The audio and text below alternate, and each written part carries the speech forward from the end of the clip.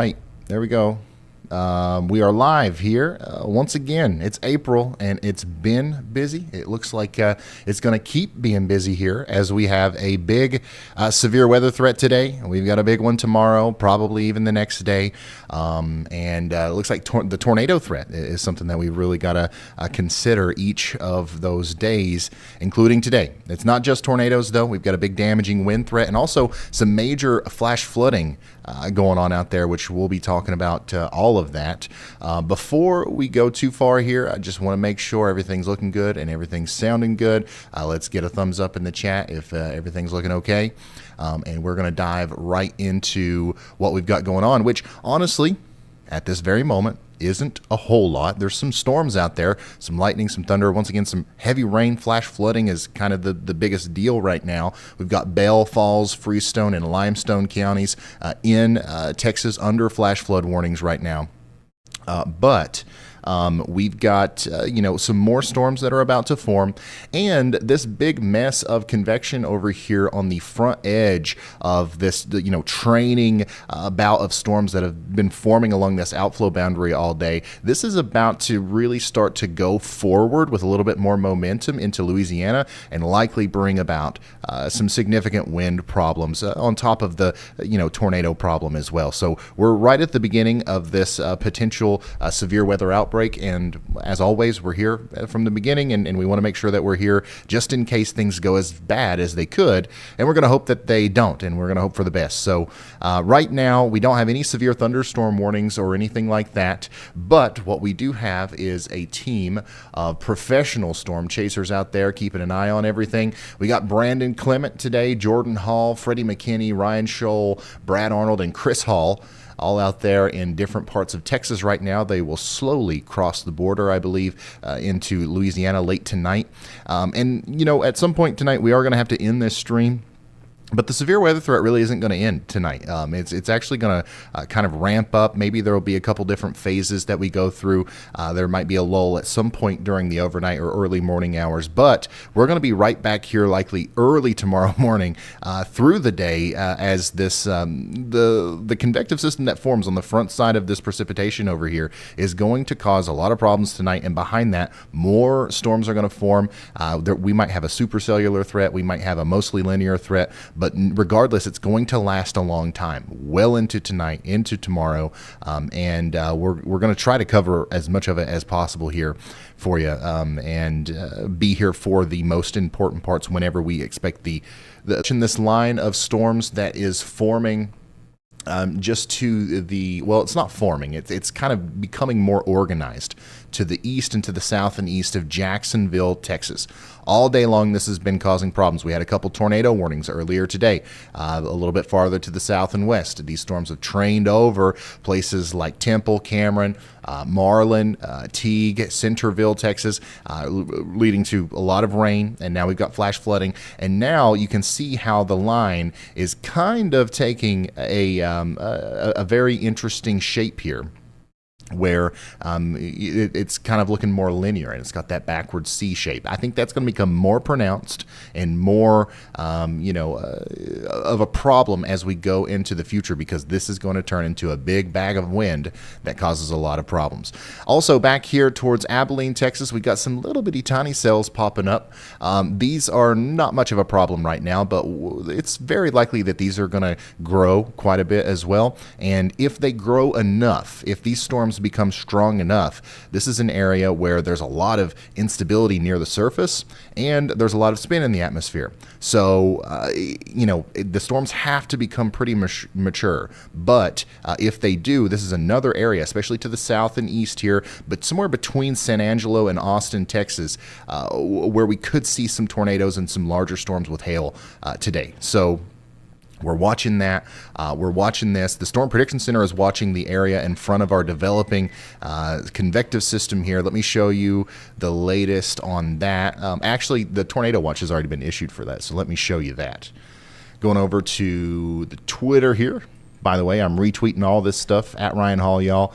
Just retweeted this tornado watch. A few tornadoes likely in Shreveport, Monroe, Jacksonville, all the way down to Alexandria, the I-20 corridor, and 49 in Texas and Louisiana.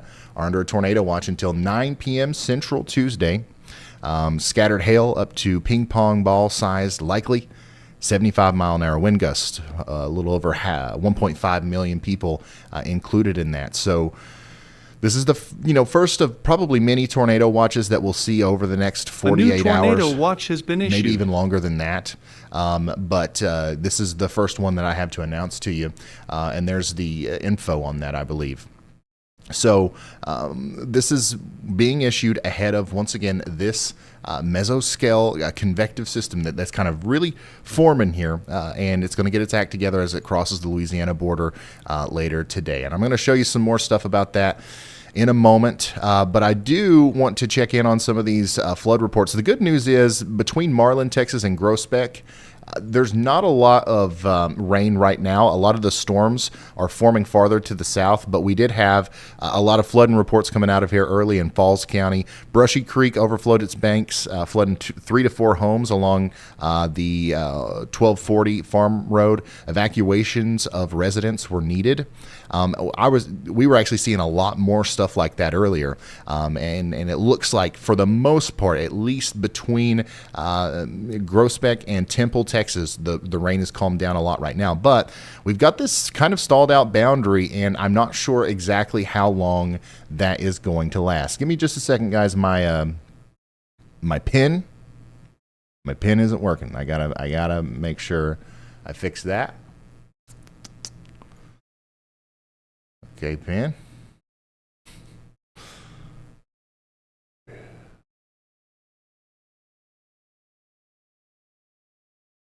And there it is.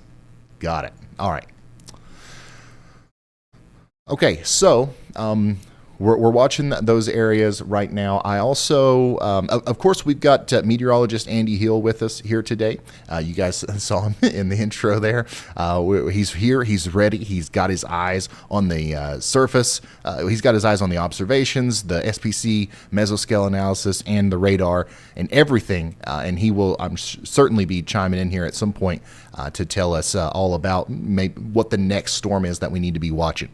But just as a cursory overview of what he will likely be talking about, there's 3 areas of interest that I'm kind of locked into right now. First of all, behind our line of storms that's forming over here near Tyler, Texas, there's this leftover broken area of convection that is still riding that kind of outflow boundary.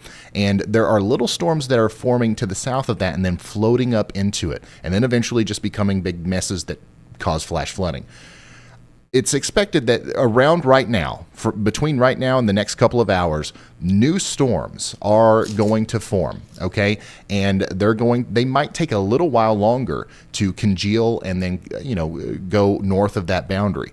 And if that happens, these storms, kind of like this one, are going to take a shape that could resemble a supercell, and they might actually become supercells, and they could produce tornadoes. So I'm watching the area to the north and west of Houston tonight. Nothing crazy going on right now. This storm here has a little bit of rotation with it, the one near Raymond, but right now it's not anything that needs a tornado warning or anything. But if we see big storms like that popping up in abundance in this area, that could be concerning tonight. Area number 2 is going to be this line of storms over here racing into Louisiana, and anything that pops out in front of it. There's a ton of spin out in front of this thing, and there's actually a decent amount of instability. So anytime, a storm figures out a way to pop up out in front of this line here, it's going to have the very real capability of producing a big tornado. And also, as this line itself gets more, organized tonight, it's going to be able to take advantage of that spin and the lower level instability that's out here, and it's going to have its own capabilities of producing tornadoes this evening into the early morning hours tomorrow. So, and this goes all the way into Louisiana. This will, if we don't see the storms popping up to the north and west of Houston, this will probably be the main story tonight. This will be our big troublemaker. But third, last but not least, I already talked about this a little bit, but there are these storms out here south of Abilene. More of these are going to pop up, and they're going to kind of float down towards Austin. Somewhere between San Angelo and Austin, Texas, is where I think that we have a decent chance of a tornado or two if these storms can become pretty strong. a ton of low-level instability, juice, nadir juice, storm fuel, whatever you want to call it. A ton of that is in place out here, and also a lot of spin. We've got a surprisingly weak surface low-pressure system somewhere out here between Texas and Mexico. Normally in these kind of systems, you would see that be much stronger, but this one's still allowing for a lot of winds to come out of the Gulf of Mexico up into Texas. Almost every storm, as long as it's going to be traveling in the general direction as everything else has traveled, is going to be completely backed by the surface winds, and especially back here.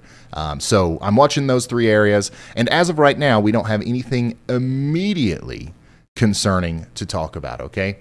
I am surprised that we don't have at least a severe thunderstorm warning on this one. Maybe we do. No, we don't yet. So I would say that we'll see that soon. A lot of our storm chasers are currently in front of this storm in Texas to the east of Jacksonville. We're going to ask them what's going on here in a moment. And also I do want to, kind of touch on what's going on up here in Canada as well. We have some severe thunderstorm warnings up here to the north of Midland and Victoria Harbor. These are packing a punch. That is a pretty big storm, especially for Canada up here. That's moving into places like Bala, Port Carling, and Bracebridge. Let me read some of the text on here. Okay. Something you don't read every day. Toonie-sized hail and 80-kilometer-per-hour wind gusts. Toonie-sized hail. That's a new one. Let's see here. The severe thunderstorm is located 10 kilometers northwest of Christian Island, moving east at 60 kilometers per hour. So these things are racing by. They've got some big wind. They've got some Toonie-sized hail, and they're coming right for you over there in Bracebridge and Gravenhurst. So Toonie-sized hail, you guys are going to make fun of me for this, but I don't know what a toonie is. I'm Googling it right now. Okay, all right. Yeah, that makes sense. It's probably about like a quarter, it seems like. So here's you a toonie. Toonie-sized hail on its way to Victoria Harbor and Gravenhurst in Canada. Got some more of those storms forming to the west of Toronto, okay? To the west of Toronto, we've got some more big storms forming, and I'm telling you what, they look pretty mean. We might have some more toonies working towards Toronto, Brampton, and Markham later this evening. And I'm going to keep an eye on these as well, guys. If we've got some people in Canada watching, hey, like we'll visit this area as we need to. I know we got a lot of people that watch in this specific area, and we don't get to talk about you guys much, but here we go. You've got your own severe weather system going on today, and we're going to get with you as soon as we can, as soon as there's new information that comes out.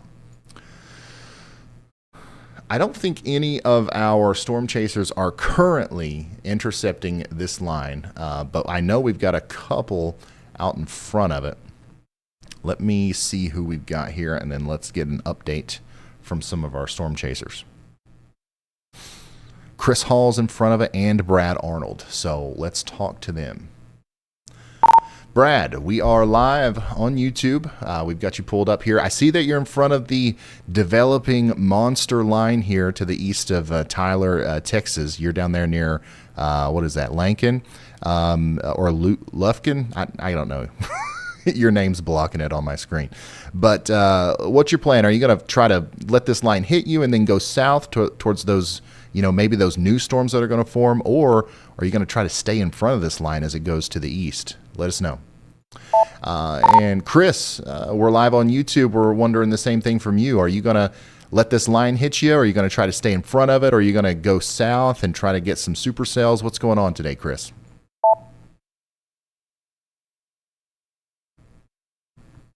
So as soon as those guys get that. Hey, Ryan, it's Brad. I just saw that you had sent a voice message, but I didn't hear anything that came through. Okay. Didn't know if you did it by mistake or if you were trying to get in touch with me. All right. Okay, I see the problem here. Hold on. Give me just a second. You guys can hear me right now, correct? Yes, okay.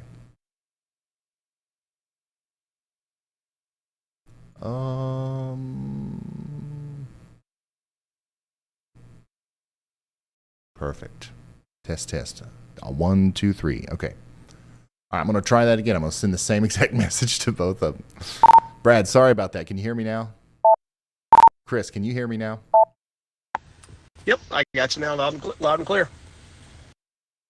All right, so we were just wondering, we see that you're out in front of this line of storms that's getting ready to swing through East Texas and into Louisiana.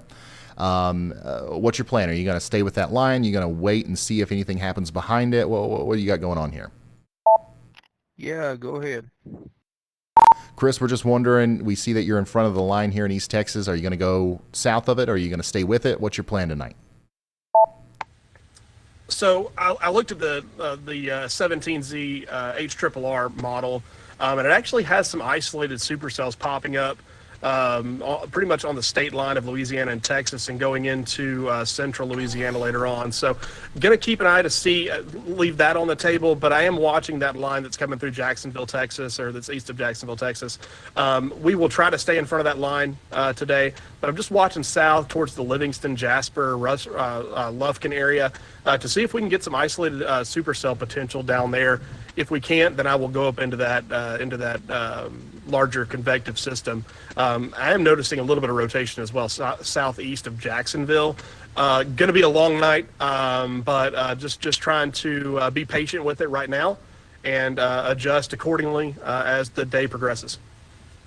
Well, right now, I'm trying to figure out the road network down here because we are right against the Louisiana border. In center Texas right now, which is right along the Louisiana state line.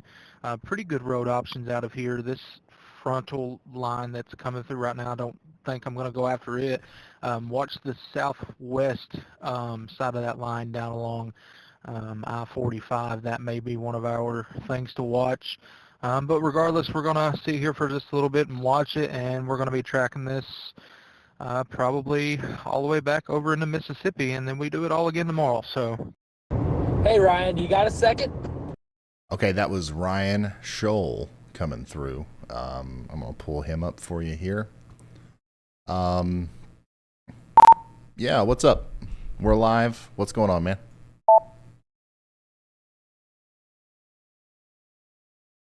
Hey Ryan, so I'm heading west here on Highway 7 to the storm west of Marquez, Texas here. Finally got a visual. It looks like it's got little scud fingers dancing below a possible cloud base. Looks to be like the best storm of the day, so far at least. Okay, so that was Ryan. He is actually on that little storm that we were looking back towards Franklin, Texas, that looked like it might try to become supercellular here. So that's great. It's great to know that he's going to be on that one. It looks like Jordan Hall is also going to be on that one. So yeah, all-star crew today. Of course, Brad Arnold, we're going to be following him as he goes a little bit farther to the south later today. And once again, if you want to follow him on Twitter, his handle is right there for you. So Brad Arnold, Chris, we've got them all today. Right now, I think we're going to focus a little bit on Ryan and probably Jordan Hall. Ryan and Jordan probably need to be in the 1 and 2 spot if we can do that, as we watch them approach this storm a little bit farther to the west here. Let me pull that up for you. It's this storm that we need to keep an eye on. This one right here. Okay. So right now, it's not doing anything crazy, but I want you to look at where it is. I want you to look at it relative to where all of the other storms are. This one is a little bit more isolated. Now, there's a ton of convection to the south. There's not a lot of things stopping storms from popping up out here, so it's hard to say that this is discrete, but it's certainly the dominant storm in this environment, and it's going to be able to take up any sort of ingredients that kind of pop up. And the low-level fuel, the Cape, is definitely building up out here, and also a little bit more spin is kind of building up as well, which we already had some in place. That's why we had those tornado warnings earlier today. That same kind of system, or the mechanism that that caused those tornado warnings is still here, but now we've got a little bit of a more favorable storm mode trying to develop right on top of that. This is what the velocity looks like here. There's not a lot of rotation. Okay, you can see on the key above the radar there. If we saw some greens or maybe even some bright blues, and we do see a little bit of greens. Okay, so that stuff going towards the radar, all the reds going away from the radar. There is some rotation here at the bottom of this storm, but it's not nearly strong enough or tight enough, or kind of focused enough to warrant a tornado warning. So that's why we don't see that yet, but it is rotating. So that's something that we really need to keep an eye on as we continue to watch this develop. We've got a severe thunderstorm warning, actually. So here we go. This is it'll be a long time now before this storm is not warned for a severe thunderstorm warning at least. So you guys can go ahead and expect to get a severe thunderstorm warning at some point well into Louisiana in front of this line. We're starting off with a 60 mile per hour severe thunderstorm warning here. That's the kind of winds that we can expect in Timpson and also down there towards Cushing, Mount Enterprise, these places in Texas. This is going to be a very strong storm. The hail, I don't think we're going to have to deal too much with hail, but you've definitely got to get indoors if you aren't already there. Another thing is the lightning. Look at all that lightning. Tons of electric activity with this storm. And Andy's got something to say about it. So go ahead, Andy. Hey, thanks, Ryan. Hey, guys. Hope you're all doing well today. The stretch of our first of 2 days coming up. I'll be looking at radar for a long time. I wanted to talk Ryan through this storm because even on this newest scan for the severe thunderstorm warning, it does look like it's happening more precisely as I'm going to tell you. If you look from the Shreveport radar and tune over to the velocity, you can see why it's got that bowing shape to it. We have that pocket of light blue winds right in there, maybe even some darker blues starting to show up there, like 70, 80 mile an hour winds. The radar's picking up about a mile above the surface. And that's our rear inflow jet. It's literally a pocket of winds that are concentrated right behind that leading part of the storm and pushing it forward the fastest. We see this often in those, infamous windbag storms. So I do think that this will be actually a pretty powerful windstorm as it moves through Mount Enterprise, Texas, and further on downstream. So that's why we're seeing that bow echo shape to the storm, because it's got that really solid rear inflow jet that's focused right toward the Shreveport radar. That's why we're seeing it show up there. So a really good orientation of the storm relative to where the radar site is gives us an idea of why this severe thunderstorm is going to do some wind damage. Awesome. Thank you so much, meteorologist Andy Hill there, bringing our attention to the velocities. This is going to be a pretty intense windstorm as it moves into Mount Enterprise here. Once again, I don't think it'll stop being an intense windstorm for some time. So all the way over towards Center, Huxley, into Louisiana, you guys go ahead and get started to get ready for whatever that means for you. A big windstorm with winds maybe up to 75 miles per hour at times could be heading your way. You've got a big heads up here. So do whatever you need to do to prepare yourself for that. In the short term, immediately, actually, Mount Enterprise, that's moving in right now. Timpson, you got a couple minutes. And then, Center, San Augustine, you guys have got a little while longer than that. This warning goes for the next 47 minutes. So all the way over towards Tinaja, between Mount Enterprise and Tinaja. I hope I'm saying that right. That's where the storm will be traveling over the next 30 to 40 minutes. I'm going to go back and check on our little storm back here south of Groesbeck and to the east of Bremond, Texas. It continues to look a little bit stronger. And the velocity still doesn't show much rotation, but it does look like there's a little bit of an increase in the inflow here, and we also see a little bit more greens. So there, this is trying to come together. It's trying to rotate more, and Storm Chaser Ryan Scholl actually has us an incredible look at that as it happens. There's the base of the storm there, moving towards Bald Prairie. It's definitely trying to rotate. You see the little the little thing at the bottom there that kind of looks like a sideways tornado, that might be trying to become what we call an inflow tail. It could also just be a little bit of a shelf cloud feature. But, we've got some really high dew points, and out here we've got some low-level clouds, and that's one of the big ingredients for tornadoes. Anytime you can get convection that low to the ground, there's less accidents that can happen that stops the spin from connecting with the ground. So that's a sign that this storm could be a big problem for us as we go forward. So Marquez, Jewett, all the way up there towards Centerville, you guys are not under any sort of warning or anything like that just yet. But I would say that y'all need to watch out a little bit, okay? We will let you know if anything more serious happens with that, okay? Because we've got the radar and we've got 2 really good storm chasers on that one. I also want to go back to our storms a little bit farther to the west. These are not doing much just yet. I do see a new little blip here that's just popped up to the north of Mason. I'm going to be watching these very closely because almost more than anywhere else, over the next few hours at least, the ingredients for tornadoes are going to be pretty high out this way. That doesn't mean that we're going to have tornadoes. I do want to make that clear. If we don't get storms to take advantage of those ingredients, then we don't get tornadoes. So that's why I keep looking over here. Are we getting the storms? Is it happening? So far, no. So we're going to check in pretty often to make sure that continues to be the case. Back up to Canada real quick, just to see what's going on up here. These storms are blowing up fast. The ones that are west of Toronto, those are blowing up really, really fast, and they're moving fast too. What do we got here? I know the other one to the north was moving, 80 kilometers per hour. I would say that these are moving even faster up here towards Durham and Markdale, Canada. You guys get ready. This is going to be a big hailer. Some big winds are going to be a problem with this.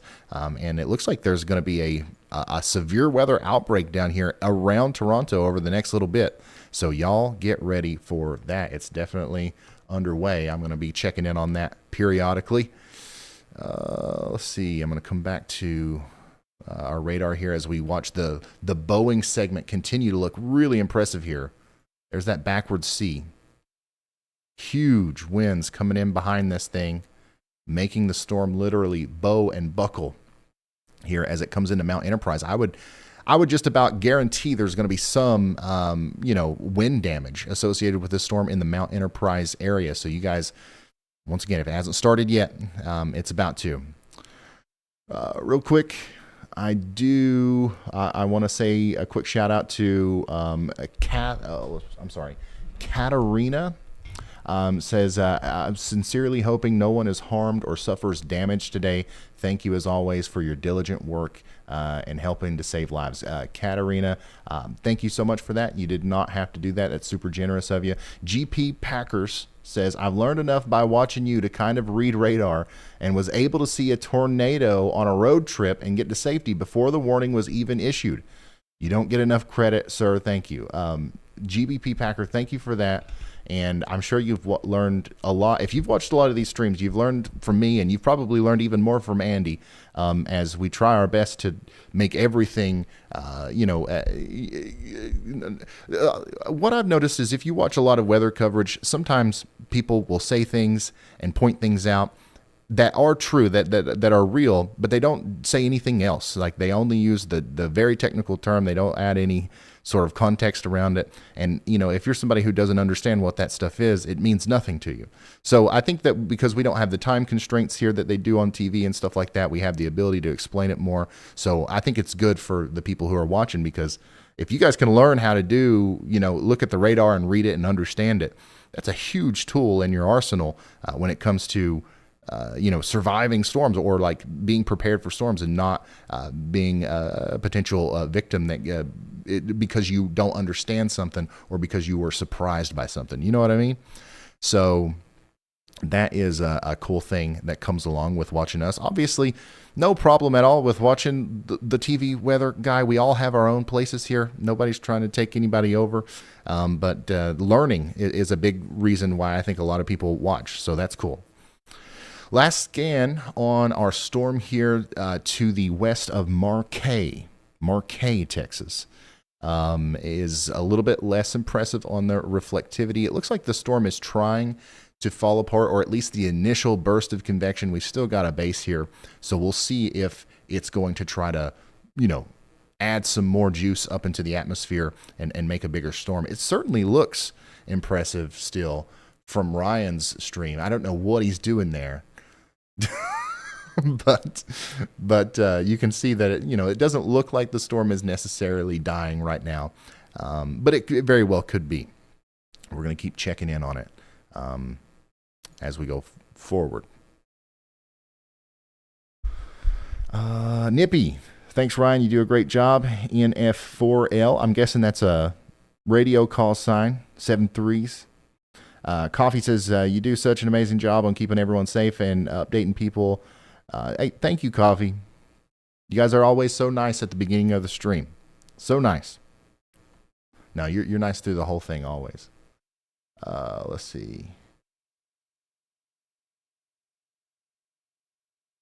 Unless it's a winter stream and you get less snow than what you were hoping to get, then everybody's mean. Everybody's in Texas right now. I keep coming back to the multi-view here, so just to see if anybody's making any big moves. Everybody's still in Texas. I don't think anybody's made the decision to try to keep up with this line or try to stay in front of it or let it hit them. I think a lot of people are kind of in that in-between zone where, they're either going to go for that cell or those cells that are forming to the north and west of Houston, or they might just have to stay on the southern side of this line and go east with it if nothing happens down there. We've got another green light switch here, which means that we get to talk to Andy. Go ahead, Andy. Hey, Ryan. Yeah, just looking at some nice storm scale dynamics right now. Nothing super pressing besides, the wind damage that's going to happen in Mount Enterprise more than likely. That bow echo, again, from the Shreveport radar in northern Louisiana, we can see now that it's already punched out so quickly that on the left side of it, we can see a little bit of a hook shape on the northern edge of the bow echo. That's where that air is spinning counterclockwise, which is the direction of spin that we most often see with tornadoes here in the States. So I'm watching that area. The rotation there on that northern side is broad despite the radar presentation, so nothing is too concerning in terms of a spin-up tornado, but we're seeing all the classic signs, or at least I'm seeing all the classic signs of like, oh, this is a proper bow echo. It's got that rear end flow jet going right into Mount Enterprise, and on that northern side, sure enough, we have broad rotation that hasn't done much of anything noteworthy yet, but that's where my eyes are. All right. Thank you very much, meteorologist Andy Hill, dropping knowledge on us. At Mount Enterprise, it's happening. It's happening right now. So we'll see what happens there. Actually, if it hasn't started in your part of Mount Enterprise, it's about to. But this is going to be some really intense wind, it seems. And also, a lot of lightning. A lot of lightning. We look at these storms all the time here, and obviously we always get the little lightning detectors, the little white bolts there, but this one looks to be a little bit more populated than usual. So we've got a lot of lightning, and this is just over the past 5 minutes or something. That's what I've got it set to. So that's a lot of lightning strikes. Out in front of this line, instability is cranking. Okay, and also lots of spin in the atmosphere. We're watching these storms that are forming out in front of the line to maybe try to spin up and produce a tornado. We're watching, there's little showers even that are popping up way out in front of the line here that we've got to keep a close eye on. But mainly right now we're watching the line because this backward sea, this bow echo, is going to definitely cause some problems as it moves through Mount Enterprise right now. Very soon, it's going to be coming through Lawsonville, Caledonia, Concord, Bryce, and Timpson in Texas. If you know anybody out there, you should let them know a big windstorm's on the way. And it's obviously they're already under a severe thunderstorm warning. But I would just about bet that this one's going to hit a little bit harder than most, at least in terms of wind. So that's going to continue to be a problem all the way into Louisiana.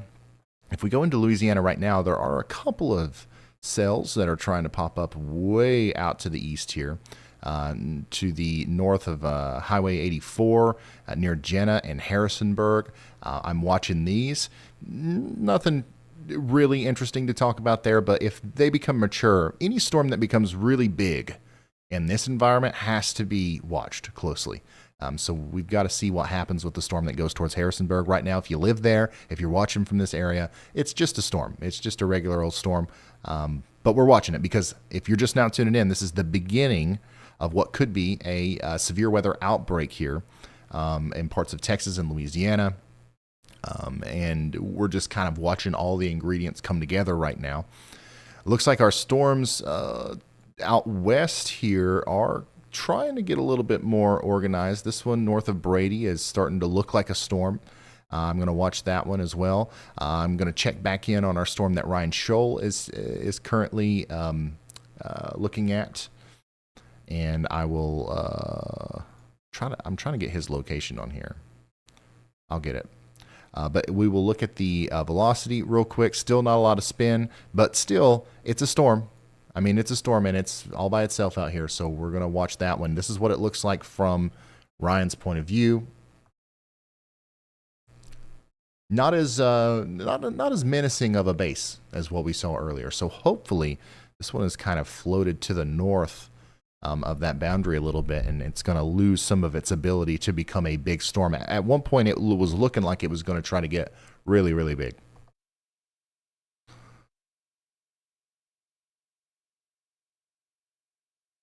I'm going to go back to the Bow Echo side of things and just kind of lock us in on that.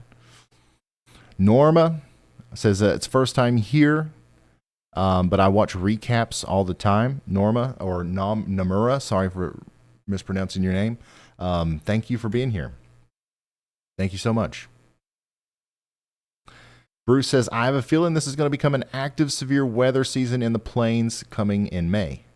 I would have to agree with you. Yeah, I think so. If you guys want to watch an entertaining video at some point, way back in February, I think, maybe it was even January, I don't know, but I did a severe weather season kind of outlook in January, and I still think a lot of what I said in that video applies today. So yeah, you can check that out. That's what I think about our potential for severe weather season here.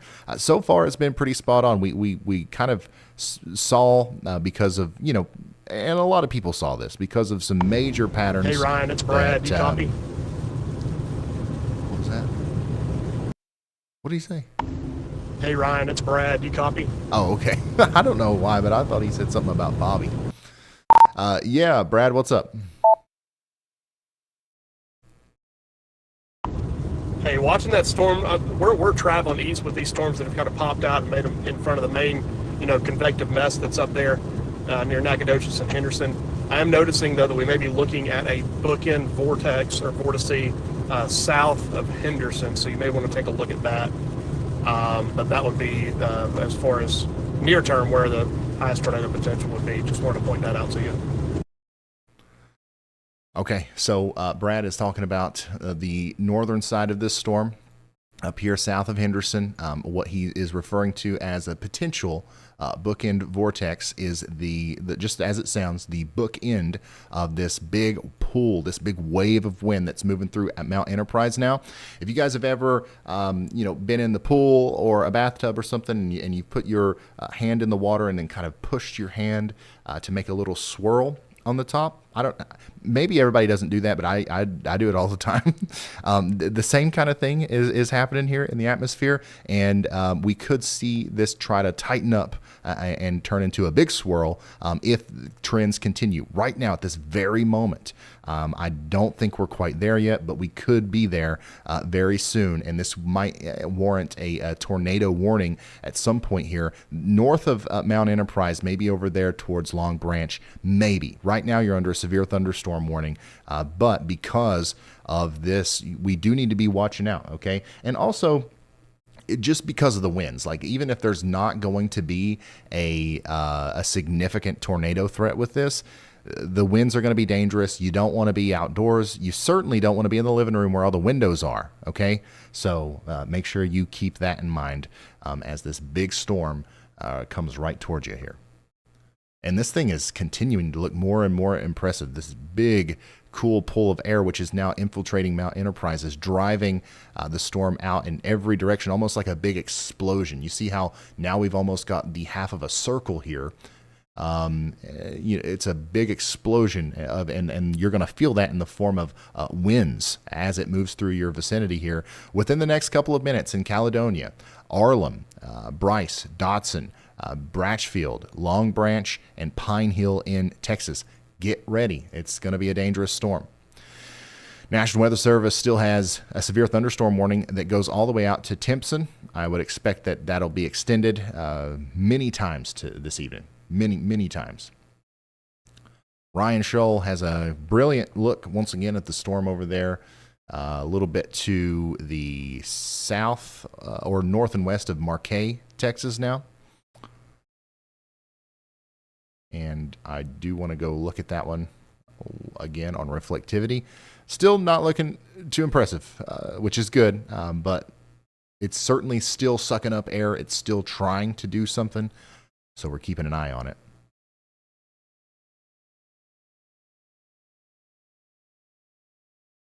Oops.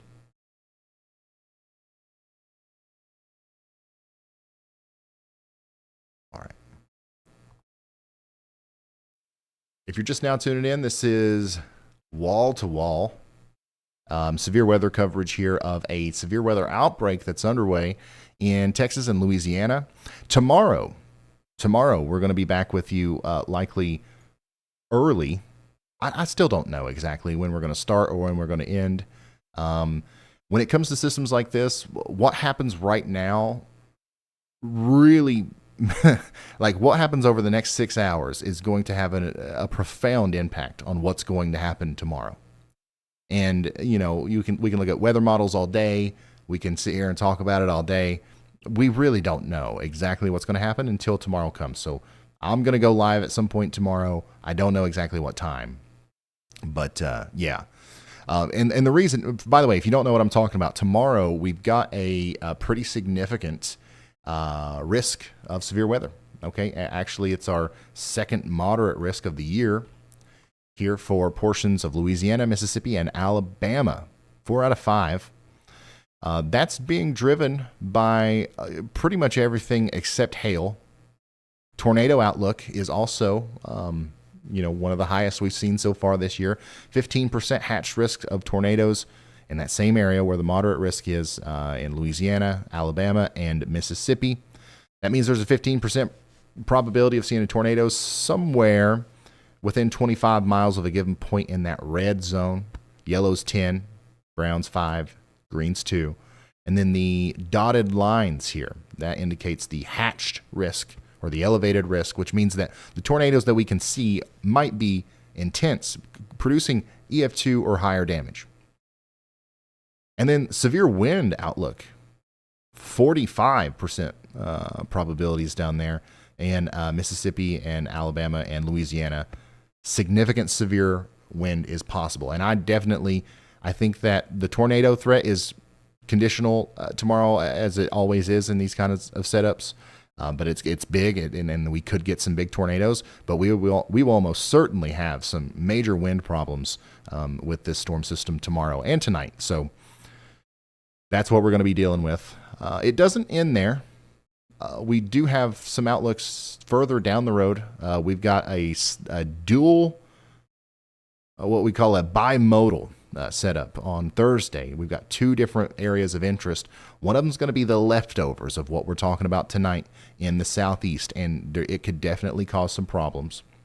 And then we're going to have a new flare-up of some activity up in the Ohio Valley, later in the day on Thursday that could bring about a little bit more of a hail and tornado threat. It doesn't look like anything crazy right now. I think the main threats are going to be today and tomorrow.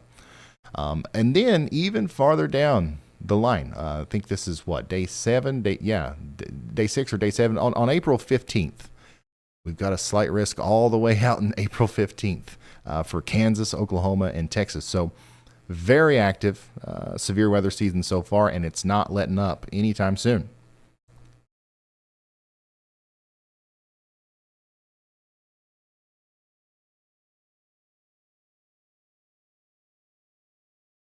Hemi says, I'm a truck driver and I'm headed to Maine to deliver on Thursday.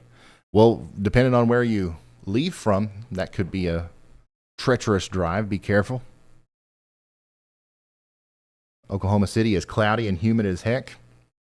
Oklahoma City. Oh, speaking of places, how many of you guys got to see the total solar eclipse yesterday? Or like just got to see any bit of it? Like even if you were outside of a totality, did everybody go look at it with glasses and have a good time with it? I sure did. We drove 5-6 hours, something like that, to a little place called Columbus, Indiana. And we experienced a little bit less than 4 minutes of totality. And that means I've personally spent now a little bit over 7 minutes in totality during my life. And it was amazing. It was awesome. I'm going to get myself a water real quick, and I'm going to show you a real quick video of that. And then when we come back, I'll update you on everything, and I'm sure Andy will have some stuff for us at some point here too. So if you haven't seen it yet, this was my experience with totality yesterday. Was it yesterday? My goodness. It seems like it was longer than that. All right, here's this. Let me get my water. 30 seconds. Hands on camera filters. Hands on camera? That's gotta be the 20. Remove camera filters. 15. 10. Holy crap. 5, 4, 3, 2, 1. Glasses off. Glasses off.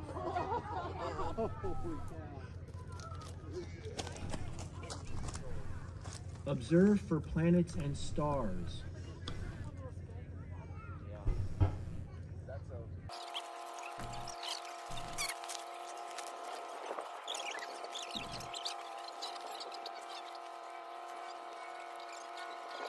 Max eclipse in 10 seconds.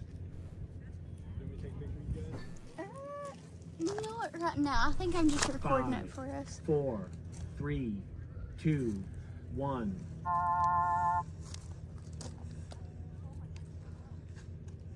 Observe the horizon. Wow.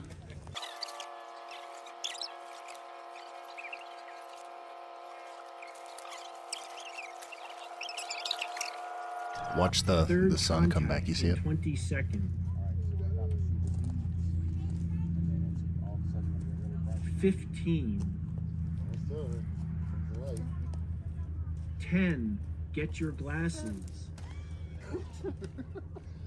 We had an app. I don't know if you guys can hear that very well, but we had an app hooked up to our car's stereo system where we punched in our exact GPS coordinates and loaded in the correct data for the eclipse that we were witnessing.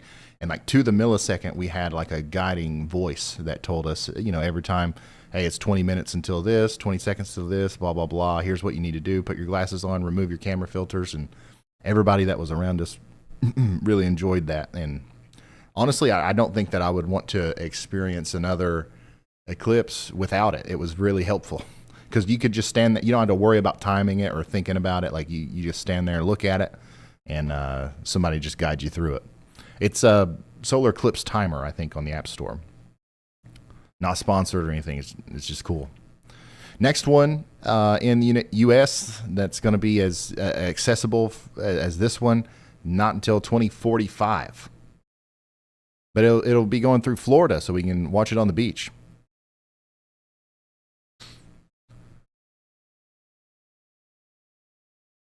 All right. Go ahead, Andy. Thanks, Ryan. You think I'll still be working with you in 2045? I hope so. Yeah, maybe we'll see it on the beach. Then I'll be in my middle ages. Dang. Anyways, I'd rather not think about that right now. Carthage, Texas, I know is pretty populated, and you guys aren't in a severe thunderstorm warning quite yet, but if we watch the orientation of the bow echo, we can actually see the dominant movement is more to the north and east outside of the current severe thunderstorm warning box. I expect there to be another severe thunderstorm warning, especially because I can see some rather increased or elevated velocities coming out of the front end of this that's headed straight into Carthage in Panola County. So you guys have y'all watch out ahead of time for these severe winds. Again, they'll be pretty impactful. You're definitely going to hear it in Carthage, Texas, so get ready for that.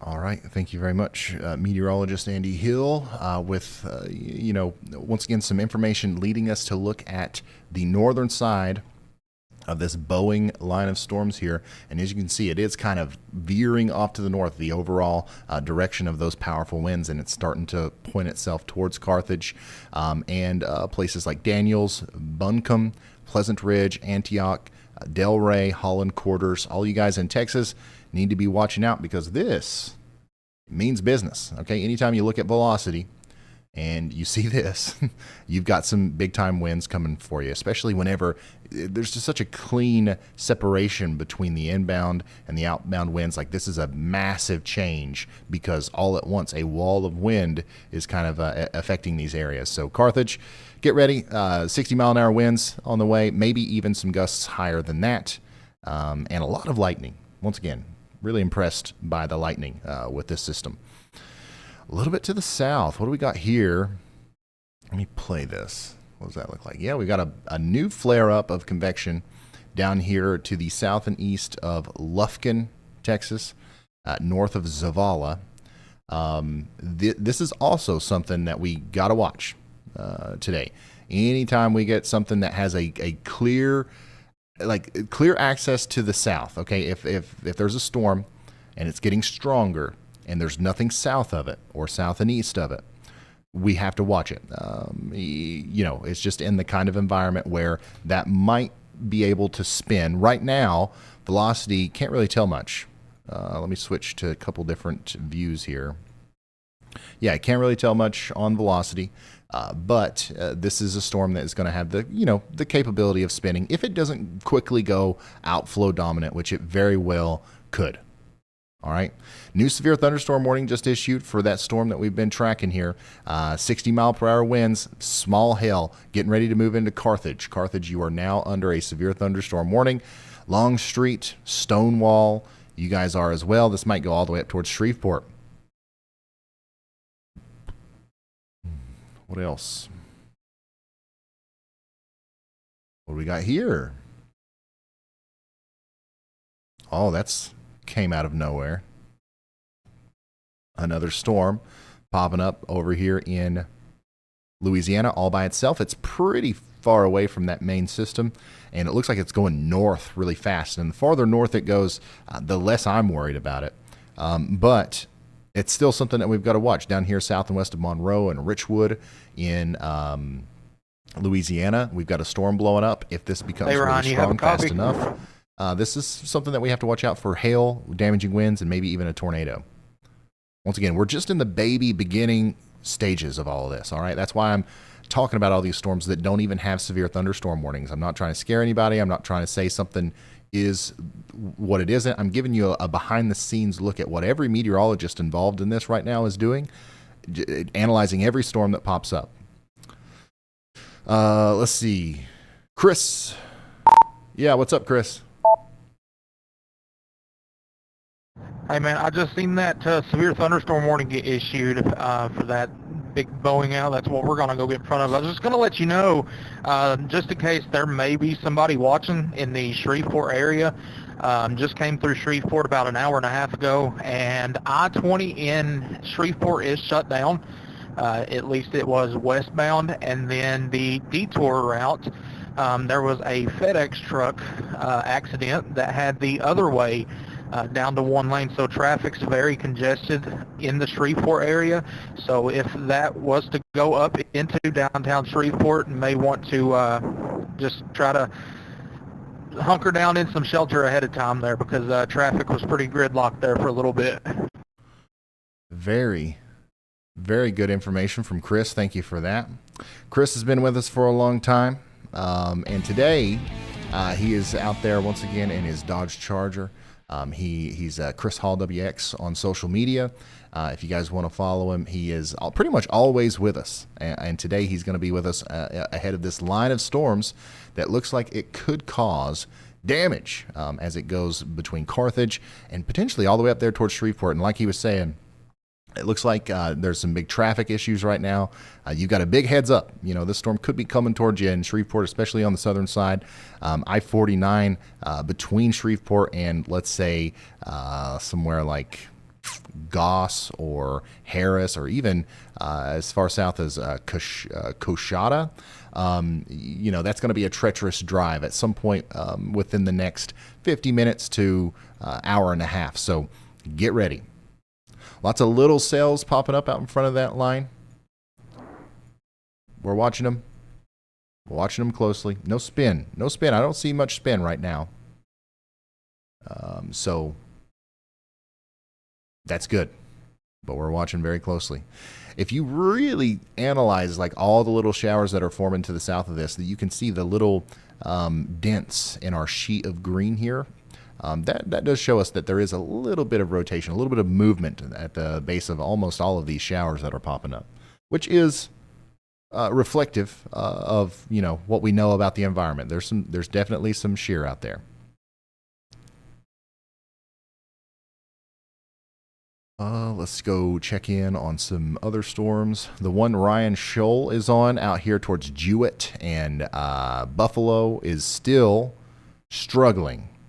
It's still struggling, but something really interesting. Every time we see these increased colors on the inflow side of the storm here near Newby, you see how we have the brighter reds there? That's new air getting sucked into the storm. We start to see this. Let me see if I can pull him up. There's that inflow tail again. Or what we were referring to as that earlier. Like, that went away whenever the storm seemed to have less inflow on radar. So really cool stuff having the storm chasers out there. This is Brett Adair from the air with this drone there. That's a beautiful view of our storm. Going into Buffalo. No severe thunderstorm warning or anything on this one. This is what we like to call a garden variety thunderstorm. A regular springtime thunderstorm, but it has the ability to become something more than that. So we're watching it very closely. Just like Samantha is watching. And her doggo. Winnie is watching while Ladybug is listening. We got Winnie and Ladybug tuning in. Thank you, Samantha, for sending that in. That's super awesome. And thank you for everybody that's watching. I'm super humbled and honored to be on your screens, and thank you for trusting us with this, we're taking it very seriously, and just thank you for giving us this job. We really appreciate it, and we're just trying our best. If you think we're doing a good job and you want to help us get this vital information in front of as many people as possible, as always, I ask that you don't have to, but if you want to help, share this stream on social media, Facebook, Instagram, Twitter, what are the other ones? TikTok, Snapchat, WhatsApp, I don't know. Whatever it is that you've got, share it out there, because there's a lot of people who might not know that we have a serious severe weather situation unfolding, and maybe they don't watch the news.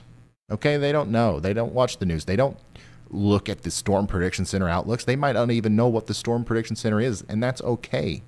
That's okay.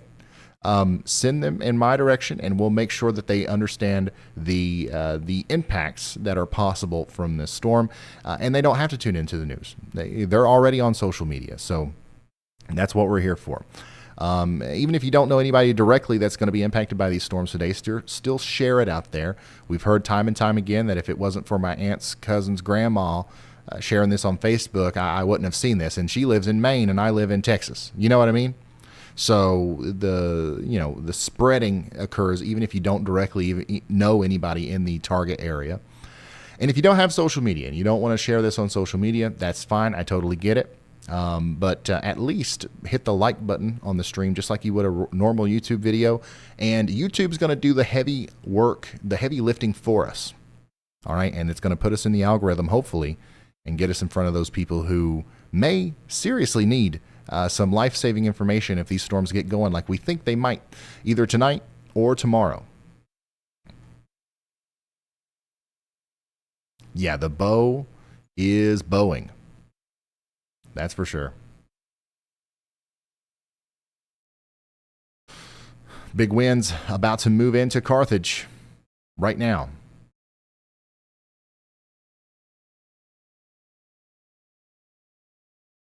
After that, Longstreet, Greenwood, you guys are next.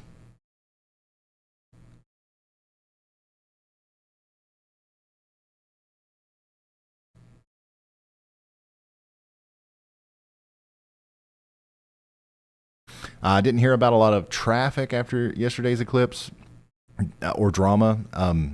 Me either, and I was there. Interstate 65 was a little bit congested.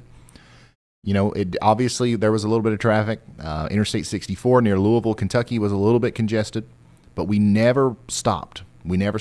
Sometimes we were rolling at 5 miles per hour, but that was brief. We never stopped. There was no big traffic jams, at least that I know of, in Indiana or Kentucky. Now, Illinois, Missouri, up there towards Pennsylvania, New York, maybe there was a little bit more stuff going on up there. But where we went, it was a breeze. It was beautiful. And I don't know what happened, but a lot of these places were prepared with, like, the fire departments were on duty and like all the police were on duty. I think some places had the National Guard there, expecting it to be something a lot more than what it was for some reason. It's probably got something to do with TikTok.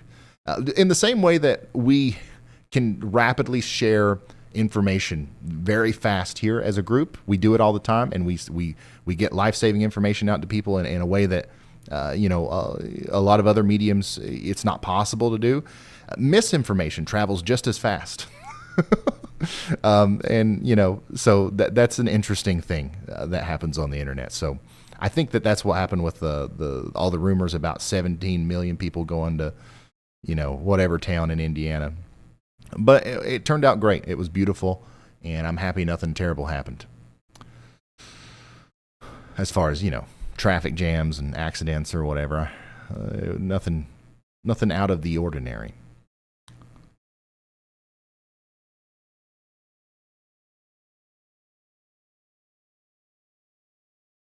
Interstate 24 through Paducah was terrible. I'm sure there were some bad spots. We might have just got lucky too. Oh, there's LMR. LMR, look at this. I see you, man. Look at this. I told you this would happen. LMR here, been a member for like 3 years, I think. Been a member for a long time. We actually met in the moon's shadow yesterday. I saw your comment. I told you I would. It's nice to see you here. I don't know if you remember. Yeah, I remember. LMR is out there from Columbus Country Christmas and Tallman Farms, which was the best place to possibly view the eclipse yesterday. They were awesome hosts. Glad you're here, man.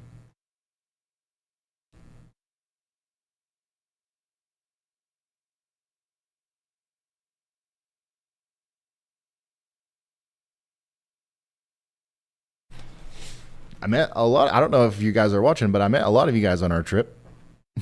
Quite a few. I don't leave the weather house often, but when I do nowadays, I feel like I see you guys everywhere. Usually I'm just in this chair, you know. It's all.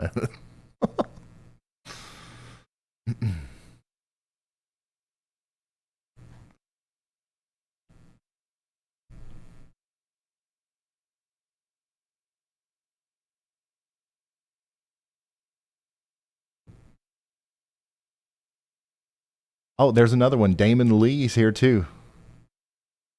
Thanks for letting me crash your Eclipse watching yesterday. I think Damon's been a member for a very long time too. Yeah.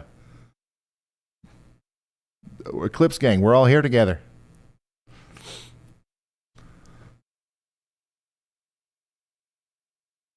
And you didn't crash it. It was great. It was great to have you there with us.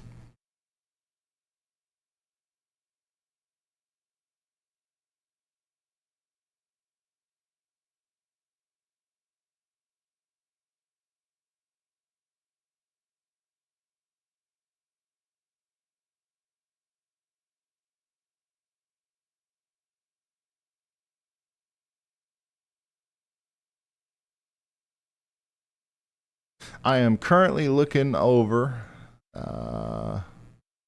my notifications just to see if there's anything crazy to report on here.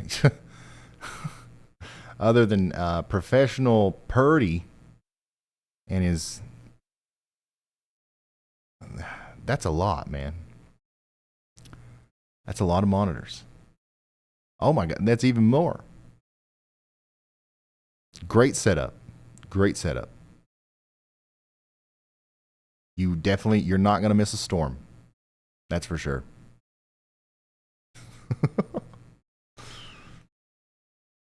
If you're just now tuning in, we're kind of waiting on storms to form. We've got one big one. We've got one big one that we're tracking. That's what we've got up here on the screen for you. This big backward C that you see on reflectivity here is a wall of strong winds that's moving through Carthage, Texas right now. It's eventually going to go up towards Longstreet, Louisiana, Greenwood, Louisiana, maybe even Shreveport if it can sustain itself long enough. But the line itself is not just that pocket of extreme winds. It's also this whole thing, okay? And the line's going to get bigger and bigger likely as we go farther through the evening, and we're going to see multiple pockets of greater wind concerns inside of that line.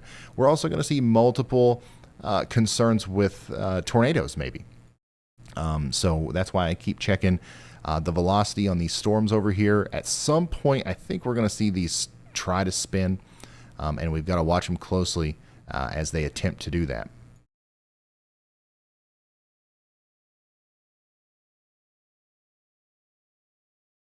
Very, very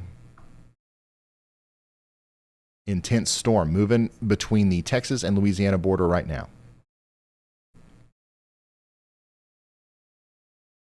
Any power outages? Yeah, we've got some power outages here. 3,000 people without power in Anderson County, Texas, as a result of this line. 2,000 people in Rusk County without power. Those numbers are just going to keep going up. I would say that the counties that contain Carthage and Shreveport will probably report even more than that as the storm moves through.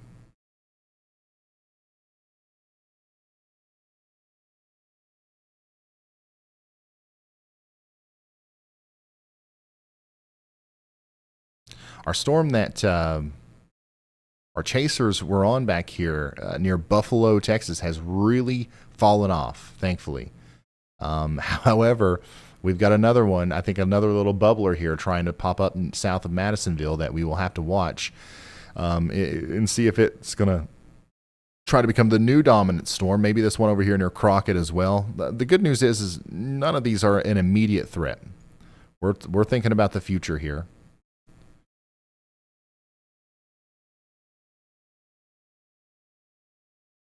Storms over near Abilene, Texas are getting stronger. Quite a bit strong. Actually, I'd say we're going to get some severe thunderstorm warnings out of these soon. Right now, not a lot of spin. However, if they continue to get strong, especially the farther south and east we go, like these storms near Brownwood, Texas, if those get really strong, if they get big, we've really got to watch those because, I mean, even the little shower here is already rotating. And I think that we're going to see an even bigger problem with that if the storms are allowed to mature.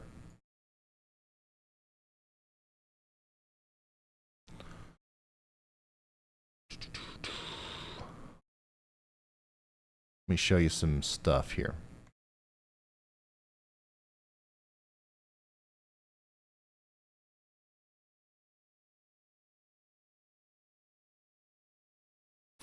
So here's one of the things that we look at here.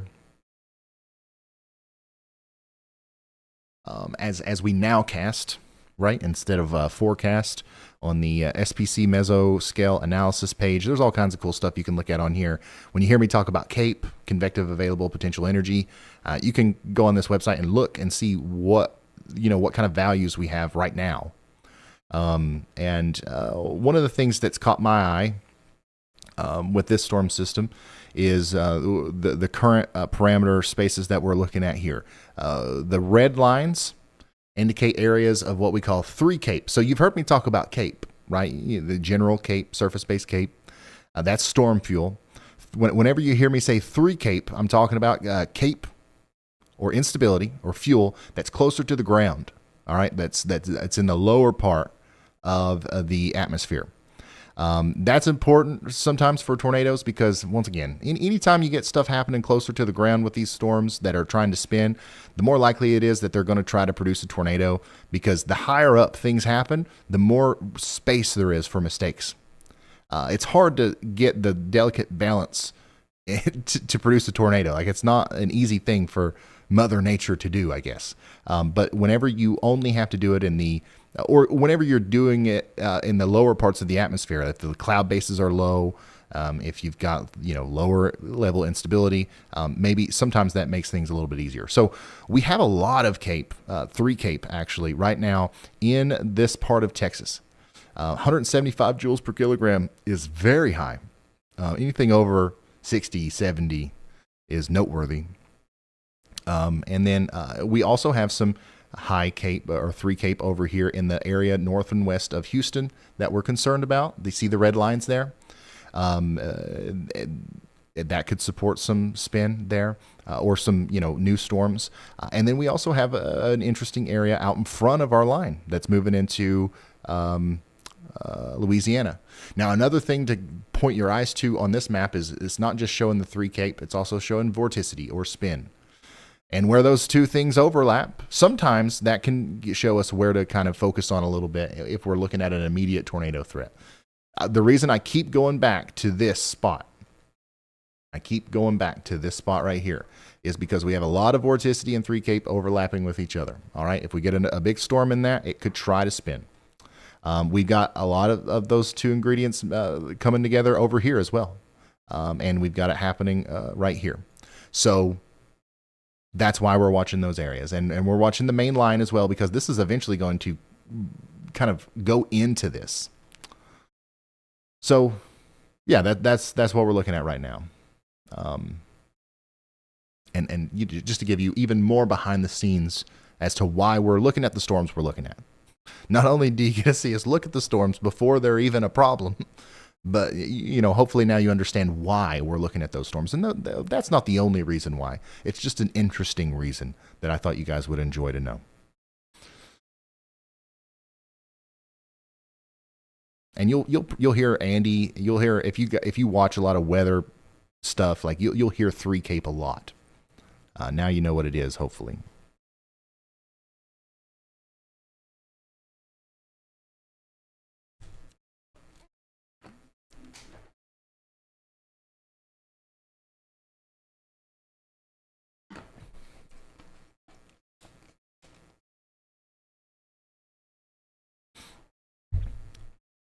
Um, Bob says I still need to buy one of those home weather stations that don't like a that don't look like a Dumaflachi. Yes, you do. I would appreciate that. Did we experience some lag there?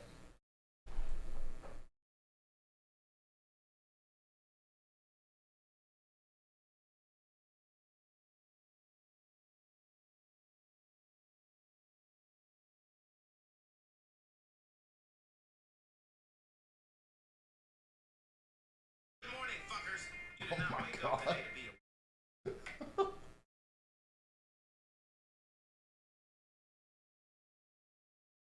So the TikTok stream went down. I think we had a moment of intermittent connection on the YouTube thing as well, but I think we're still here, right? We're still here? Good.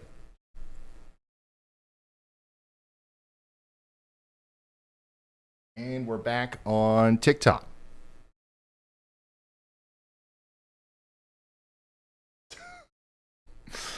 I opened up the TikTok app, and first video was quite interesting. That's why I don't like that app.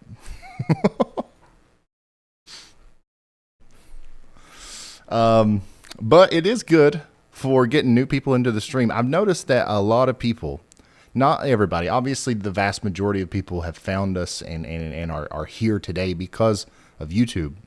But, you know, whenever we do these behind the scenes TikTok lives, a lot of people actually do end up coming over to YouTube and becoming a part of our community or, you know, just group of subscribers here. So that's why I keep doing it. I'm not a huge fan of TikTok and everything that is that it's about. But it's also an incredibly useful tool for what we're trying to do here with the ease of access to new people who have never heard of us before, and you know we're not on their algorithm or whatever. TikTok does a good job of spreading us, I guess.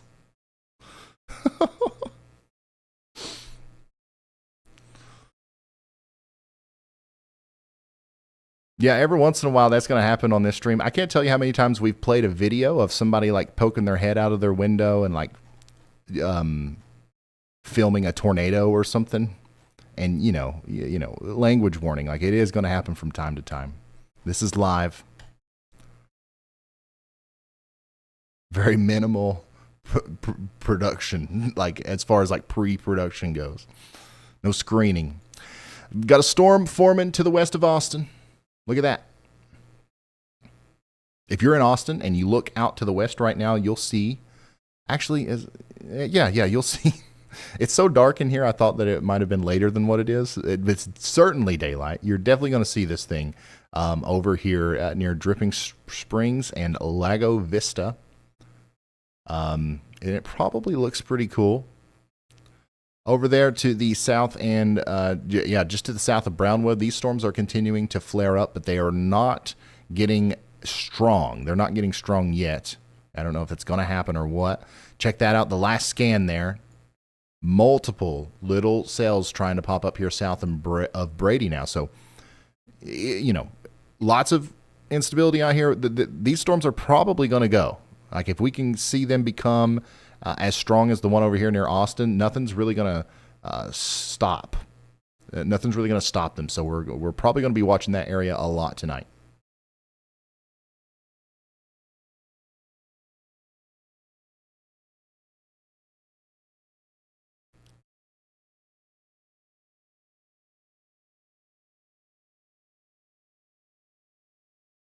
Still got some signs that there is some really big time wind moving into places like Longstreet and Centennial right now.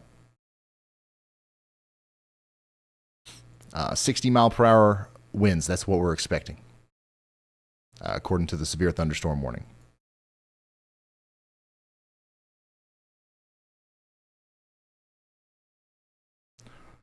Where do I send video of the Bow Echo hitting southeast Carthage? If you have video of that, if you want to send it to me, the best way to do it is on Twitter or X.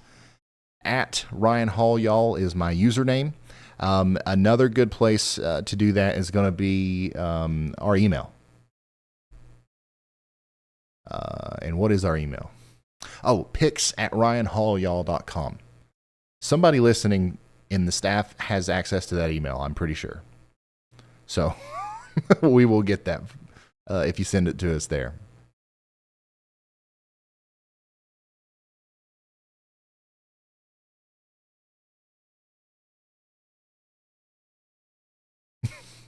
Hey, Rob, it's Chris. We're coming up into just south of Stonewall, Louisiana. We're going to try to get in somewhat of a position to where we can get a view of this thing, and we're going to let this line run us over. And then we'll go south, see if those down there try to do something. All right. Chris Hall is going to let this line run him over. He's just to the north and west of Mansfield right now, south of Stonewall.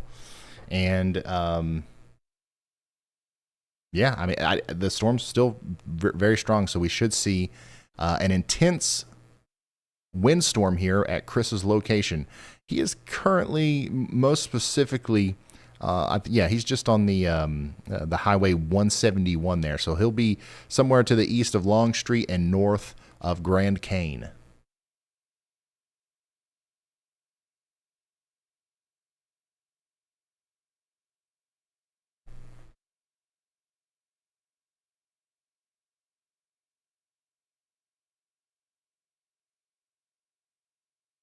You could post a video in the Discord, but it's hard for me to find it sometimes.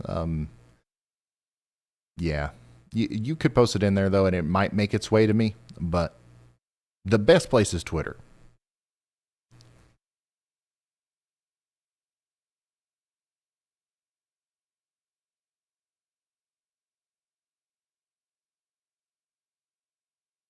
Yeah, NATO cast tends to exaggerate quite a bit, but we're big fans, or at least I am. I'm a big fan of NATO cast here. And another reason why we're so concerned about tomorrow is because even some of these, kind of, models like this are pointing towards a more significant situation tomorrow. 30% hatched risk of tornadoes from NATO cast. It's not official. And that's something that you don't see every day. That's definitely a sign that there's some elevated parameters that are going to be in place.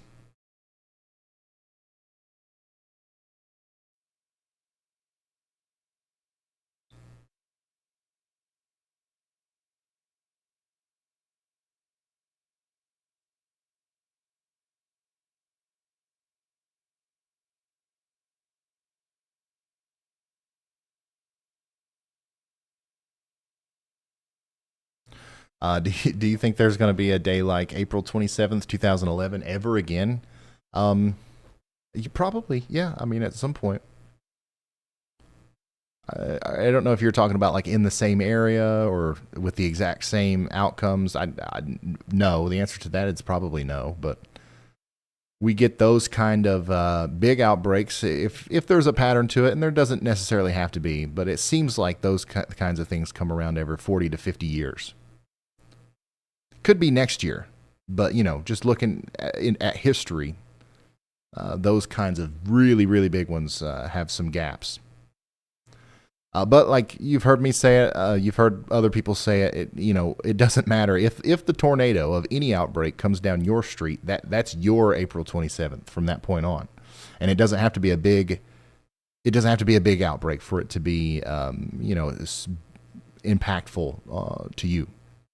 So that's why we cover everything that has even the chance of becoming a tenth of what that day was. You know what I mean?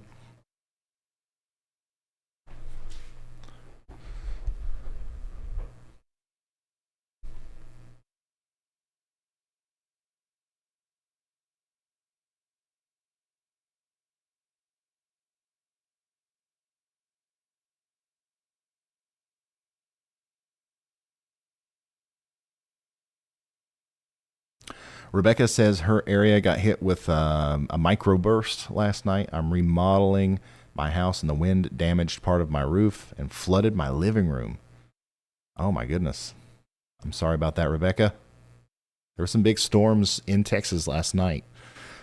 Last night might have been a time where we would have went live,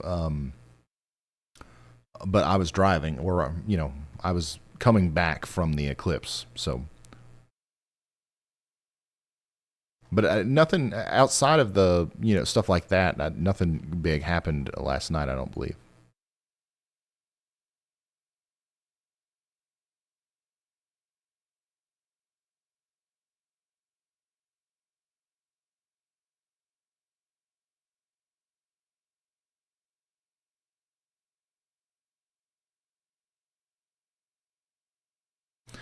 Yeah, I just looked at the day 7 outlook.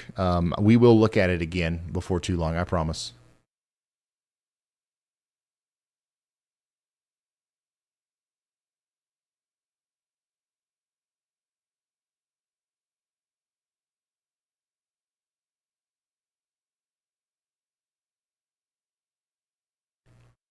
I promise.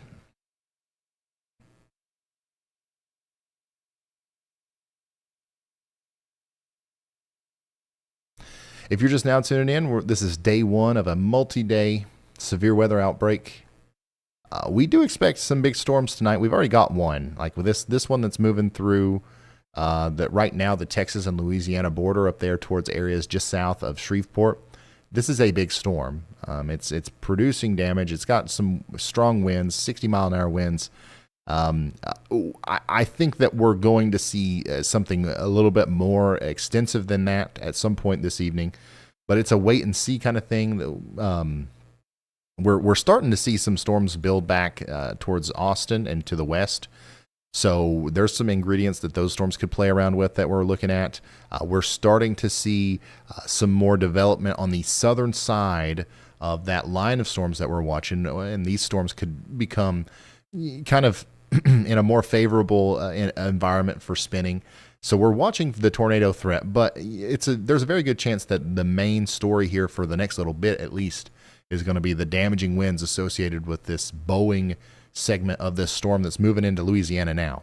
Chris Hall, you see his feed there in the number 2 spot. Hey, Ron, it's Chris. You have a copy real quick? He's right in front of the line, so we're going to see the line hit him shortly. And that was him. Go ahead, Chris. Hey, Ron, we are in position to get run over by this wall of wind. But I just wanted to point out something, and you may be able to go look at this. If you go back a couple of frames there on this line, just to the west of Long Street,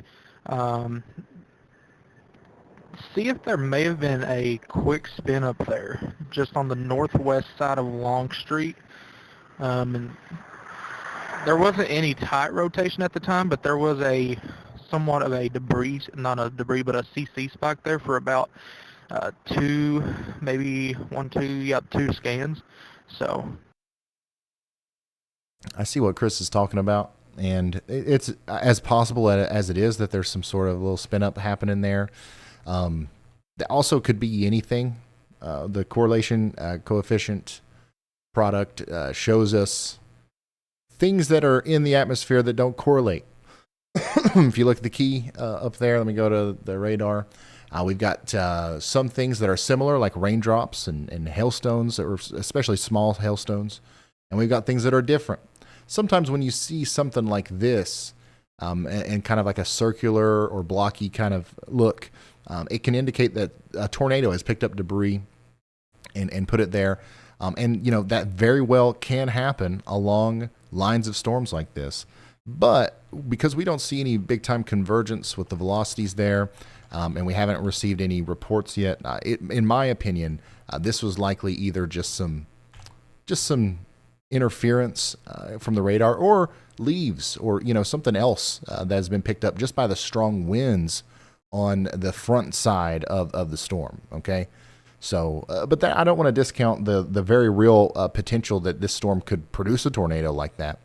If you're under this severe thunderstorm warning right now, you've got to be ready for anything, because this is a strong storm. It could produce a spin-up tornado at any part of it, and you want to be in as safe a spot as you can get in for a severe thunderstorm. You don't want to be outdoors, and you don't want to be near windows, probably not in the living room.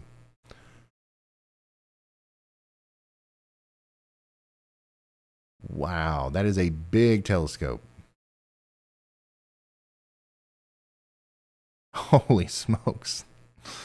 That's huge. I wish I had one of those yesterday. We went to Walmart and we bought a $20 one, and it worked beautifully. I'll show you guys that video too. Check this out. So I didn't like putting on the glasses and looking up at the sun and like seeing it real small. We had a solar telescope, but it was also kind of hard to look at. So I found some people that were doing this, and this was way better. We projected an image of the sun onto a canvas, and it was about, you know, 6 to 7 inches wide or something. I don't know. And it was just a lot easier to look at the sun this way. Right here, we have a full projection of the sun coming out of the eyepiece of this telescope onto our canvas. And it's so detailed, you can see the actual sunspots, you can see all kinds of cool stuff, and you can even see just how quickly everything is moving here. Like the sun is moving across the sky. We're having to adjust the telescope quite a bit, but we will be able to see in a pretty blown up view first contact. So that was awesome. As soon as the moment first contact happened and the moon started moving in front of the sun, we could see it. And it was just very cool to do it that way. And of course, if you were paying attention in that video, you heard a vehicle that was started and then it went off. When the vehicle went off, unfortunately, we lost our members only live stream that we were doing. And I do want to apologize for all of our members that are here right now. You know, a lot of you all, like we had a lot of you watching during the eclipse, and we lost our Starlink connection, and that's our fault. We should have been more prepared. We should have done what we did differently. But I am going to make it up for you. We recorded everything in like a vlog style. So we're going to upload the whole eclipse, you know, thing to a members only video. And we're going to start doing more members only stuff. I know I've said that before. I do appreciate you guys so much for supporting. And I want to make sure that you guys, you know, get something out of that. We've talked a lot about doing educational stuff. Maybe we can do how to read a radar, how to read a hodograph, how to do a SQT, blah, blah, blah, all there you that go, kind Ryan. of I've stuff. got a actually really decent view here can of this shelf cloud that's going to be running us over here in the next 5 minutes. So yeah, thank you for being members, and I'm sorry our members only Eclipse live stream got interrupted. Now let's go to Chris. There's the shelf cloud. This is what the storm looks like that's approaching Stonewall, Louisiana. Chris is currently on Highway 71 looking to the west, and he's got a fast-moving storm coming towards him. That's going to be really impressive when it gets real close.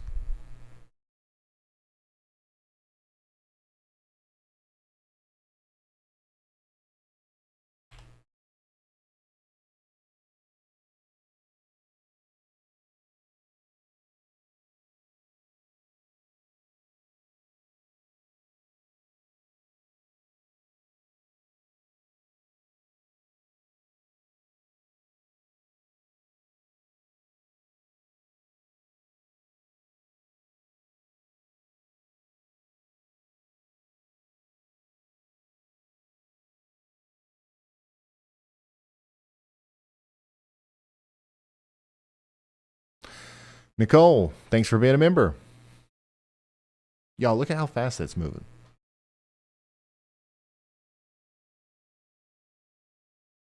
And the lightning in there. Oh, this thing is still producing a ton of lightning, so that'll be a big part of it.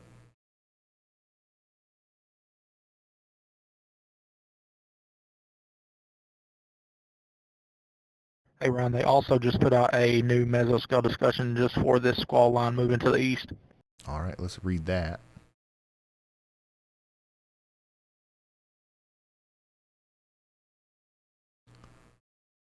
New mesoscale discussion from the Storm Prediction Center.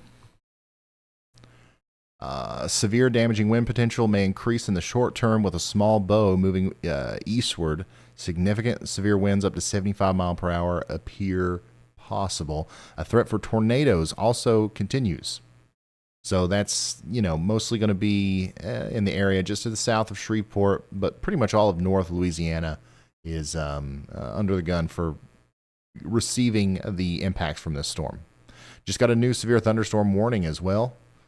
60-mile-per-hour winds, small hail. That goes all the way out. It does include Shreveport. It does include Ringgold, and it includes Mansfield. So y'all get ready. Big storm. Let's watch it from Chris's vantage point. Wow, it moved a lot in the short time that we were gone from him.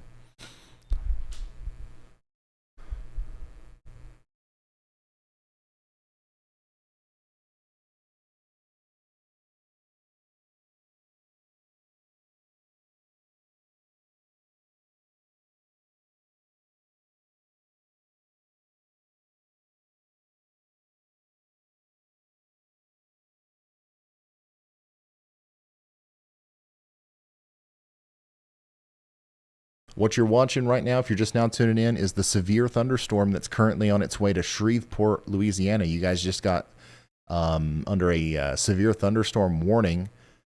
This is what it looks like. Chris Hall here is just a little bit to the south and west of you near Stonewall on Highway 171.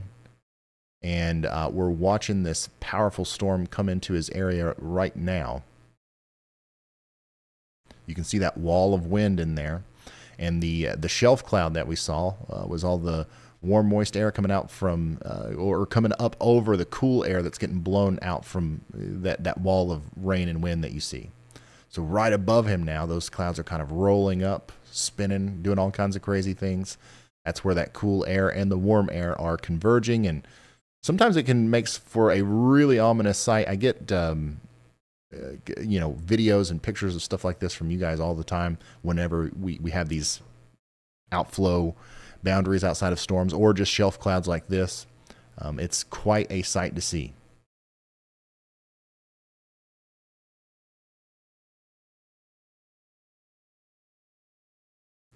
Also, another thing that we've got to be concerned about in North Louisiana up into southern Arkansas over the next little bit is going to be maybe some flash flooding. I think we've got a lot of rain coming for these areas, so I do want to make sure that we mention that as well. We've had some bad flash flooding in Texas. It's just about to really get started, I think, in Louisiana and Arkansas.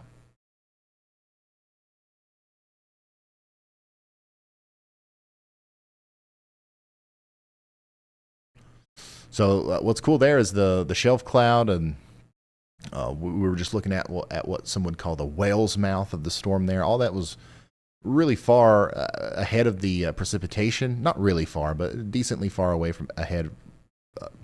Of the precipitation. Just now, we're going to see that actual wall of rain and wind get to Chris. And this is kind of the start of the severe thunderstorm effects here. Once again, this is the same storm that's coming towards Shreveport, Louisiana, Mayors, Hall Summit, and Ringgold. You guys are under a severe thunderstorm warning. You want to get indoors if you haven't done that yet. I-49 between Coshada and Shreveport is going to be quite treacherous over the next little bit.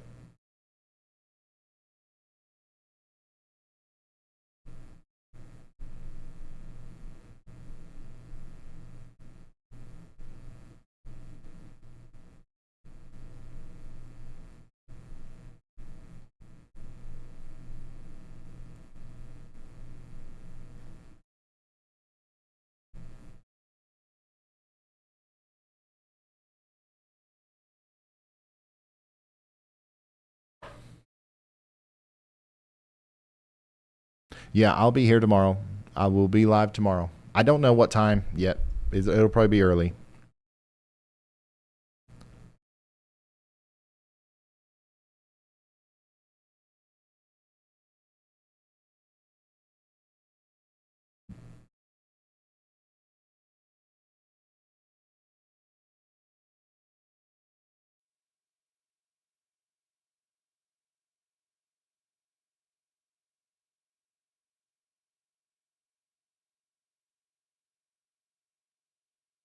Just had every bit of a 50, maybe 60 mile an hour gust, rocked the car pretty good, and the lightning is prolific under this.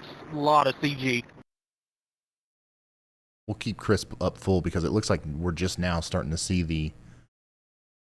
the big impacts of the severe thunderstorm that's moving into DeSoto Parish towards Stonewall and Shreveport. The camera really wants to focus on those raindrops and the windshield wipers. But you can see what's going on behind those things. That's an intense storm for sure.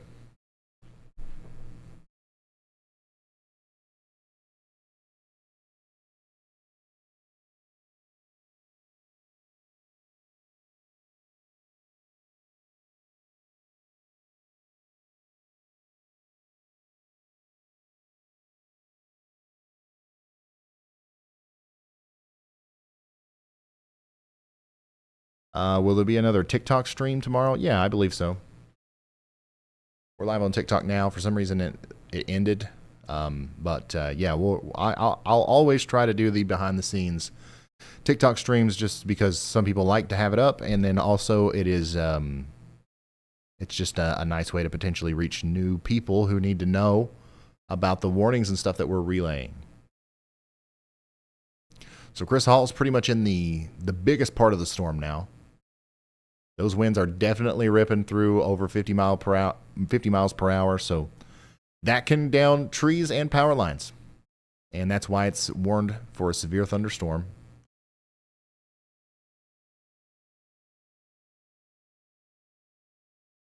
Part of me wishes one of the things that we don't have is in-car audio. Sometimes I wish we could turn that up. Maybe we'll work on that.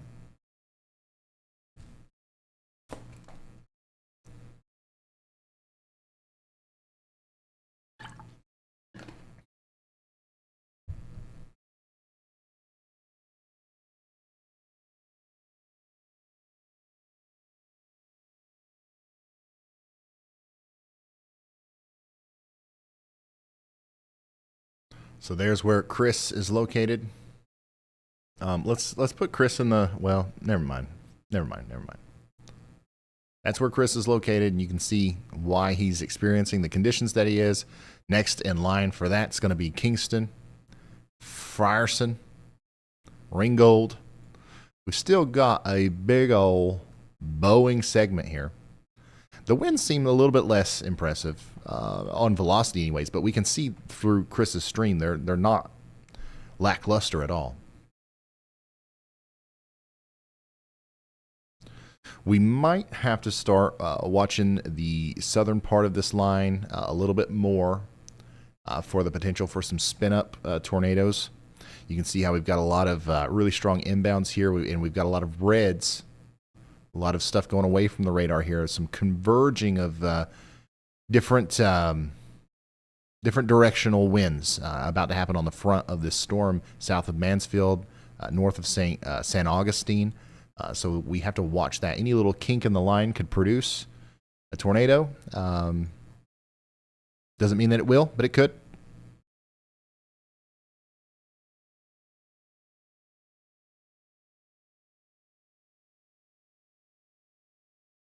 Storm to the west of Austin is very much not moving much, but it is getting strong. Remember earlier we talked about how these storms, if they got really strong, then we'd have to really watch them.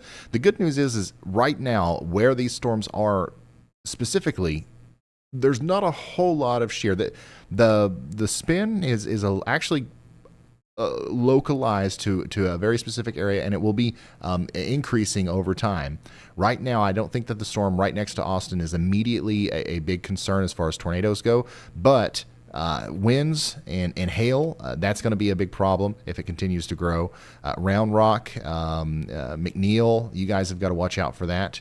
And also the Storm Prediction Center has a new watch going out for this probably pretty soon. Severe potential is increasing. Large hail and severe gusts are the main threats, though a tornado is also possible. A watch issuance is likely in the next few hours. So that's going to include Austin and Junction, Texas. So there you go.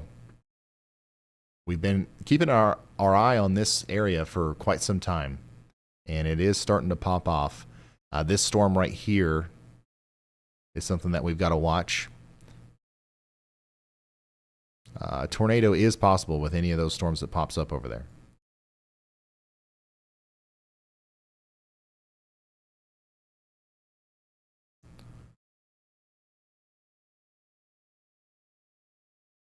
Velocity looks absolutely nuts with this thing from the Shreveport radar all the way up and down the line. Closer to the surface, you get a little bit of a clearer view of what's going on, but it's still, I mean, that we saw through Chris's stream, this is a very strong storm. Shreveport, it looks like the strongest winds hopefully are going to continue to stay to your south, but you're still going to get some strong winds, some lightning, some rain. Ringgold, Hall Summit, you guys are going to get in on the big wind, I think, though.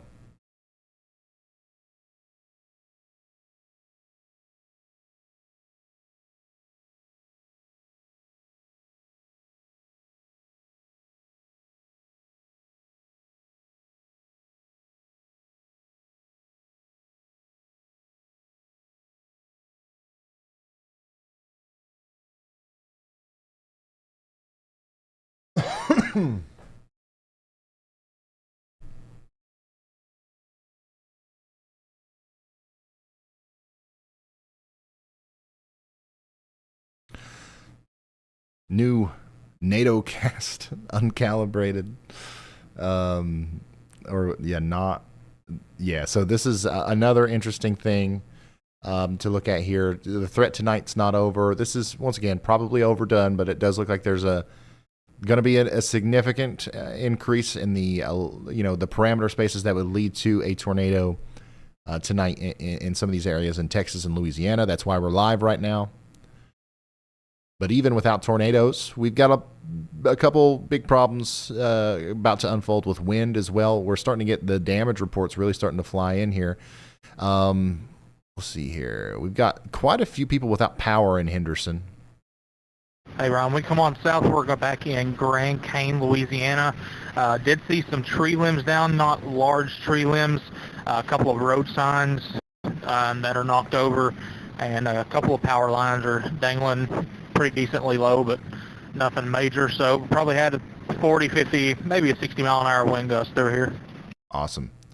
That's Chris Hall. In Rusk County, we've now got 10,000 people without power. Near the town of Henderson, a tree was blown down across Longview Drive. We had a tree blown down in a driveway at Henderson High School. This kind of stuff, trees down along Highway 1798. This kind of stuff will populate the map continuously. I'm sure we'll get a bunch of reports in from Carthage and then areas just south of Shreveport here. Whoever gets hit by the big bow is going to get the worst. Hey, of the Ryan, we winds. may have a tornado forming near San Augustine, Texas. Just FYI, quick spin up. You'll want to take a look at that. Okay, all right. I'm going to take a look at that now. That was Brad Arnold, by the way.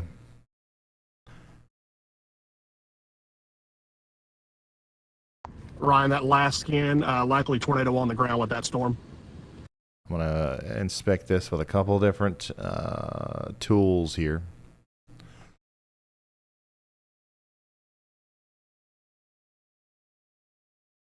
So what he's looking at is this. Let me show you what he's looking at. And this is stuff that can happen really fast. You see this little area right here. It's mostly gone now. But that last scan did also carry with it a little bit of what could be a debris signature just to the west of Patroon. Okay, so we don't have anything from the National Weather Service here. There's no warning or anything. But this is in a part of the line where it would make sense that a spin-up tornado happened, and it looks like one did. I don't know if it's still down. I don't know if we can say that it's still down, but hey, here's what we can say. This is a dangerous storm. It looks like it has somewhat of a history of producing a tornado, so everybody out in front of it needs to watch out. Okay, we're obviously concerned about the northern part of the line between Mansfield and Stonewall, moving east up towards Ringgold. That's going to produce some big-time problems with wind. Now the southern part of the line, the part of the line that comes back at an angle like this, the part of the line that Brad Arnold is in front of, the part of the line that may have just produced a tornado there, that's a new concern is kind of unfolding there with maybe some embedded Ryan, you can get a better tornadoes. view of it if you switch over to the radar for POE. Just FYI, it's got a better handle on it. All right, I'm switching over to that one. And once again, Brad Arnold is right here. You can see his locator from this. And we will switch over to velocity. Oh, okay. Yeah, and what we're looking at, the major difference here is we're a little bit farther away from this vantage point, but still, that's very, very indicative of a tornado. I think I'm pretty confident to say that at least did have a tornado down, and it could also still have one down. So we'll see what happens as far as the warning goes, but it's rotating in the mid-levels. It's rotating up top. It was rotating for a moment at the surface. We've seen a correlation coefficient drop. So y'all watch out in front of this thing. Patroon, Huxley, Zool, Pleasant Hill. And thank you, Brad. Thank you, Brad, for bringing that to our attention. And the storms that Brad is in front of, we have to worry about the same thing with those. We have to watch the little storms that are popping up here west of Hemphill and moving towards Browndale and Florian and many, as they're going to be able to kind of, because they're angled in that same way, they're going to be able to interact with the surface winds and everything else that's going on out there in a similar way as they move east.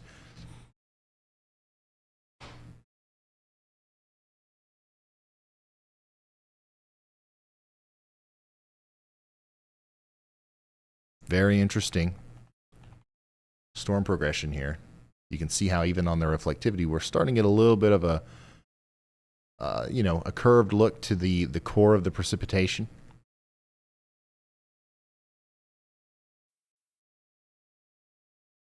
Just got a new severe thunderstorm warning for Travis County, Texas.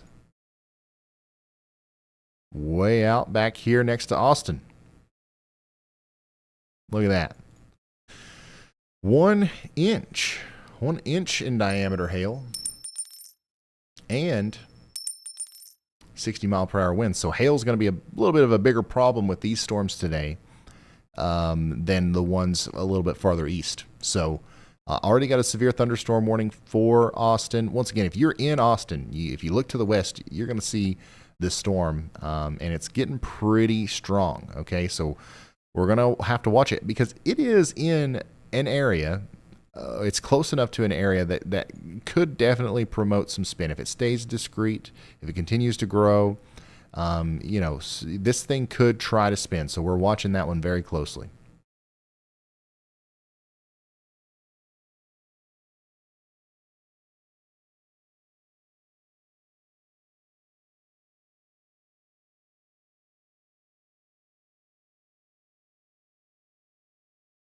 Once again, we don't, from the National Weather Service, we don't have any tornado warnings with this, and we haven't so far since we've started the stream.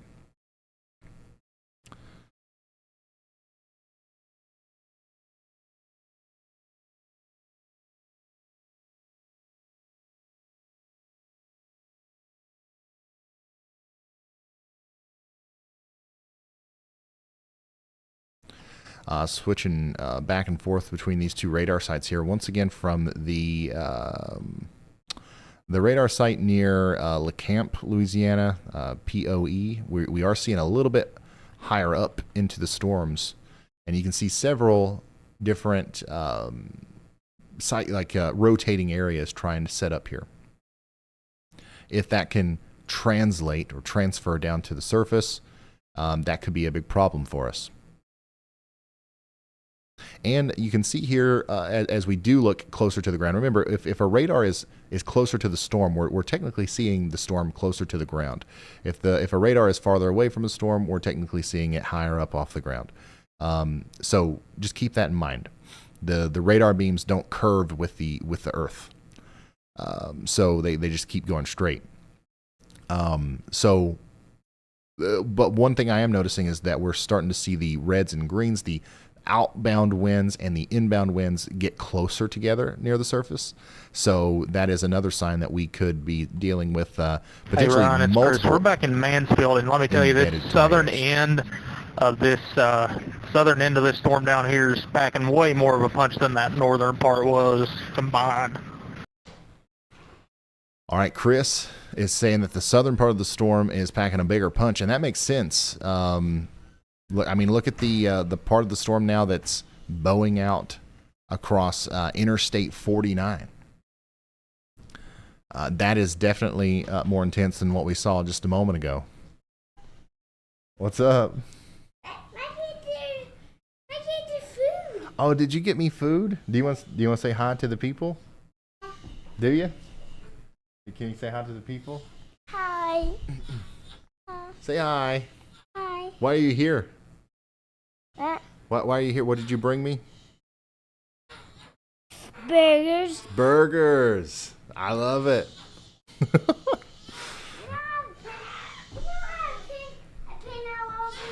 No, I moved the piano. I moved it, yeah.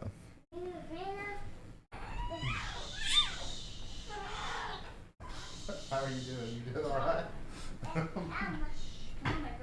All right. Hey, I love you. I love you. Yeah, thank you. Thank you. Thank you. Okay. Thank you so much. Thank you.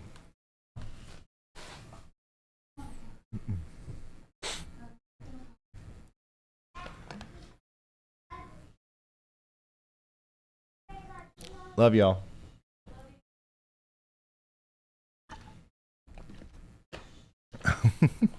That was my that's the weather wife, and my two sons.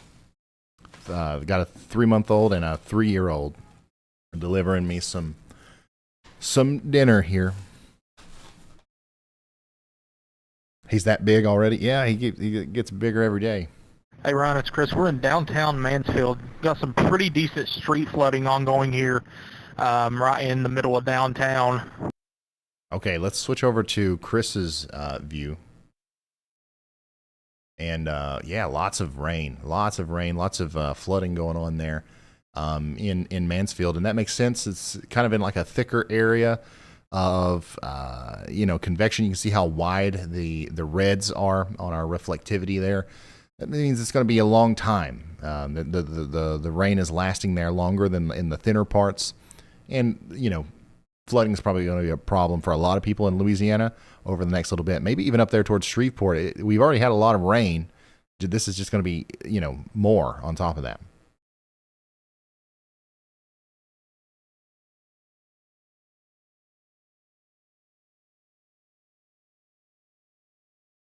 Don't eat them too fast. Yeah. I'll try not to.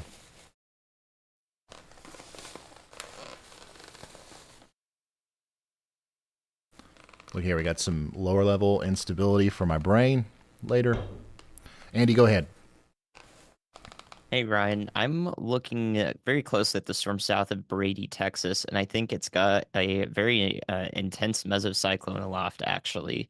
I can see it both from really far away from the Abilene radar DYX, and also if you go up a couple tilts from the San Angelo radar, you can see the velocity couplet, not as it's not in clear air, so it's definitely more legitimate, more verifiable, and I think it's very consistent. And I wouldn't be surprised if we do see a tornado warning actually with this for southern McCulloch County in Texas, as this supercell continues to mature and even eat up a few showers. It's pretty far away from a radar, regardless of whether we're going up in tilts or not. But so we could see a warning that's of a preventative nature. Go ahead and issue a tornado warning because we are far away from most radars. So if that does happen, that's the reason why I think this storm is actually spinning like a top. Okay, you guys heard it from Andy there, south of Brady, Texas. This is one of the many storms that we've been keeping a really close eye on today, and this is the reason why it's spinning and it's growing. I remember how we talked about it. If it gets more mature, if it gets taller, if it gets all of these things, it's going to be able to potentially take advantage of the environment more efficiently. And this one's gotten a lot more mature. It's gotten a lot stronger, and it is trying to spin. We don't know exactly what's happening at the bottom, at the surface, but whenever we look up higher in the atmosphere and we see something like this, on a day like today where we know there's a lot of lower level instability and spin, we have to think, okay, this is good. This has a good chance of connecting with the ground if it hasn't already. So No warning yet from the National Weather Service, and this is a good thing. Every time, hey, like I love it when we don't see a bunch of tornado warnings, and like that we only see them when they're especially necessary. But I would not be surprised, not one little bit, if we saw one here for this storm. If we get one more frame of data that looks more concerning than this from all of the different radar sites. So. And this is also a sign of like it's a good thing that we're watching these storms. Okay, all of these storms over here. I think the one near Brady is in a little bit of a more supportive environment for tornadoes than the storm near Austin, at least for right now. But both of them are interacting with the same mechanism that is allowing for that storm to spin up there near Brady. So we've got to watch the Austin storm to potentially become a rotating storm here soon as well. And anything that forms in between them. I'm concerned if we see a storm pop up here near Fredericksburg, that's going to be almost the sweet spot. So we're watching all of those.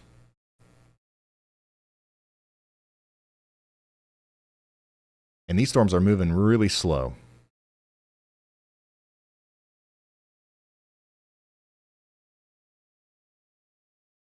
Really slow.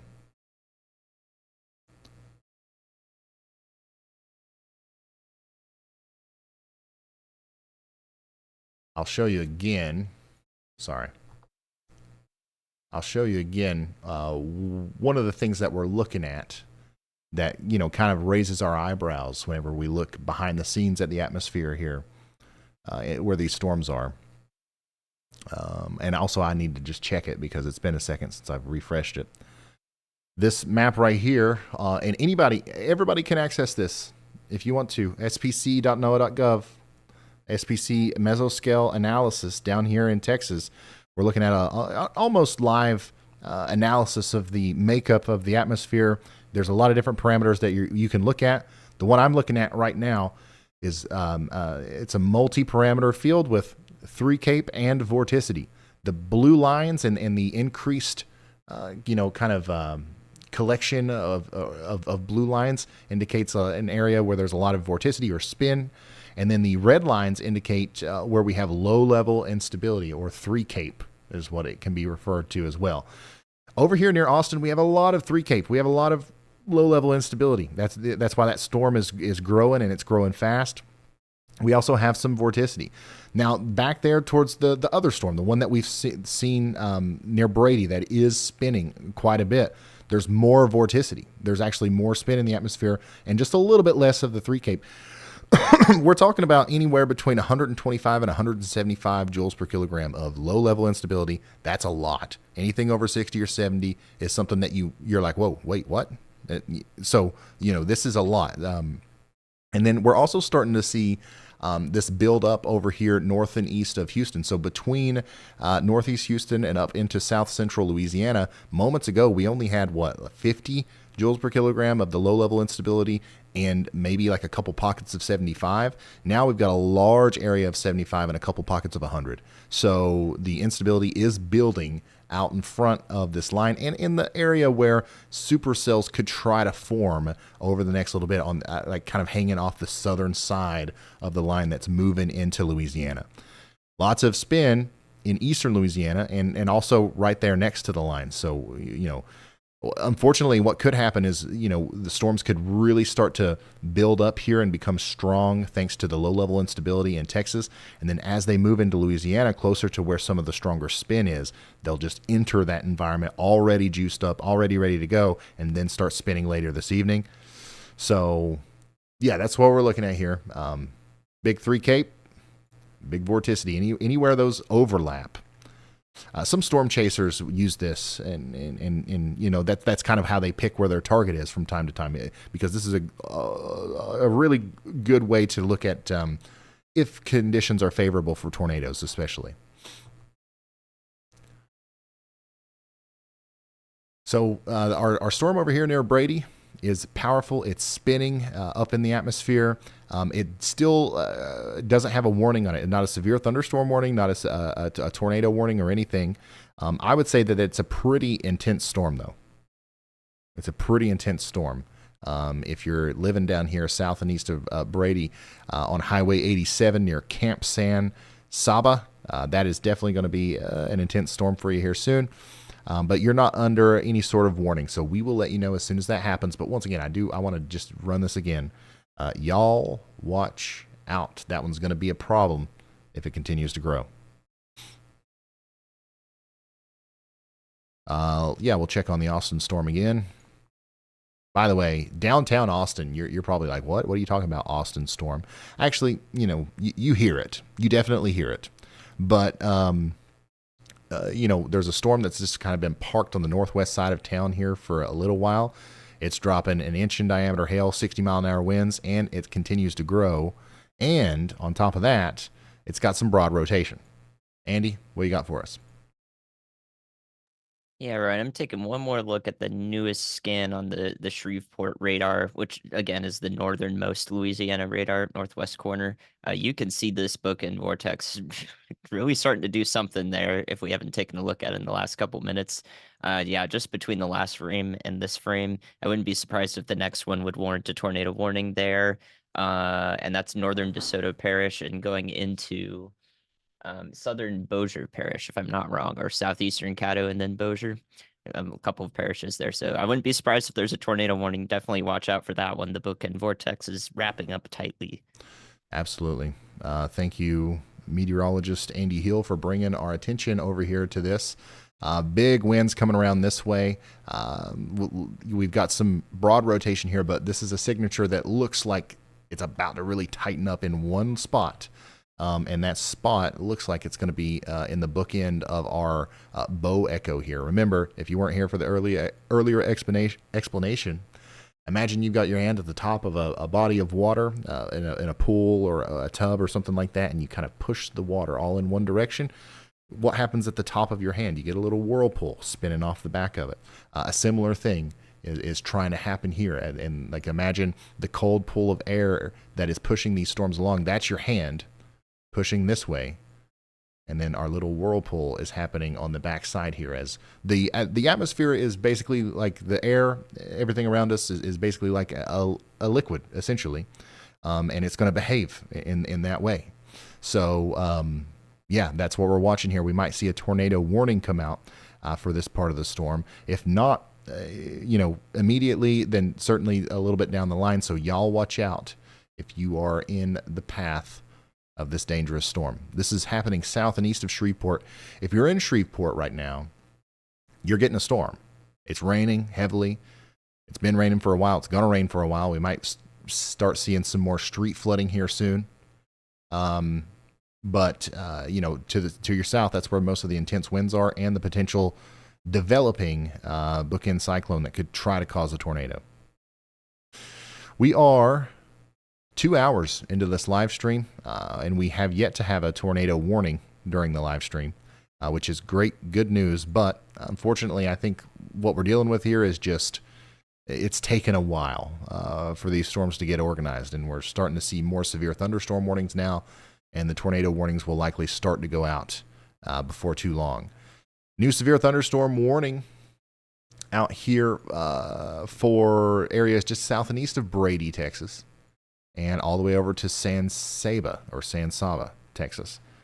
Big hail, inch in diameter hail, 60-mile-per-hour winds, and it has quite a bit of rotation higher up in the atmosphere. It's not close to the surface yet. It could get there, so we're watching it for the potential to try to drop a tornado at some point. It's not doing it right now, though.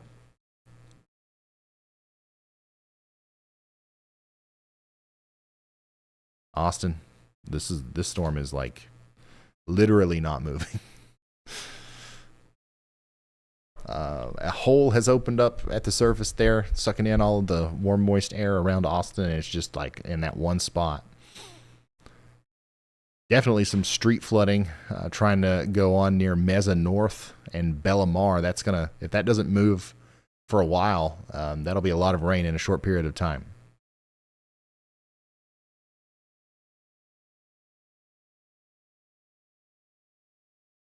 This is our big troublemaker. We've seen a lot of power outages and damaging wind reports today, thanks to this big Boeing line segment here that's coming into Louisiana. Currently, the Bow Echo looks probably less impressive than it has all day, but the top of it, the bookend vortex here, it might try to cause some problems if we get some tighter rotation here in the form of a tornado. So, and also, by the way, we still got really, really strong winds moving into Ringgold, but I'm hoping that is kind of going to go away at some point. For at least a brief period of time as it reconvects and then bows out again a little bit farther east. We've got some big winds coming into Converse and Noble as well. We'll probably start to see more severe warnings on the southern side of this storm system very soon.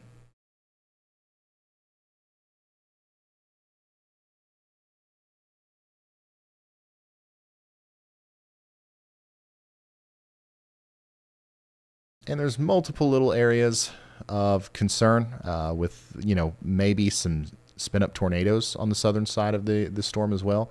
I'm looking at this little blip right here at the moment near Converse, Louisiana.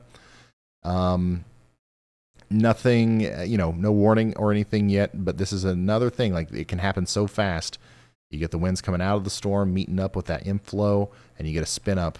It could be happening soon with this part of the storm. So I'm going to go ahead and say, y'all watch out here too. Somewhere in areas between Converse and Pleasant Hill, there is a particularly interesting look to the rotation that's going on with that storm. It doesn't mean it's producing a tornado. It just means that it could, and I need you guys to know that, especially because there's no warning. There's no severe thunderstorm warning or anything with this. So there's probably some people in Noble as well, Pleasant Hill, Converse, that don't even know that there's a pretty strong storm about to hit them.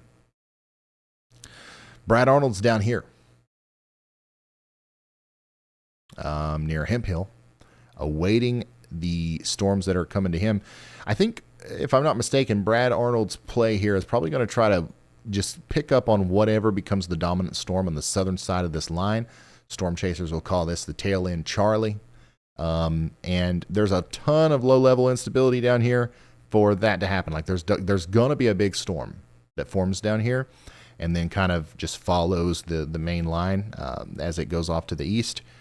It might not link up with the line. It might not merge with it, and that means that it could be discrete and, maybe produce tornadoes, especially once it gets into that area of greater spin a little bit farther to the east.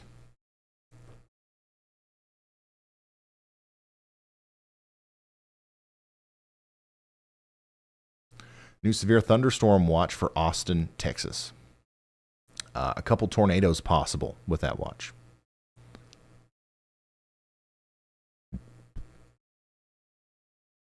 It also includes the area just to the west of Austin that we're looking at here, and all the way up to Waco.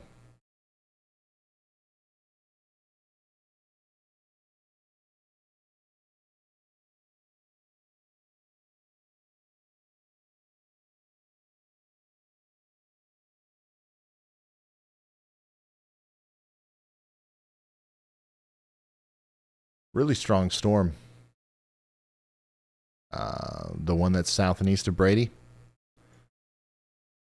And the one to the west of Austin is also, it just continues to look more impressive, especially on reflectivity.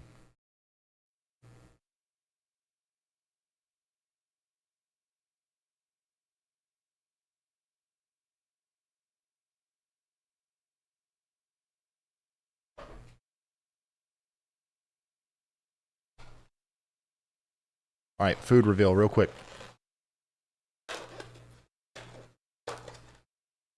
What did the weather wife bring for us today? Does anybody want to guess? If you've been here for more than a day, you already know. Oh yeah, well, Echo already told us. It's hamburger. It's hamburger patties.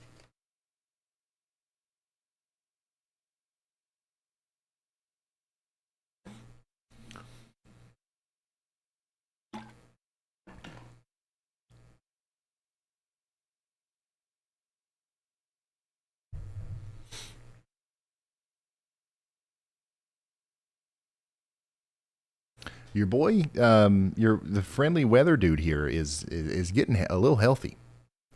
Had 2 kids. It's exhausting. So I've been exercising here recently, eating mostly protein. I've lost a bunch of weight, and I feel great. If you're wondering why I'm always eating hamburger patties. I do enjoy them, but, there's a rhyme and a reason.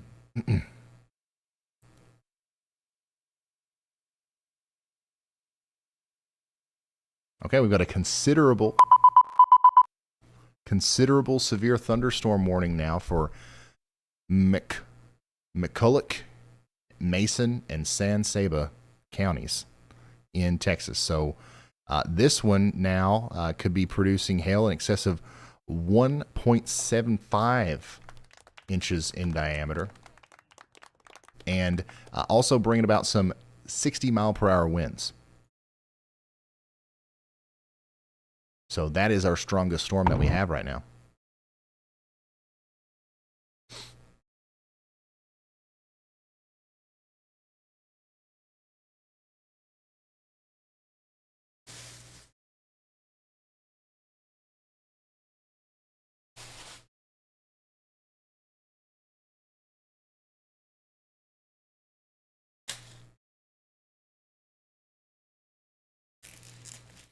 Blue Steel says, Ryan has an infant during tornado season. Get this man a Red Bull.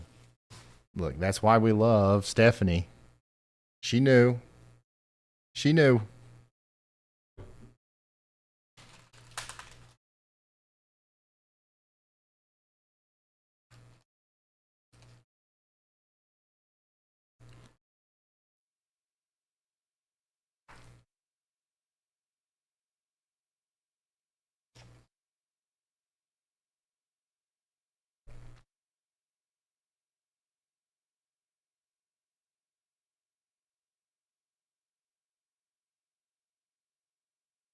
Steph said, Echo just informed me that his favorite part of the day was bringing your food. I thought you'd want to know that.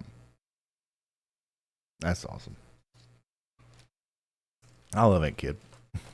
If you're just now tuning in, I'm taking a brief breather here to eat my dinner. We're going to be here for a while with you, so cheers. Get yourself a snack. We'll be right back.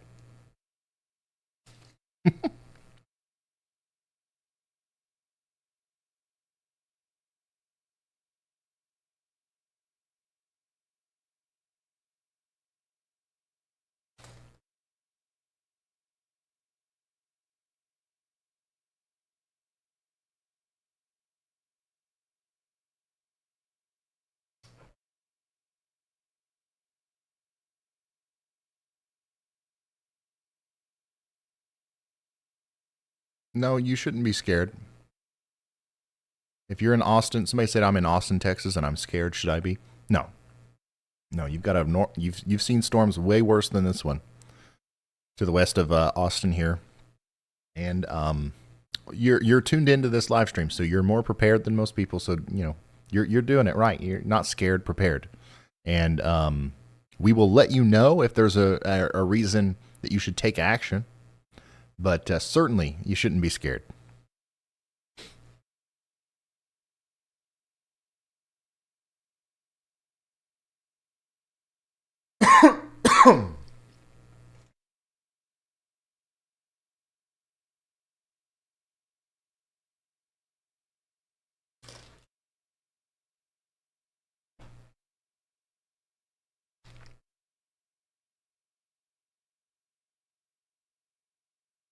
Weather burger recipe, ground beef, and salt. Yep. Well, these have cheese on them, so this is like a special treat.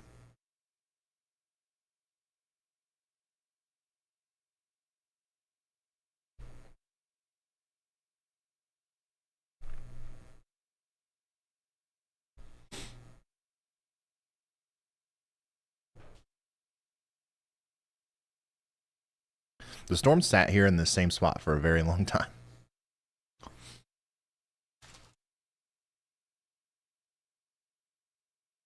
I don't know why my TikTok phone keeps going off. I'm gonna fix that, and I'll look to for a more permanent solution to that tomorrow. That never happened before. The TikTok live ended.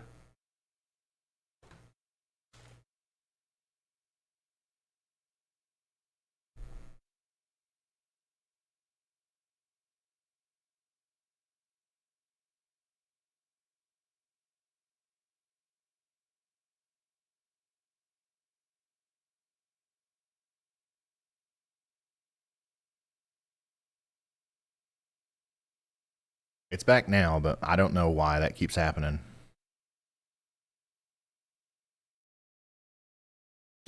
Yeah, there's still some, once again, broad and mostly weak rotation with the Austin, Texas storm, but it's there, and the reflectivity continues to look like it's, trying to rotate. But mostly what's happening here is we had a big flare up of rotation, not rotation, but convection. That's getting carried off to the north with the winds there, but the base of the storm is still in the same place, and we've got a little bit of a new flare up starting to happen here. So this is not necessarily connected in the way that we would see like a big hook echo, but I mean it's still it's coming together like it's trying to do that. So we're watching it very closely.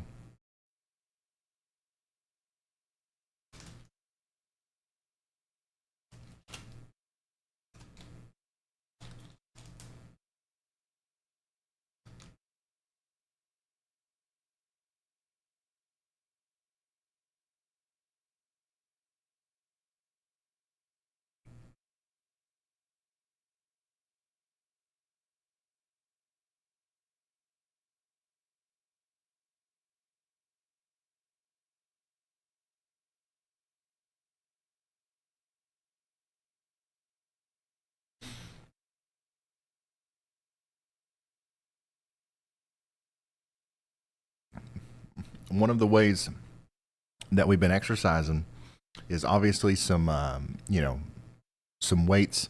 But here at the Weather House, we took up pickleball. We're really enjoying pickleball. It's like a giant version of ping pong or whatever that paddleball, whatever that's called, and then like a smaller version of tennis mixed together, and it's awesome.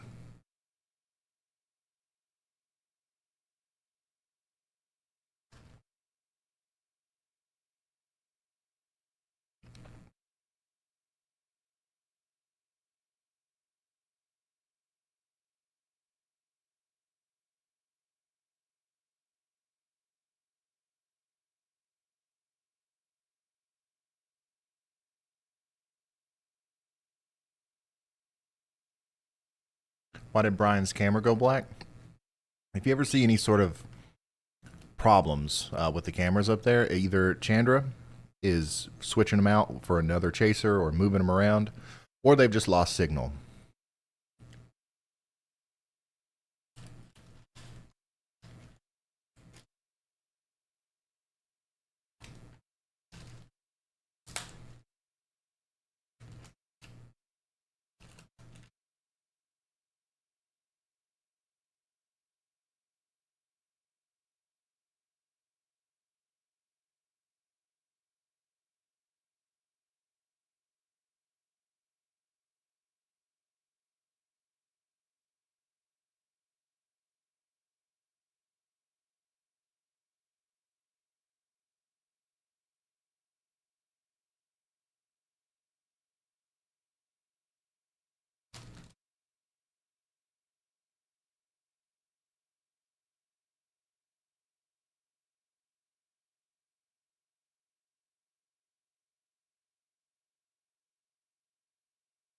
Yeah, Brian's going through some pretty flooded areas. I think that he's still in Rusk County, if I'm not mistaken, or Falls County.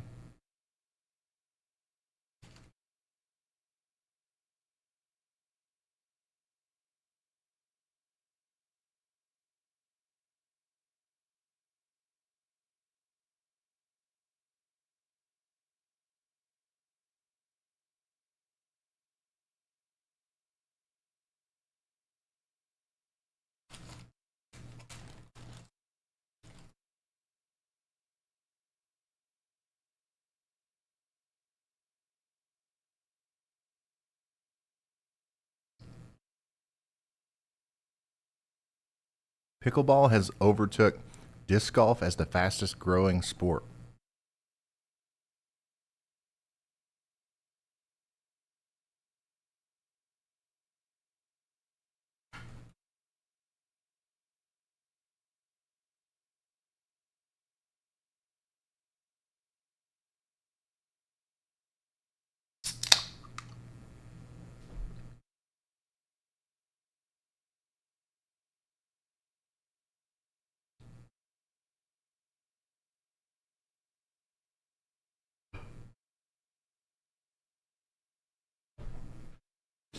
All right, we're good to go now. For at least a while, a good while. Let's check back in with all of our storms. The Brady storm, now moving down towards Mason, continues to look very impressive. I think that this one has, I do think that this storm has tornado potential. It's not currently reaching that potential, I guess, but it's there, and I would be watching out in Mason, down towards, the storm is kind of moving to the south and east. It's not, but a flare-up of convection will happen. It'll blow up this way, and then a new one will happen just to the south of that. It'll blow off this way. So overall, the storm is moving to the south and to the southeast. And we just got a new severe thunderstorm warning for Mason. 1 inch in diameter hail and 60-mile-per-hour winds. We've still got that storm over here west of Austin. It's letting up a little bit, so that's good. But we might see another big flare-up here soon. All right, let's look at the Louisiana storms. We still got our big bowing segment here, but it's not as bowed, which means that the winds are probably not as intense, but they are still very intense. And man, I mean, you just got to be concerned about the very real possibility of some spin-ups with all of these little divots here. Once again, if you look at the key there on top, the greens and the light blues, that's showing wind going towards the radar, and the red shows wind going away from the radar. So we've got wind going really fast this way, really fast this way. They're meeting right in the middle here, and that can always lead to some spin-ups. Look at that. You see how this kind of comes out a little bit?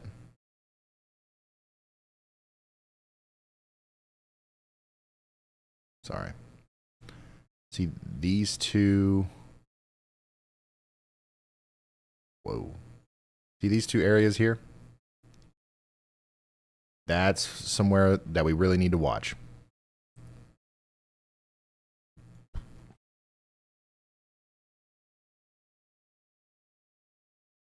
It's crazy. There's like two little cells that have kind of infused with it.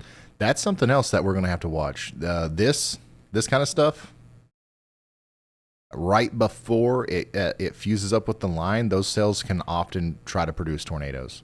And we're getting a lot of these little cells forming up out in front of the line here. So there's going to be a lot of opportunities for tornadoes within this line, I think.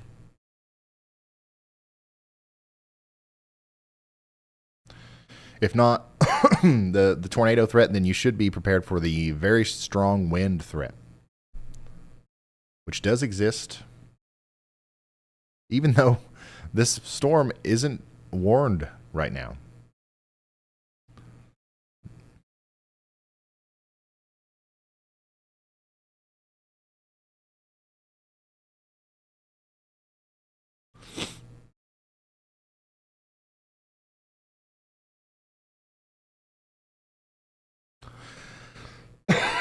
Possible new storm going up by College Station.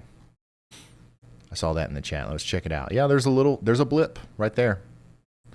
Every little blip we're watching. We've also got some stuff to the north and east of Houston. Nothing's growing very quickly, which there's plenty of instability down here. So if something wanted to, it could grow.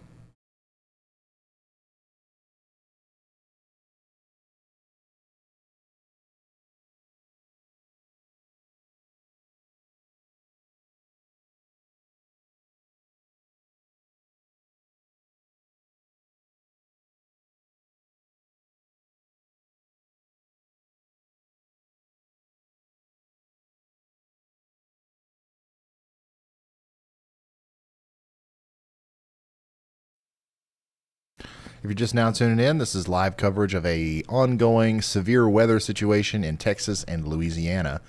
But we are checking in on our friends up here in Canada from time to time, including right now. Big time storms have produced large hail and damaging winds up here around Port Carling, Bracebridge. This has been happening for a while. We've got a big storm coming over towards Coboconk and Burleigh Falls right now. But look at this. New storms have formed to the west of Toronto, and they are moving towards the northern side of Toronto now. So Toronto, Canada, I do think before the evening's over, you're going to get your thunder, lightning, and storm, maybe even a severe storm. So keep that in mind.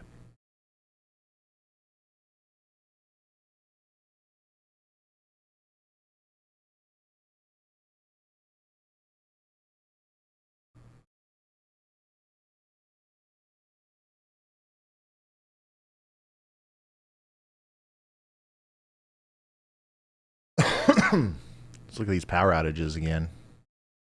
2,700 people without power in Caddo Parish. There's quite a few power outages here. 1,400 in the county that is that contains Mansfield. One of these counties has 10,000. Rusk County, Texas has 10,000 people without power. About 50,000 people without power in East Texas right now. Thanks to this line of storms that's now going into central Louisiana.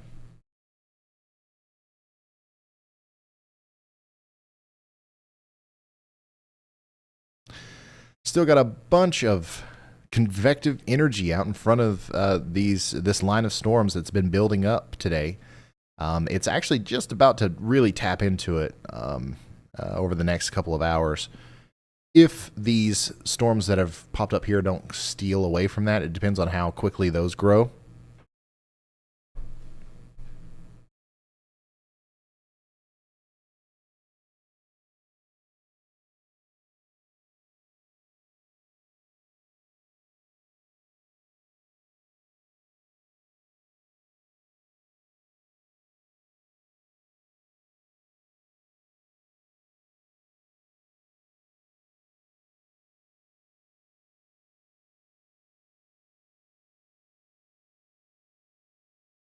Oh, Nicholas. Wow, Nicholas, thank you for this. Look at this. This is on Twitter. This is Nicholas Burge's view of the Austin storm from his balcony.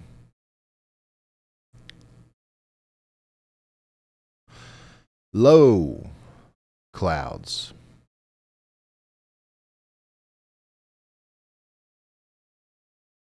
Very well-defined looking storm there. Ominous on radar as it is in real life.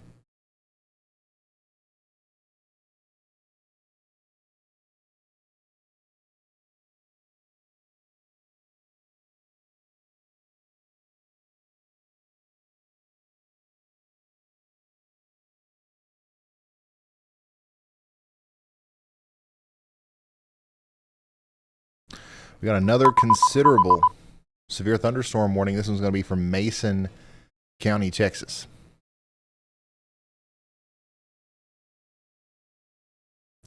So essentially, the southernmost warning there has been upgraded to considerable. Hey, Ryan, this is Brad. You copy? That's going to be for 1.75 inch in diameter hail and some 60-mile-an-hour winds. Tornado still possible with that storm. It's not doing it just yet. Let's hear from Brad. Go ahead, Brad. Hey, I was just gonna hit you up real quick. Just driving along for a little bit. Just wanted to see if you're having as much fun as I am, because I'm having a blast, an absolute blast. Yes. I am having just as much fun as you, probably more. I just scarfed down 3 hamburger patties and a Red Bull, and I'm ready to go. Whatever happens or doesn't happen, I'm here for it.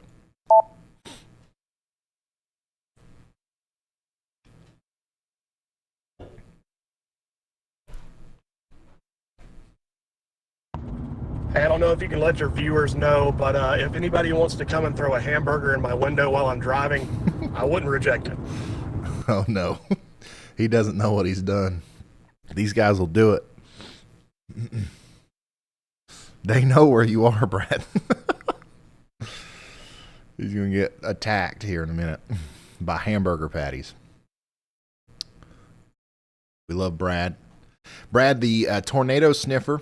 Last year, we obviously we covered a lot of severe weather, and it seemed like Brad was always there when the tornado happened, wherever it was. So we called him the tornado sniffer. This year, he's just now getting back into storm chasing. We both kind of took a little bit of a break. We both had newborn babies right around the same time. But we're back in the full swing of things here, and we've got the tornado sniffer back out there sniffing around.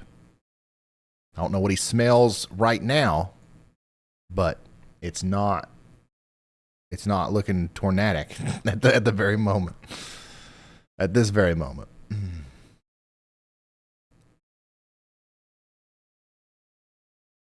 I think with all of these little cells that are popping up out in front of this line and all of the mergers that we're about to see, this thing has the ability to literally spin up tornadoes as it moves to the east. So anybody from Ruston to Monroe over to Winfield and places like Atlanta and Columbia in Louisiana, you guys got to get ready for a pretty intense line of storms.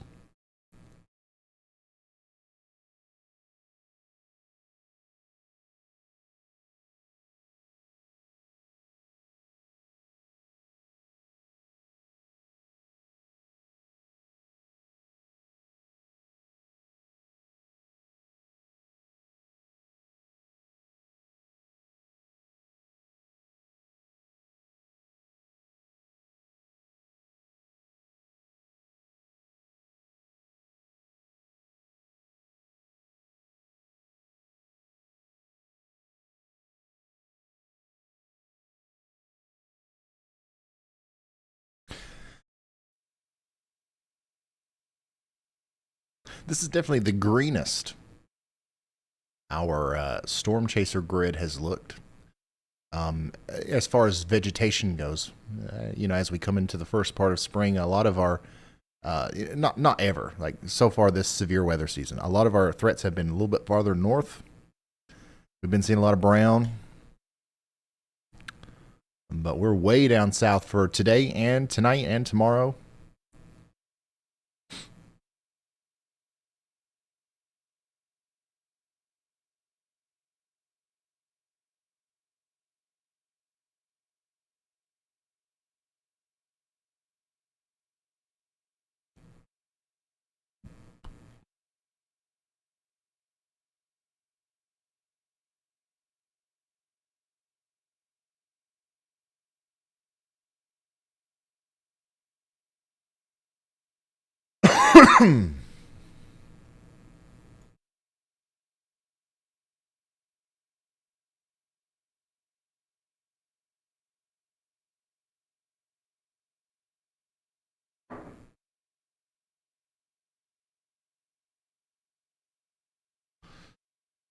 All of these storms out in front of the main line here, we're watching extremely closely.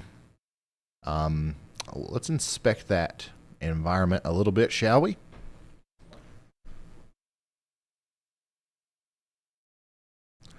We're going to do that right after I say a huge shout out to Debbie Moore.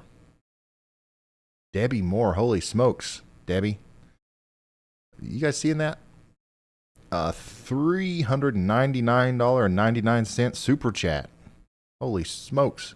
Debbie, I've seen you here before. You've been so supportive. You do not have to do that. But thank you for the incredibly generous and kind super chat. That's awesome. And guys, everybody in chat say thank you to Debbie.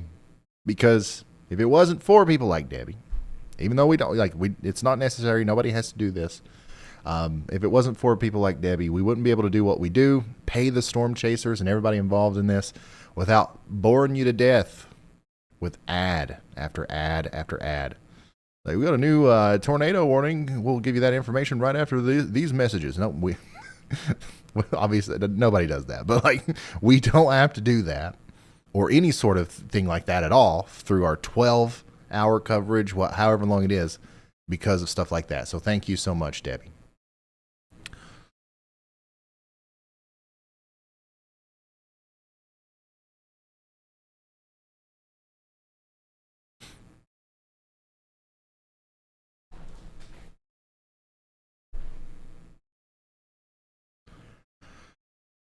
Okay, so this is what that environment looks like. So we've got a lot of instability down here in southern Louisiana. I believe that's what a lot of these new storms that are firing up here are feeding off of.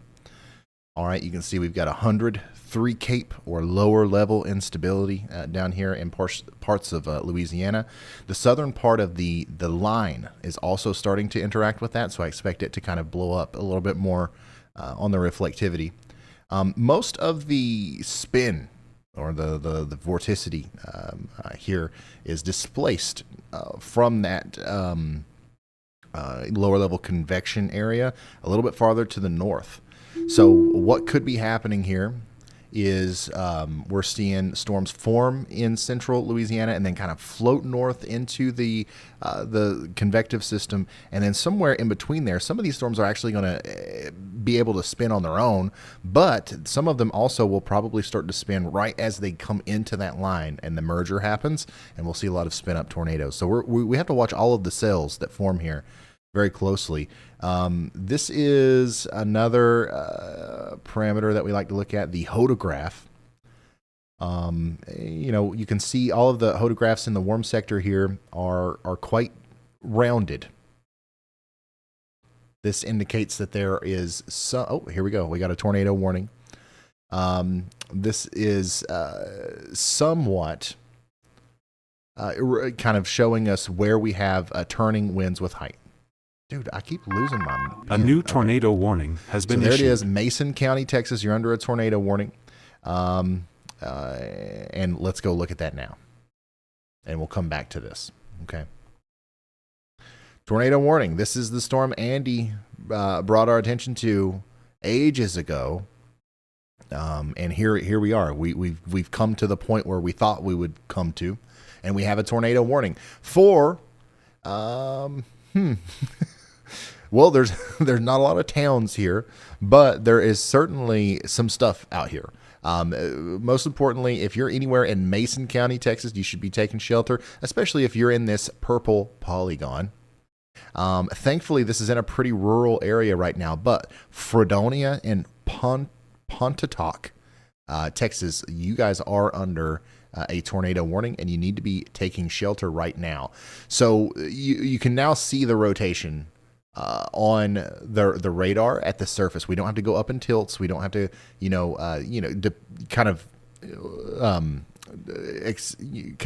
we don't have to look at it from far away to see the rotation. Even though we are still far away here from the San Angelo radar, we're not as far away as what we were looking at earlier. So this right here is what we are looking for whenever we see that tornado warning issued, whenever we say there's rotation. This right here is what we're looking for, and we call that a velocity couplet. We've got the green areas showing winds going towards the radar, the red showing winds going away from the radar. Whenever they get really close and intertwined in a counterclockwise fashion, and they're touching each other and they're intense, that kind of tells us that there could be a tornado there. And look at this. What is that?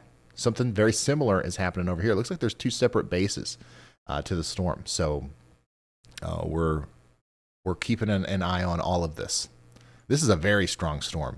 Now we're up to 2-inch in diameter hail possible with this thing. 60-mile-an-hour winds and a tornado. This is the strongest storm of the day so far that we've seen right here. Go ahead. Never mind, Andy. I thought the lights were turning green, but they were yellow for the considerable. So yeah, we've got a considerable severe thunderstorm warning now, and we also have a tornado warning, and we are keeping a very, very close eye on the storm near Austin, because the most recent considerable severe thunderstorm warning was for that storm. So it looks like the biggest part of the storm is going to go north of town, but it's still causing problems near, I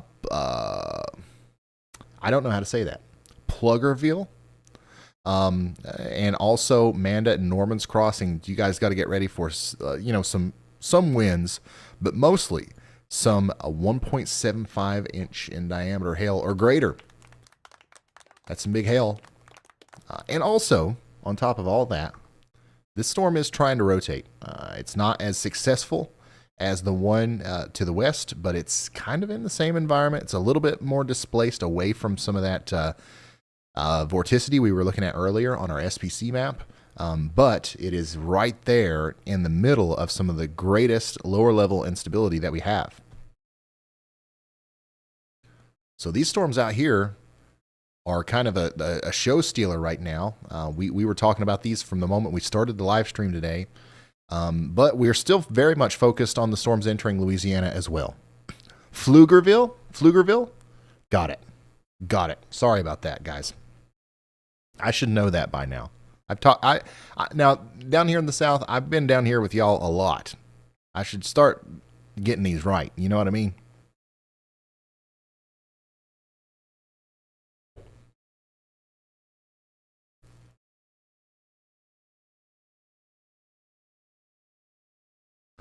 And oh my goodness, we've got a storm chaser that's actually targeted the storms a little bit farther to the west. Freddie McKinney is actually on the Austin storm, so we're going to get him up. Awesome.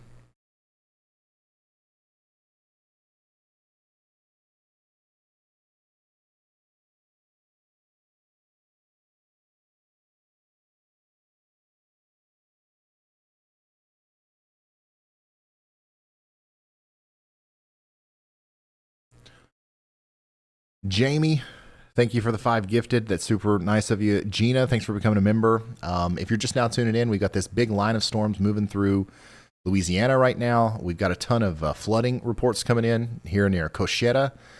We've got water over the road, Highway 71. That's Cochetta, I think. Up here near Shreveport, we've got the intersection of Airline Drive and Barksdale Boulevard. Water's over the road there. And then we've also got some 60-mile-an-hour wind reports coming in out of this thing, some isolated damage reports coming from the wind, but none of this is warned currently for a severe thunderstorm warning or anything. But y'all should definitely still watch out just for a strong thunderstorm, if not the other threats that are possible with this out in front of this line, Ruston, Monroe. I still think there's some tornadic potential, especially once this line gets closer to you. But right now, no warnings. All of our warnings are focused back here in Texas. We've got a considerable severe thunderstorm warning for the north side of Austin, Manor, Elgin, Norman's Crossing, Frame Switch, Taylor, Byersville, Pflugerville, and also, Manda in Texas. And this is, once again, for some golf ball-sized hail. And the storm is organizing very nicely. It's happening in a way that you would expect it to in this environment, or it's still in the beginning stages, but it has a look to it that could try to rotate more in the future. So we're watching that. This one's already rotating enough. The one back here closer to Brady and San Saba. The latest velocity scans, not as impressive as the ones that kind of prompted the tornado warning, but certainly still we've got rotation here. And if there's a tornado with this one, it's probably coming up near Pontotoc, Texas. So y'all get ready for that. Make sure you're in your safe spot if you're in Mason County, Texas.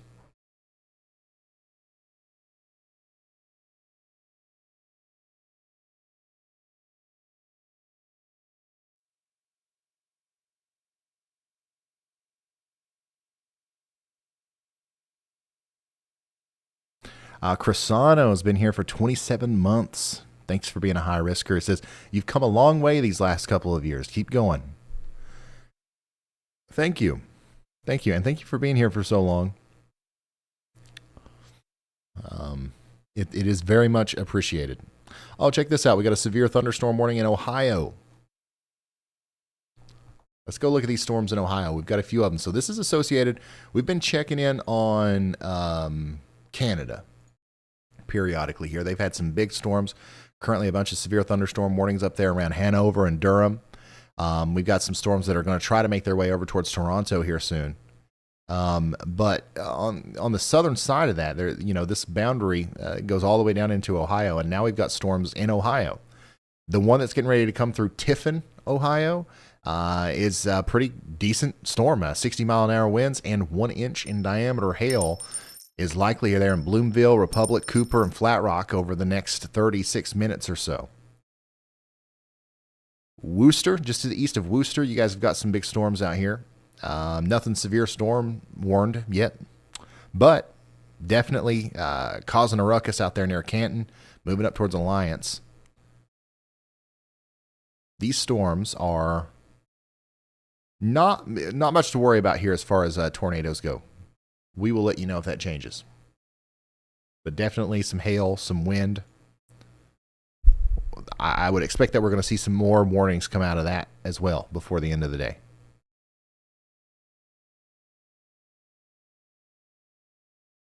Freddie McKinney is near Austin, Texas. And he's going to get on that storm that's moving just to the north and east of Austin, Texas right now.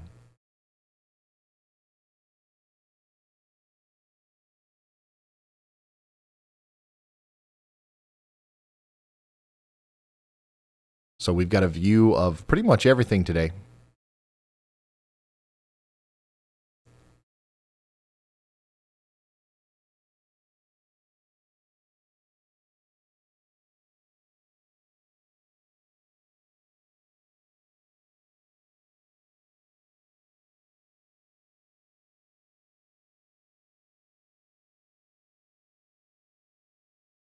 There it is. That's the Austin storm. Definitely looks somewhat organized.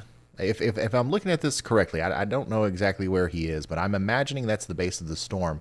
And the little curvature that you see the little divot on the left side of your screen.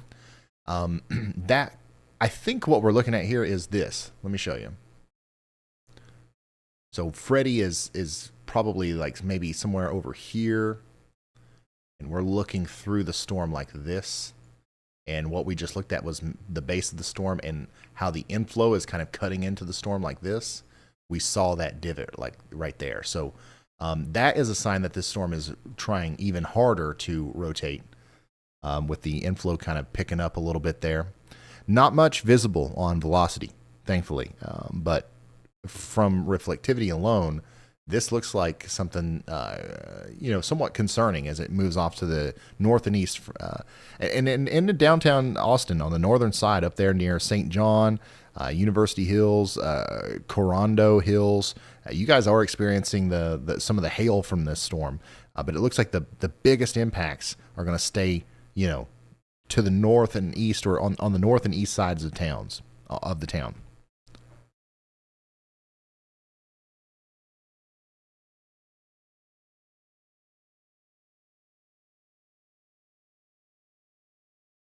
Okay, so Freddie's moving south to north on 45. Well, that makes sense too. We're looking at it this way. It just seemed like he was closer, so I thought it was this way. So it's still the same thing. We've got this base. We were looking at that, inflow area. So we've got it.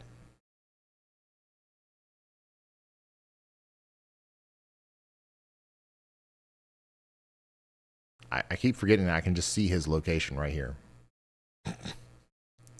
There he is.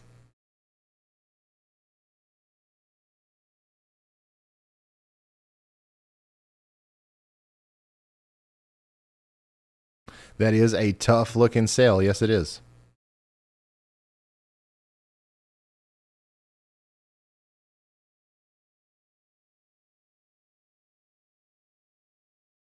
So is the one a little bit farther to the west. The tornado warning is still in effect there for Mason County, Texas. And if you're in Pontotoc, Texas, you got to get in your safe spot right now. It'll be interesting to see if they reissue that warning, as the area of rotation is now about to exit the warning. This is the area of rotation, by the way.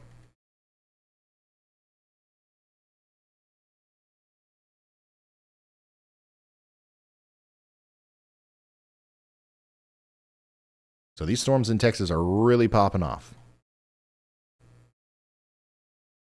The storms in Louisiana are as well, but we've got no warnings out here.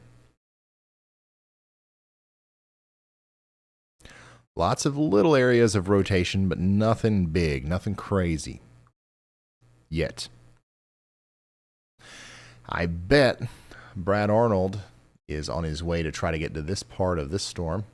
Looks like there might be a little bit of inflow trying to get in there, sneak in there if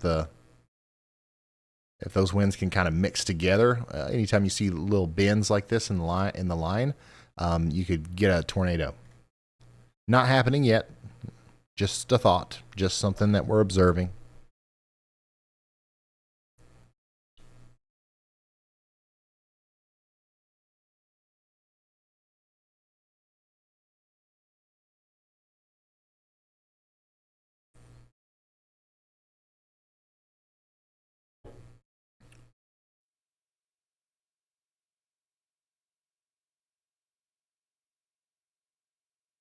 Brett Adair is also on that storm. So Brett Adair's got a good view there of the Austin, Texas storm. Chandra, let's put Brett in number 2, if you don't care.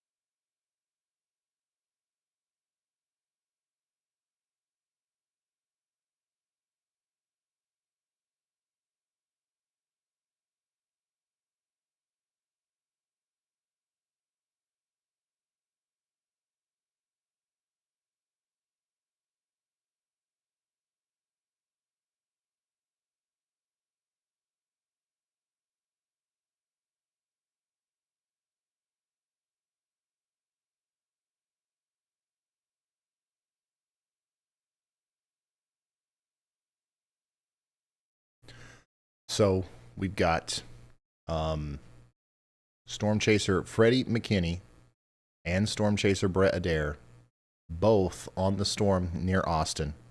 And I think it's going to be a good idea to keep an eye on that one. So we've got them pulled up here for you. There's that cell. Golf ball size hail. Strong winds expected in Manier. I think somebody said it was pronounced Manor or something. Elgin, Taylor, Hutto, all you guys north and east of Austin, Texas are under a severe thunderstorm warning. And the cell in question is starting to look like a supercell that is rotating. And it is. It's not rotating a lot just yet. But it's coming together. It's trying. And, you know, we have to watch every scan here very closely to see if that's increasing or not. Definitely rotation on that last scan, though. You can see it. Photographs in the Austin, Texas area are not as, I guess, beefy as the photographs out in front of our line in Louisiana and down in our warm sector in East Texas and southern Louisiana. However, they are still curved. They are still curved.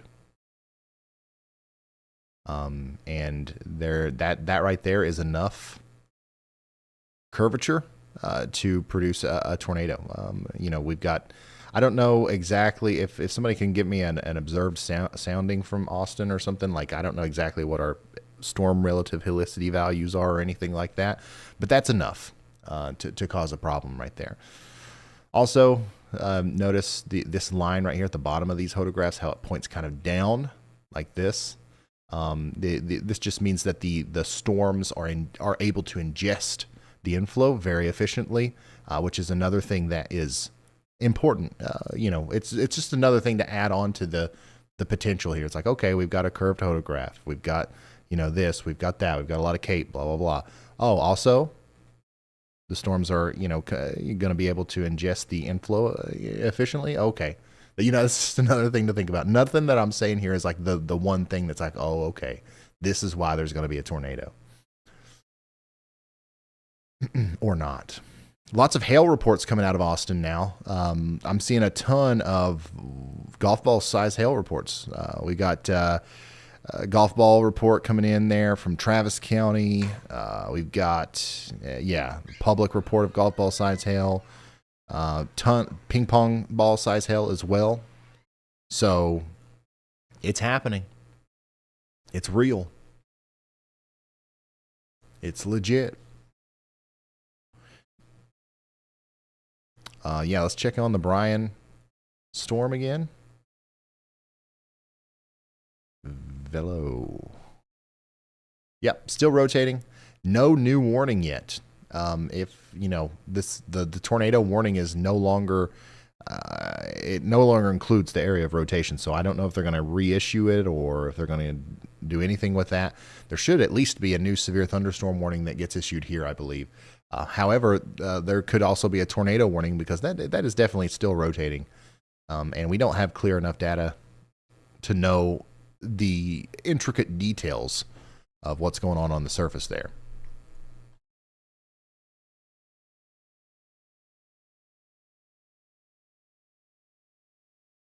Just waiting on the next scan here from the Austin, Texas storm.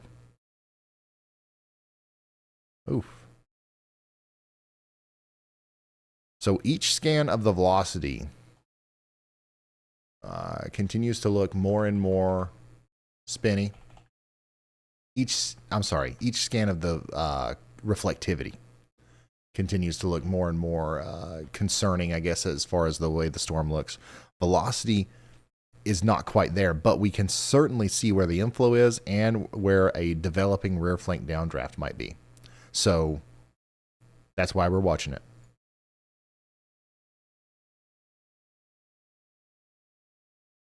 If you're just now tuning in, Austin, Texas is under a severe thunderstorm warning, but the strongest part of the storm is to the north and east of town now. Pflugerville, Manor, Elgin, Manda, Coupland, Norman's Crossing. This is all for you.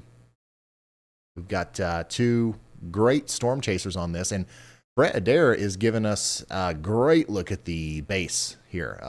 That's an ominous looking storm there. He's on Highway 290 looking west towards the base of the storm.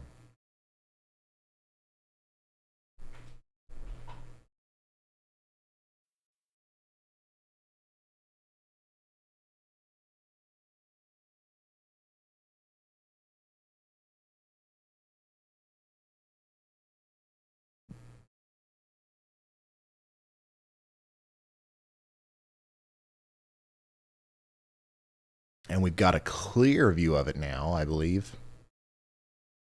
And you still see where the inflow is trying to sneak its way in there. Certainly not seeing a tornado yet. But my goodness, is that something that we should be watching?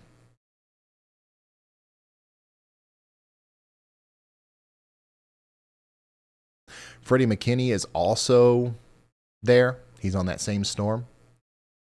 He's kind of under the core of the storm, or the forward flank.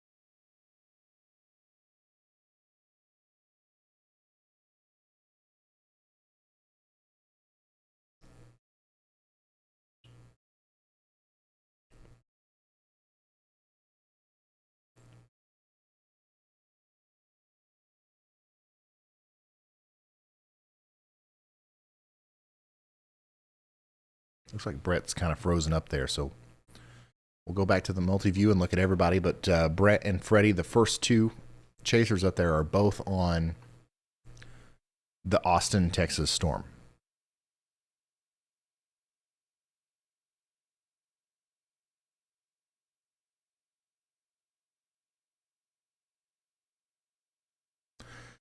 Ryan says, could you rephrase using a taco? What? I'm assuming you're talking about the whatchamacallit, the analogy used to explain the difference between a watch and a warning and tacos. If anybody doesn't know the difference between a tornado warning and a tornado watch, just replace tornado with taco and follow along. If you've got a taco watch, right? If you've got the ingredients to make tacos in your kitchen right now, just anywhere in your kitchen, in the cabinet, in the refrigerator, if you have the total sum ingredients to make a taco, your house, your kitchen is under a taco watch. However, if you get those ingredients out of the fridge and you start preparing a taco, now your kitchen is under a taco warning. Same thing with the tornado watch and the tornado warning. If you've got the ingredients there, but it's not necessarily being put together yet, you've got the watch. Hey, Ryan. Warning is when it's have happening. A minute. Go ahead, Chris. Go ahead, Chris. Hey, buddy. We're a little wet. I accidentally got out of the car for some ungodly reason. But I'm heading over towards Atlanta, not Georgia, Atlanta, Louisiana, on this storm that's crossing over 49. If it was to try to produce something, it would try to do it over this way, especially as telling Charlie as it is. But if that one right there doesn't do anything, we're also keeping our eye on those storms back over in far eastern Texas near Hemphill. And those two are the ones we're watching right now. But like I said, we're going over to Atlanta to keep an eye on this one that's coming through Natchitoches. I don't even know how to... Natchitoches? Hey, see, it's not just me that can't pronounce these names. I think that was Natchitoches. So, yeah.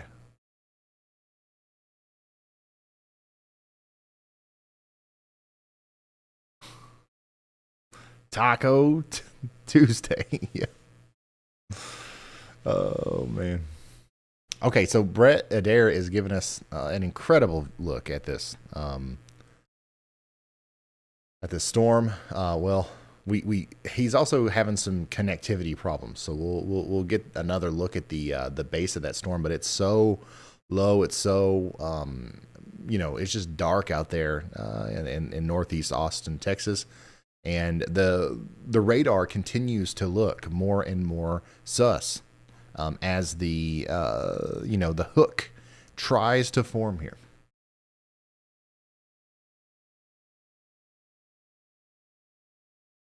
It's trying hard. Hey, Ryan, update for you.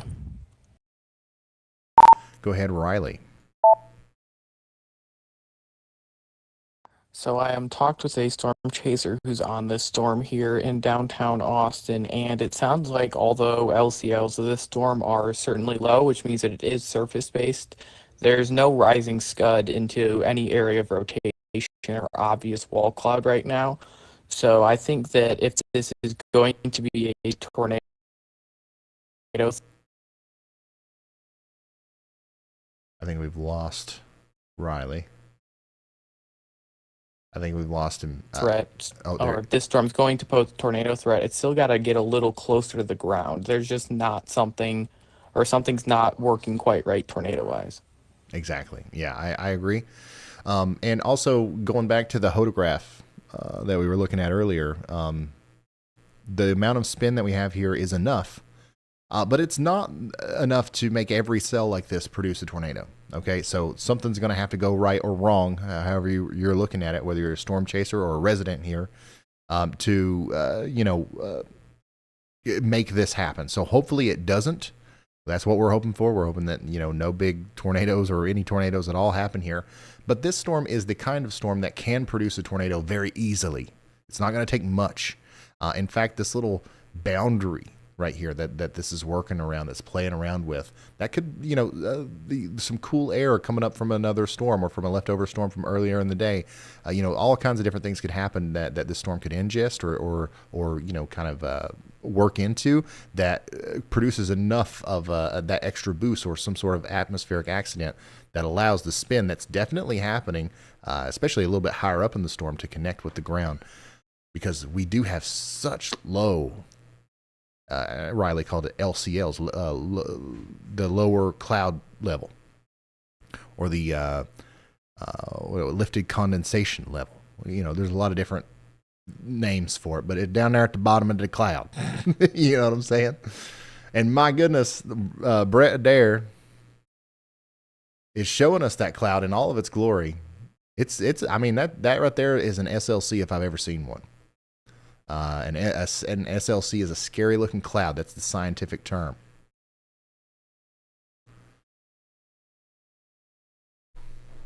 And that is definitely trying to spin more and more each second.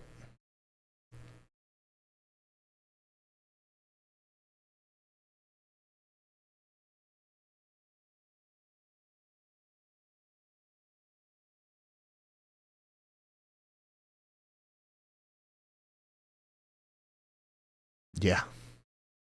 Yeah, that is nuts.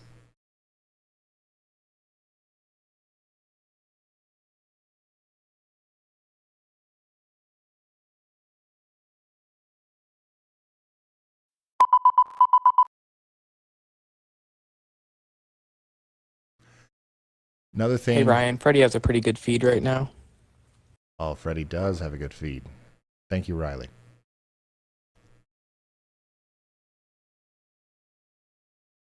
So Freddie is pretty well out in front of the storm, but you can still see some rain. Maybe that's a little bit of hail there.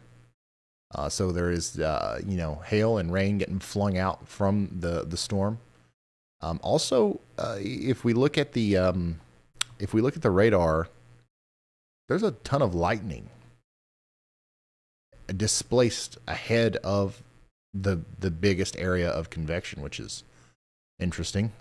So this storm is impacting a very large area here, even more than what we would think just based off of the reflectivity. So Austin, Texas, it's loud out there. Northeast side of town's getting pummeled by hail, strong winds, and what appears to be a developing mesocyclone that is probably at some point going to try to produce a tornado. I don't know when it's going to happen.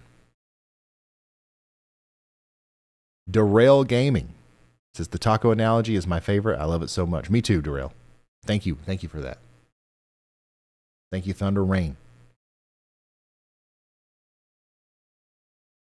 It's hail. That is hail. All right, let's go back to Freddie. Yeah, so that's hail. That's just a bunch of hail getting chucked out of the storm there and towards Freddie's location. Brad's got a view too. He's giving us a close view of the base of the storm there. Once again, very ominous.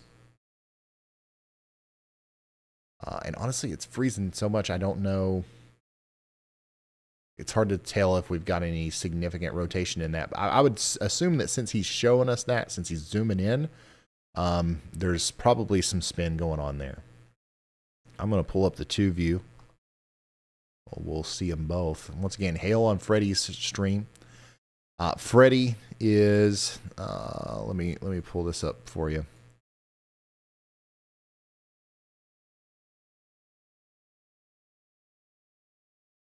Right there. Freddie's here. Okay, and Brett's a little bit farther to the south.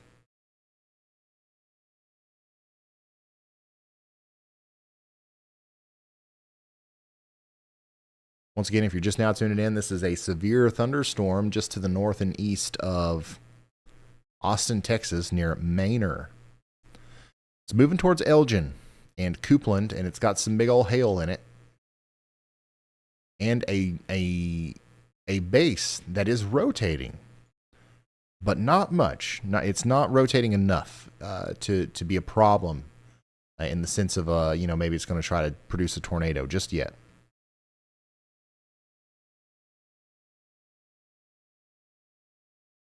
But man, that is a ominous looking storm, and we continue to see that base get larger, more impressive looking, and obviously there's some bit of rotation there that Brett Adair is zooming us into. The storm is in an area that it definitely can produce a tornado, but so far we haven't seen that yet. Brittany Williams, thank you for that. How's the outlook for San Augustine, Texas, and deep East Texas? Thanks for everything you do. We're going to see some storms tonight. I think, if I'm not mistaken, I think your hold on, let me double check myself here. Yeah, your biggest storms, unless anything forms behind you, which I don't think it's going to, not in the near future anyways, your biggest storms, at least for the next 6 hours or so, are over. So you're fine for a little while. We're watching to your east mostly now. So yeah, sorry, I missed that. I know that was sent a little bit earlier, but you already had your big storm. More storms are coming, just not in the near future. You don't have to worry about it right now. Let's come back over here to our wait, what? Is that real? Is the tornado warning still in effect here? Okay, so our tornado warning should be allowed to expire very soon. The storm is gone from that. But we do have a severe thunderstorm warning in effect for San Saba, Texas, and Stoles. These are going to be having some golf ball sized hail. And also we've got a new storm that's formed out here near Mason. And we've got to watch it. It's probably going to try to start forming some rotation as well. That one is literally forming right on top of the greatest area of overlap between the lower level instability and vorticity that on the map that we were looking at earlier through the SPC. Still it's not powerful shear out here. We don't have those big loopy hodographs, but we do have spin in the atmosphere. And we've got those really low lifted condensation levels. So even if we've got areas of horizontal spin, with these outflow boundaries coming out of other storms that are getting sucked into other storms, and given the right situations, it's not going to take much to turn that vertical and, produce a tornado. So that's why we're concerned about this. Same thing over here for the Austin storm. No tornado warning, but we are watching. We got 2 professional storm chasers out here for you, analyzing the base of the storm, following it, and the moment anything happens that's even remotely close to a tornado, where you're going to know that here first.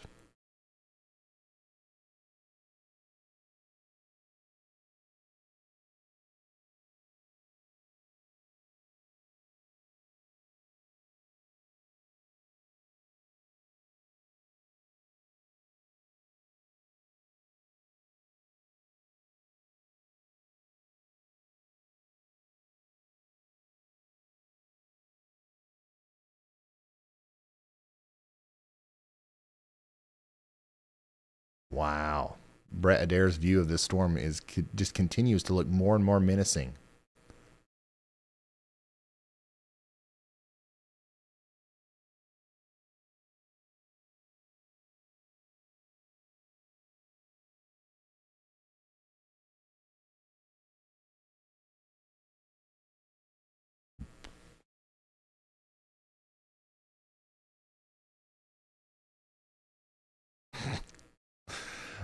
Sean Morris, thank you so much. Says, we're streaming on our TV, and my kid said, is Ryan Hall the Oprah Winfrey of weather? I encourage all people watching to teach their kids the same. Shane, thank you for the support, man. It's he leaves that a similar sentiment, a similar comment in almost every stream. Shane, I see you. Thank you for the support.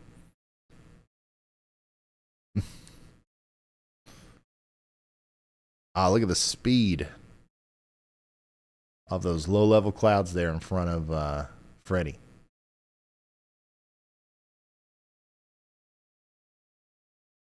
Wow. Really awesome stuff going on there in around Austin, Texas. This is an example of like exactly the kind of storm that I would love to chase. Except maybe it wouldn't be so close to Austin, Texas. It would be more like out in a open field.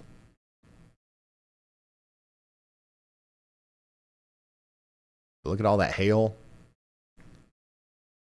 The atmosphere is certainly electric there, where storm chaser Freddie McKinney is in Travis County, Texas. And I mean that figuratively and literally. We've got a ton of lightning out here, even outside of the storm.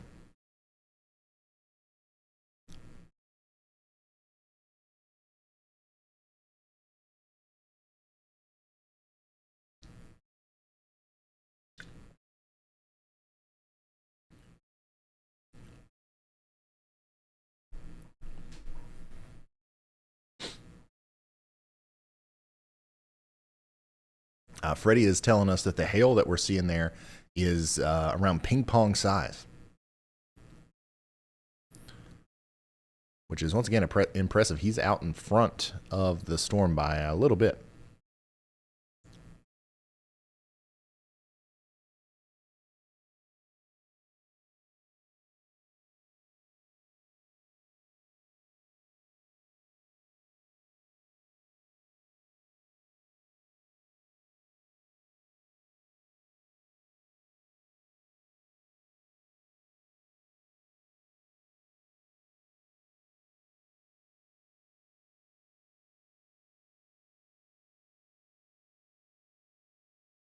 Jack says, my dog Poppy is sitting here watching the stream with me in Georgetown, Texas, north of Round Rock. Thank you for everything you do, Ryan.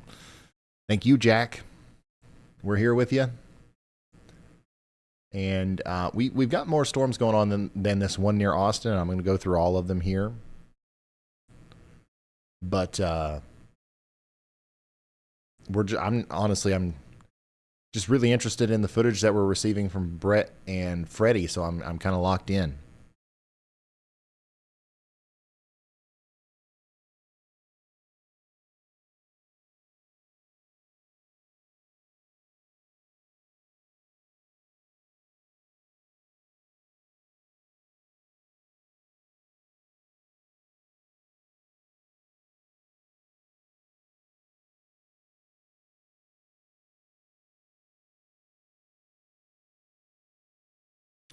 It looks like the area, the lowering area is becoming a little bit more condensed. It's a little bit more organized from Brett's stream. I don't know if we're seeing any tighter rotation, which is important for tornado genesis, if that's going to happen. Hopefully it doesn't, but that's what we're dealing with. It certainly looks more capable now of producing a tornado than it did, say, 30 minutes ago.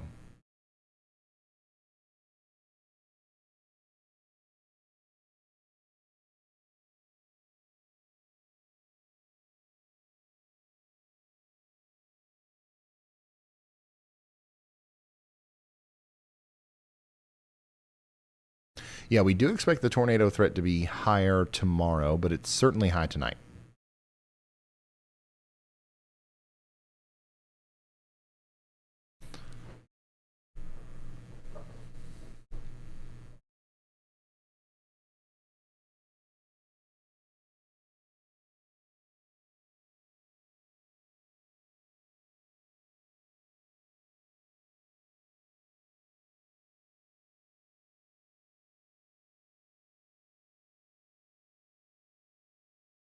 Yeah, so I believe right now both Freddie and Brett Adair are pointing us towards the same part of the storm.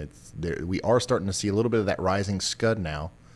You can see it a little bit from a distance from Freddie's point of view, but Brett Adair is right underneath it.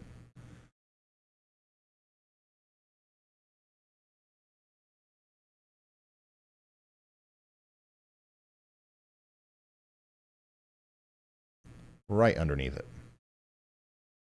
All right, let's check in on our other storm, shall we? Velocity. Oh, velocity on our storm that was tornado warned over here now towards Stoles, Texas, is certainly off the charts. But for anybody that's new here, and maybe you're looking at this yourself and you're thinking, oh my goodness, First of all, this storm is rotating. I don't want to discount that. But this signature that we see here is what we call side lobe. It is just some interference. It's not reality. It's not showing us a real picture of what the winds look like there. I'm on this supercell here on the east side of Austin, and I've got a nice view of the base here. Also just experienced some ping pong ball sized hail as I sliced through the back end of the hook. That was Freddie. That was Storm Chaser Freddie McKinney talking to us about the really good view of the base that he has now. We've got two incredible views, both from Brett and Freddie, of a storm that looks to me like it is strengthening and it is trying ever so harder to produce a tornado. It's not there yet. So we'll be talking to Freddie periodically.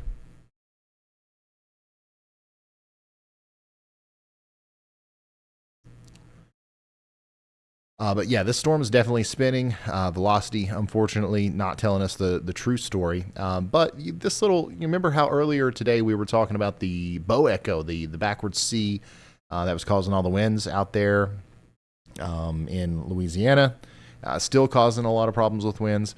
Well, we can see a similar feature here at the bottom of our storm in Texas, and this can also indicate an area of stronger winds right here, sometimes referred to as the rear flank downdraft.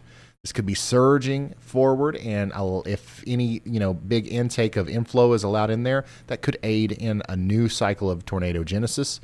By the way, that tornado warning that was issued a while ago for this storm has now been allowed to expire. We've got another storm a little bit farther to the west over here near Mason. Look at the velocity on that one too. It's not looking like anything crazy, but that storm will eventually rotate. That storm will start rotating. All of these storms out here will, including these new storms that are just now popping up near Lago Vista. All around Austin now, we've got some big storms. The one on the northeast side of town in Austin is still not rotating enough to warrant a tornado warning. So that's good news. But man, it is a strong and ominous looking storm, that's for sure.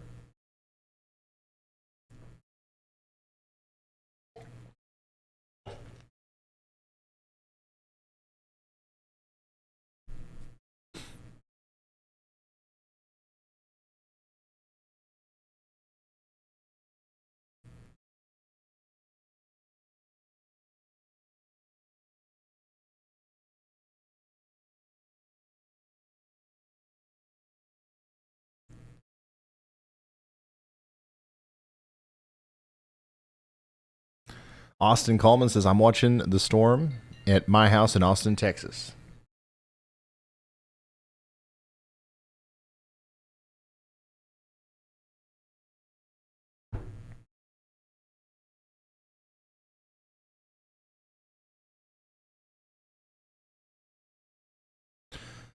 Here's some of that hail in Pflugerville.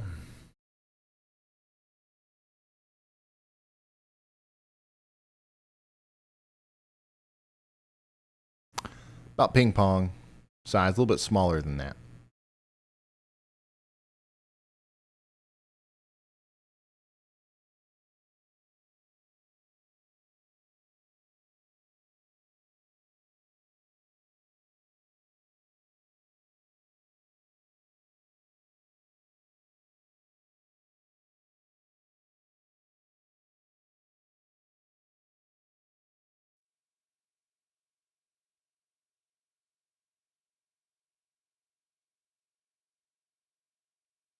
Ryan has a lot of the severe weather that's happened occurred in the path of totality. Some of it has.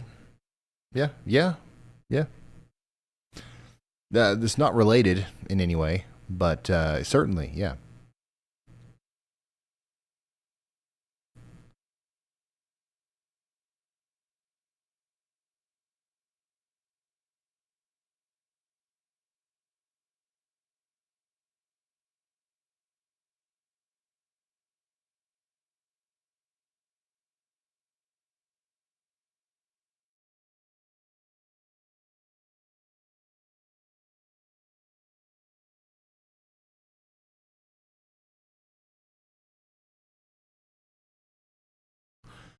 Beautiful rainbow from Brett Adair there on the storm near Manor, Texas.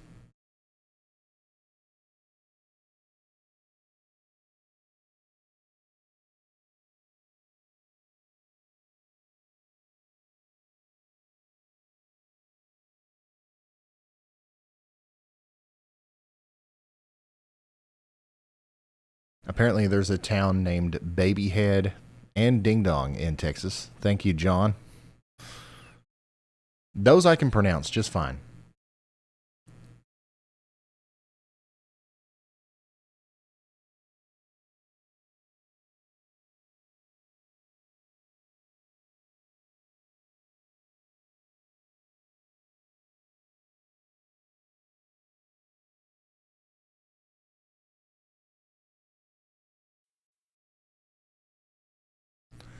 Obviously, we have a lot of contamination here on our velocity product from this storm that is to the north of Stoles in Texas near Babyhead. There it is. But I think that there's also probably a pretty good amount of legitimate rotation there as well. Not enough for a tornado warning just yet, but certainly that this is our most rotating storm, I think, right now.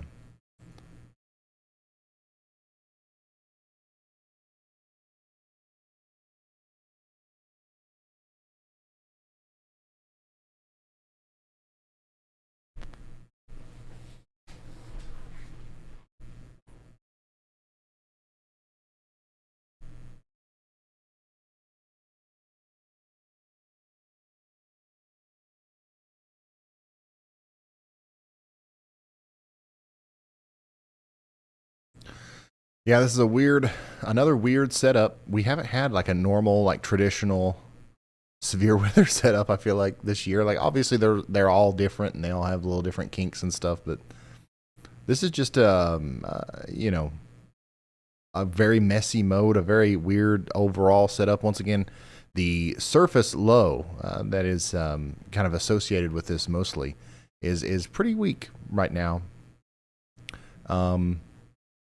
But still, I think tomorrow, I would just about guess that tomorrow that the system that we're going to be dealing with tomorrow, which is basically just going to be a more mature version of what we're seeing today, is going to probably be the most reminiscent of anything that we've covered before here in this area. It's not going to be weird. It's not going to be some odd shape to the trough or anything. It's just going to be straightforward.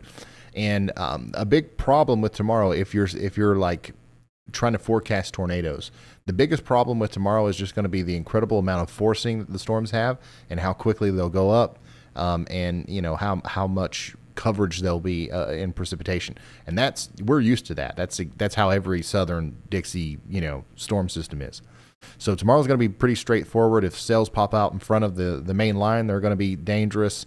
And also we're going to have big time, probably embedded, tornadoes in the line as it sucks up the vorticity along its way. So are you live tomorrow, Ryan? Yes.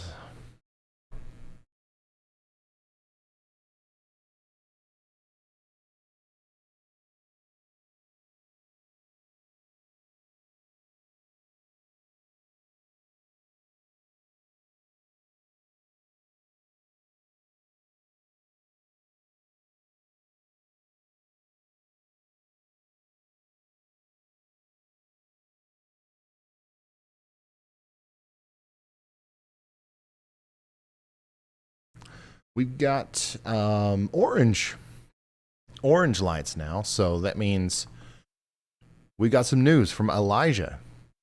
Go ahead, Elijah. Hey Ryan, so kind of in this lull period of the storms right now, I wanted to go ahead and mention all these Storm Prediction Center storm reports we have right now. I sent you a link so you can open up the interactive map as well.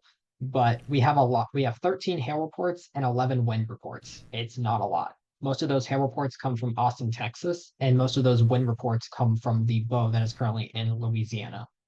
But there are currently no injuries reported or anything really. Okay. All right, thank you very much, Elijah.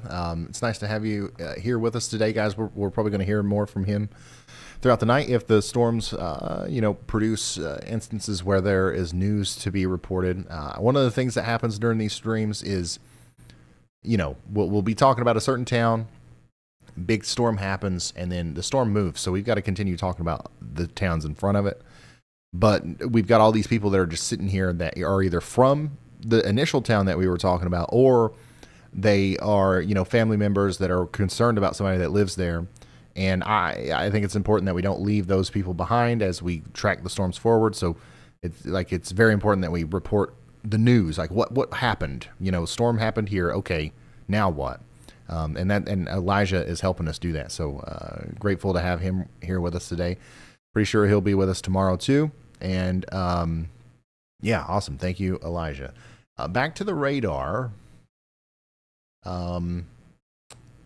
We got big storms out here, but we still don't have any significant rotation with them, thankfully. This is a little bit of a new feature here on this storm. Like it continues to show signs of rotation. It continues to be a very impressive storm. It's not doing it just yet. I also want to check in on our storms in Louisiana, because we're certainly not done with those just yet. We have a ton of severe thunderstorm warnings now for the northern side of this line. Monroe, Chatham, Richwood, you guys, Sterlington, all you guys are under a severe thunderstorm warning for up to 60-mile-per-hour winds. And we have all these little cells that are now forming over here in eastern Louisiana that are kind of just floating up into that line. I'm telling you, at some point, this will lead to a merger or some sort of instance where that causes a spin-up tornado. So if you are in front of this line of storms, you got to be concerned about the winds and the lightning, but also you understand that there is a little bit of a tornado risk as well. Photographs are very big out in this area. The line of storms is getting ready to interact with some of that. So we got some, if you ever hear somebody say stream-wise vorticity, it just, once again, the storms will be able to ingest that inflow efficiently. We've got that. We've got that set up out here for these storms. So we'll see if that gets taken advantage of. The big loopy photographs here are sometimes an indicator of conditions favorable for tornadoes. If you are confused as to what that is, these little lines here, little lines are just graphs that show us what the atmosphere looked like with height. Weather balloons are released, and they send back wind speed and direction to a computer. As the weather balloon gets higher and higher, it plots that data in a way to where we can see it in a line from bottom to top. And whenever you get the curved shape, that means that, at the surface, we've got winds out of the south or the south and east. In the mid-levels, we've got them going southwest to northeast. And higher up, we've got them blowing west to east. You put all that together, and you've got yourselves the shape of a supercell, essentially. And when storms form and can stay discrete, a lot of the times, they can, take the shape of the photograph and produce tornadoes if they're big and loopy like that. And also, whenever the mesoscale convective system, whenever that line moves into those areas of favorable wind shear as well, it can also produce tornadoes inside of the line. It's not all. We've also got CAPE, convective available potential energy. We've got, quite a bit of that south of this line, 2,000, 3,000 joules per kilogram. Shoot, son, we've got plumb near 5,000 joules per kilogram of CAPE way down into southeastern Texas. A little nose of that is trying to make its way up into the Austin, Texas storm. So, there's plenty of fuel for that one to work off of. LCL heights. This is another thing that I think Riley just brought it to our attention not too long ago. This is how high off the ground the lower cloud base is. You find it by looking at the dew point and the temperature. And a lot of times, whenever the dew point and the temperature are closer together, you'll get those lower cloud bases. And when they're more farther apart, when there's a bigger discrepancy there, the cloud bases are higher up. So the current storms that we're watching in Texas, that were tornado warned and the one near Austin, are actually moving from an area of higher LCLs into an area of lower LCLs. So we'll see if that makes a difference for this storm, especially because this one's been rotating like a top for a while. As it moves into an area where maybe the dew point and temperature are closer together, and that allows for the lifted condensation level to be at an area lower to the ground, maybe there's less mistakes that'll happen in that delicate process that it takes to produce a tornado, and it'll happen once it crosses that line. Not for sure, obviously. These are just things. Once again, every forecaster, every meteorologist out there is thinking this stuff and looking at this stuff. A lot of times you just don't get to hear that thought process. And basically, because we don't have any tornado warnings right now, that's all we have for you. So yeah, welcome to the thought process. Let's see. What else can I show you here? I guess we could look at the significant tornado parameter. In this specific instance, not very useful, but it's elevated to the east of the Austin, Texas storm, and especially right there along the southern side of our line of storms that's moving through Louisiana. So yeah.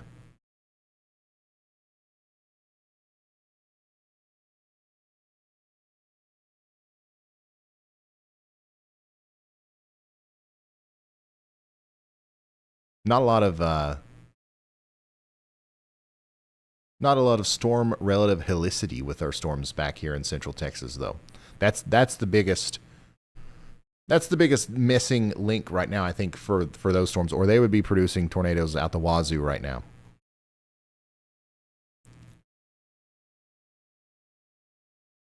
Not enough turning with winds, especially in those first 3 kilometers of the atmosphere.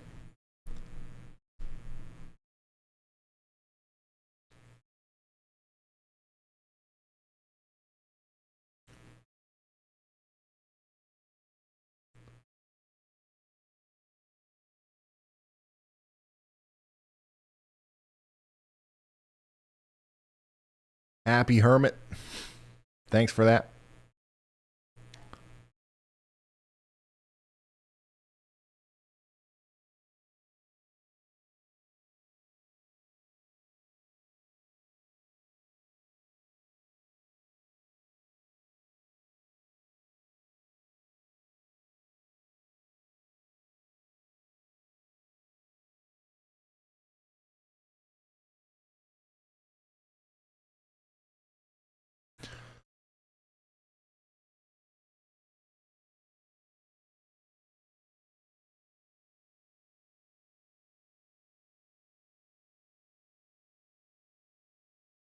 Starting to see some more colors here on our storm now north and east of Austin, Texas. There's definitely a more notable area of wind here, which is honestly something that we didn't even have before. That would be considered the outflow from that storm. So that'll be interesting to watch and see how that evolves. The storm to the west of Austin now is really starting to ramp up. This one will probably impact downtown Austin as well, probably more directly. So get ready, Austin, Texas. It's not over for you. It's not over for you. This one's getting out of Dodge, but now you've got an even bigger storm, it looks like, forming over here near Dripping Springs, and that's going to be coming towards downtown Austin, probably with some big hail and another very real shot at some tornadic activity. Remember, we've got that big area of what was it, like 3,000 or 4,000 CAPE, the storm fuel that kind of goes up right into the Austin area. We've also got plenty of low-level cape here. So there's nadir juice, storm fuel, whatever you want to call it, galore around Austin, and a little bit of spin. So that's enough of a reason to stay here with you and kind of watch these storms as they continue to build. Still getting some really wonky returns from our storm up here that's going towards Lampasas, Texas, and Kempener. This storm is definitely rotating. Don't get me wrong; it's not rotating that much. That's side lobe, but it's probably going to cause a problem there in Lampasas. Definitely 1.5 inches, hail, 60-mile-per-hour winds. But this storm, once again, it's moving into some lower LCL parameter spaces, right? So the storm's going to be able to be convecting at a lower point or condensing at a lower point. So if there's any sort of spin going on, it's closer to the ground. And it's going to be harder for the storm not to produce a tornado if it does try. So get ready for that in Lampasas, Texas. Lampasas. Lampasas or Lampasas? Something like that. Lampasas. Okay. Lampasas, Texas. And Kempener. Y'all, hey, looky here. Y'all watch out.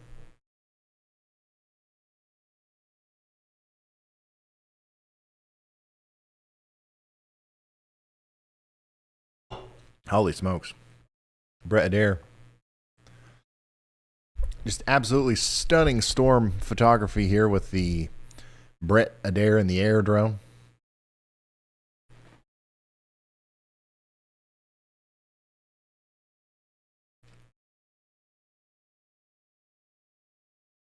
Wow, that's beautiful.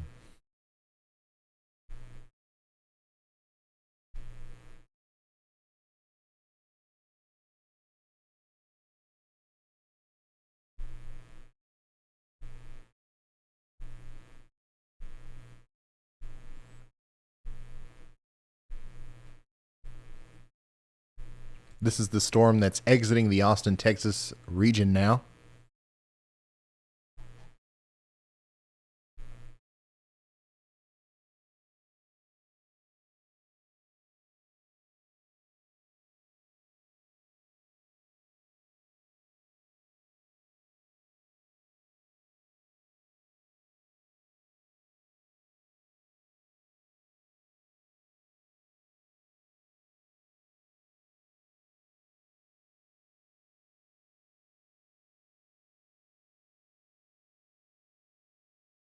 Absolutely lovely stuff there from Storm Chaser Brett Adair.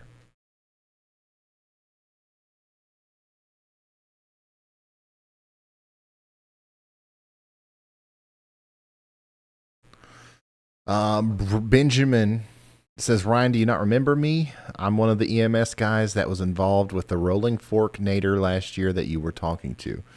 Benjamin, of course I remember you. Welcome here. Thanks for being here. You guys are in the somewhat in the risk area tomorrow, so hopefully you'll be with us watching tomorrow. I don't think we're looking at any sort of.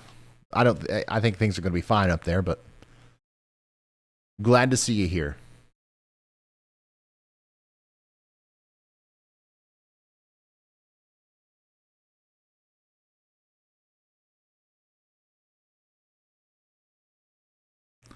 Once again, stunning stuff coming from Brett Adair.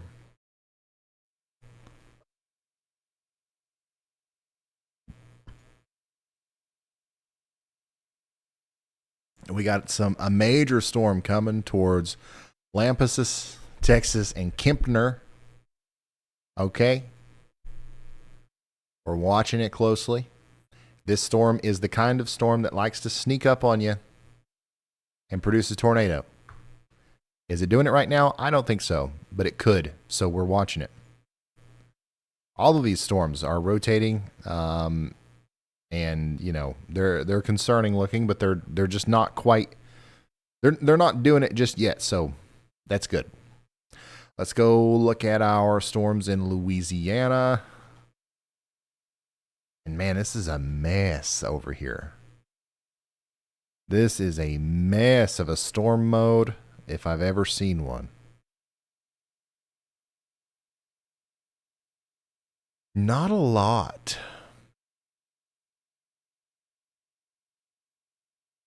Not a lot going on over here, really, other than the fact that there's some strong storms moving through with maybe up to 60-mile-per-hour winds. The storm mode is so messy that all of these little cells are just converging together. Nothing's remaining discrete.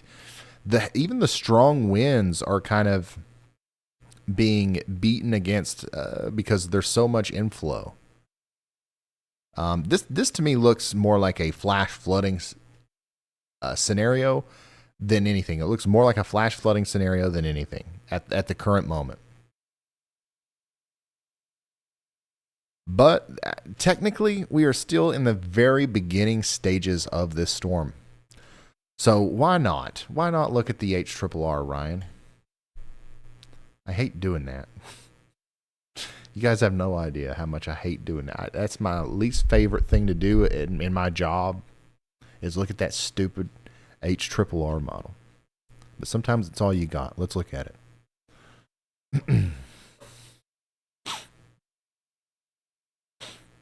Let's see. What region should I use?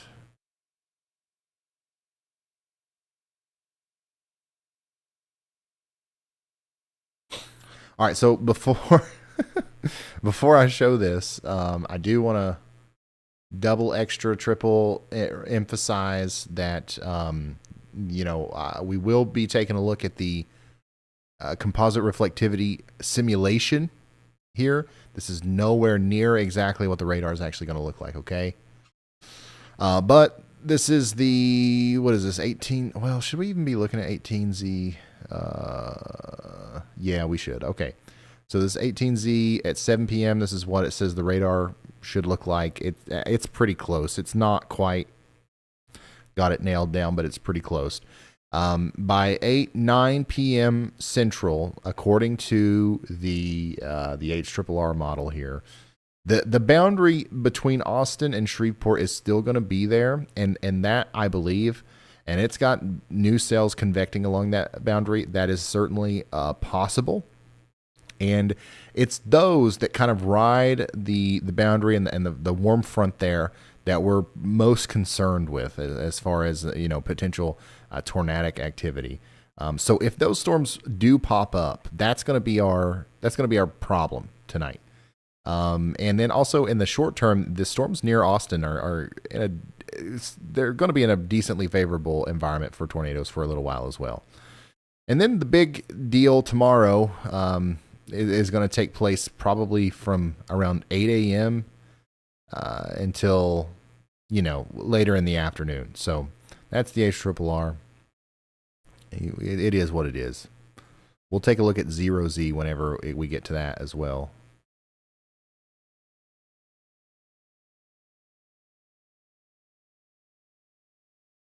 Yeah, even like the most recent runs of the HRRR continue to have that boundary in place and new storms convecting, but not much.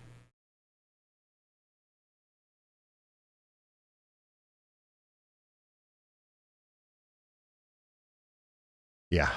So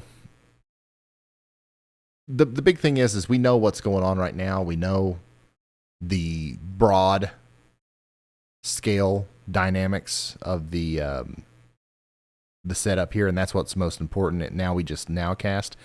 I think that if the HRRR is anything useful right now, it's telling me that we should really watch these storms around Austin. Like, if they can stay fueled up, and they should, they've got access to a lot of energy. The farther east they make it, especially over the next little bit, and especially as the sun starts setting. Remember, the biggest thing that these storms are missing right now, the reason they're not producing tornadoes right now, is because there's not a lot of storm relative helicity. Not a lot of spin. The low-level jet is about to crank up a little bit. Okay, when the sun sets, that might be the last little ingredient needed to get these cells to do it, to actually try to produce a tornado. So we've got to watch for that.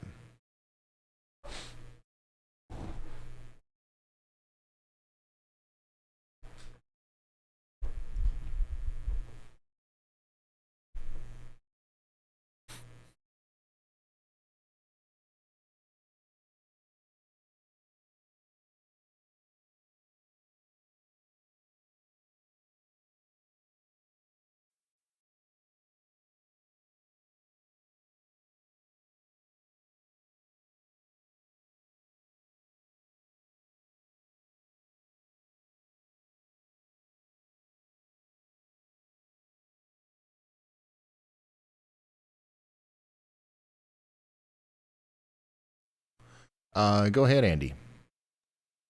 Hey Ryan, I'm looking in Canada right now because I'm otherwise eating hot sauce packets to stay awake as we wait for something to report on that needs my eye on the radar. But Canada has something that is along the lines of that. If you look at the CASSET SET radar, which is north of London, so it's the southwestern Ontario radar, you can see a good mesocyclone, very well defined as far as Canadian radars go. I've seen very few cases that have such a nice looking mesocyclone on a supercell like this on that storm near Shelburne, Durham, Markdale, that area. And you can also see the rotation from the radar that's in Toronto as well. So a nice rotating storm aloft. It's currently severe warned by Environment Canada, and we'll see what happens to it over the next hour or so as it continues on and has a storm kind of impeding on it from the south and west. All right. Thank you very much, meteorologist Andy Hill, for bringing our attention back over to Canada, where these storms are really, really looking interesting. They're all rotating a little bit, probably more so than what we can tell just from this. But they are definitely starting to come together. This one over here, a big supercell near Shelburne, Canada. These are all forming in a line sort of west of Toronto. And I keep saying that they're coming to Toronto, but there's also such a northerly component to their motion. It'll probably take a while, but they are coming for you over there in Toronto. So yeah, really interesting, big severe weather situation happening in Canada right now. A little bit of that is bleeding over into Ohio. Some of you guys in Ohio have told me you've heard some, some thunder. You've got some hail, a little bit of this, a little bit of that. You're experiencing the tail end of the severe weather situation that's going on in Canada, up there near Sandusky, Ohio. You guys have got a decent storm coming in. I'm surprised that doesn't have a severe thunderstorm warning with it, but you're probably going to get some hail and a lot of lightning getting ready to come through. And all of these storms, even these are rotating a little bit, but they're not anything close to needing to be worried about. Okay. All right. We've got something from Elijah. Go ahead, Elijah. Hey, Ryan. So with the Canadian storms, there's actually storm chasers currently in Canada that are reporting Toonie-size hail near Brussels in Canada. Okay. All right. Thank you so much, Elijah. Near Brussels, we've got some Toonie. Some Toonie-sized hail. I think, you know what? I think I'm going to start using that even like when we're talking about storms here in the States. Toonie-sized hail is just, it just has a ring to it that I think that we need to use more here. But so we've got the storm chasers up here that are reporting hail, and that's a good thing that we've got storm chasers up here because these supercells are rotating, and the radar up here in Canada is not the best at, it's not as good. It's just not as good as what we've got down here in the States. So it would be harder to detect a tornado just using the radar. So very grateful that we have storm chasers in Canada, allowing us to see a little bit better of the, what's going on the surface there. Let's go back to our multi-view. We're on our multi-view now. Let's go back to our chaser feed. Freddie McKinney. That's interesting. talk about rising scud. Okay, so this storm has found a balance. It's found an area where it's able to condensate a little bit lower. And there's definitely some rotation there. That's certainly the base of the storm. So, once again, I think that the farther east that this storm goes, the more the sun starts to set, the more of this we're going to see. All right. And if that can go a little bit faster and connect with the ground, obviously that's a tornado. But we're not there yet. Radar still doesn't show anything concerning at all, really, with the rotation. We've got more visible outflow winds, nothing really on the inflow side.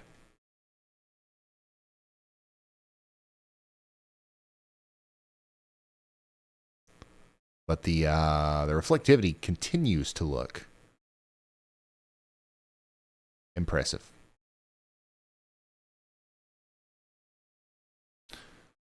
Big storm getting ready to move into Lampasas and Kempner, Texas. Big hail. Inch and a half hail, 60-mile-an-hour winds. Get ready for it. It's coming.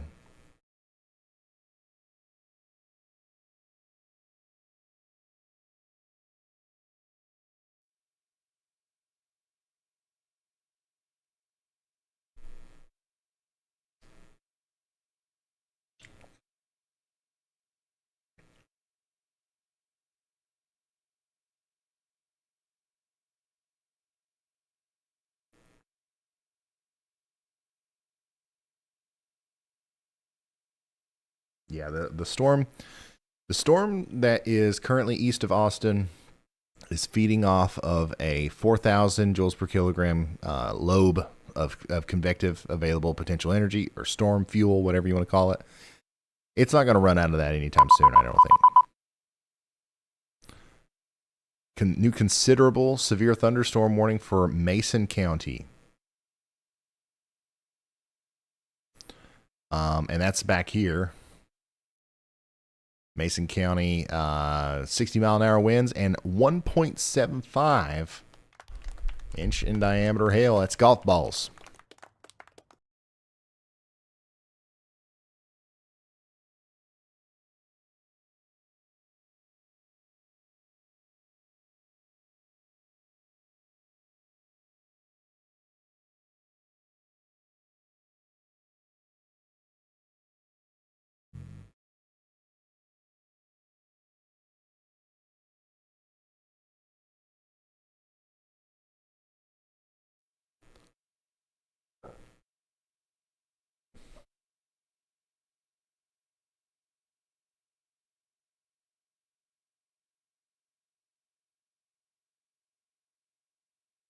Bell is listening from Clinton, Oklahoma. Thank you.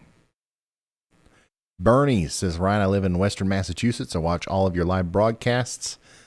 It's more entertaining than most television shows. 15 hours in a car yesterday for 3.5 minutes of totality, worth every minute.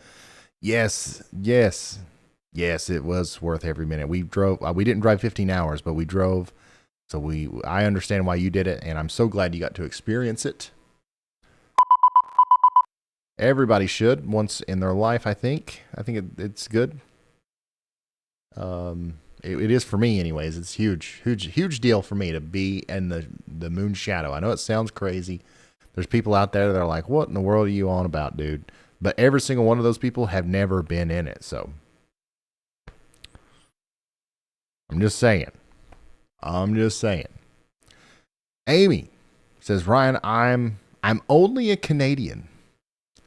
What does that mean, Amy? I'm only a Canadian, but I appreciate more than you know. Hey, Ryan, this is Brad. I just wanted to let you know we are not Amy, gun you're chasing. great. I haven't moved in quite a while. Been trying to be patient. I'm noticing some trends as far as like southeast Texas goes. We have a storm that is finally got a solid updraft. It is an isolated storm near Woodville, Texas. It has a 41,000 foot top. At one point, it almost had a 45 to 50,000 foot top on it. So that is the one that I'm going to be dropping into We'll see what happens. But I wanted to let you know I'm not done. I think that has some pretty decent tornado potential. Yeah, that is what the HRRR was showing. So and these, yeah. So good call from Brad. That's the one I would go after as well. Got lots of cape down there, man. What else do we got down there? Multi-shear surface vorticity. Lots of 3 cape. Not a lot of vorticity, but a lot of wind shear. Big, beefy photographs. So, yeah, those storms have a real opportunity to try to produce tornadoes or just become strong supercellular storms.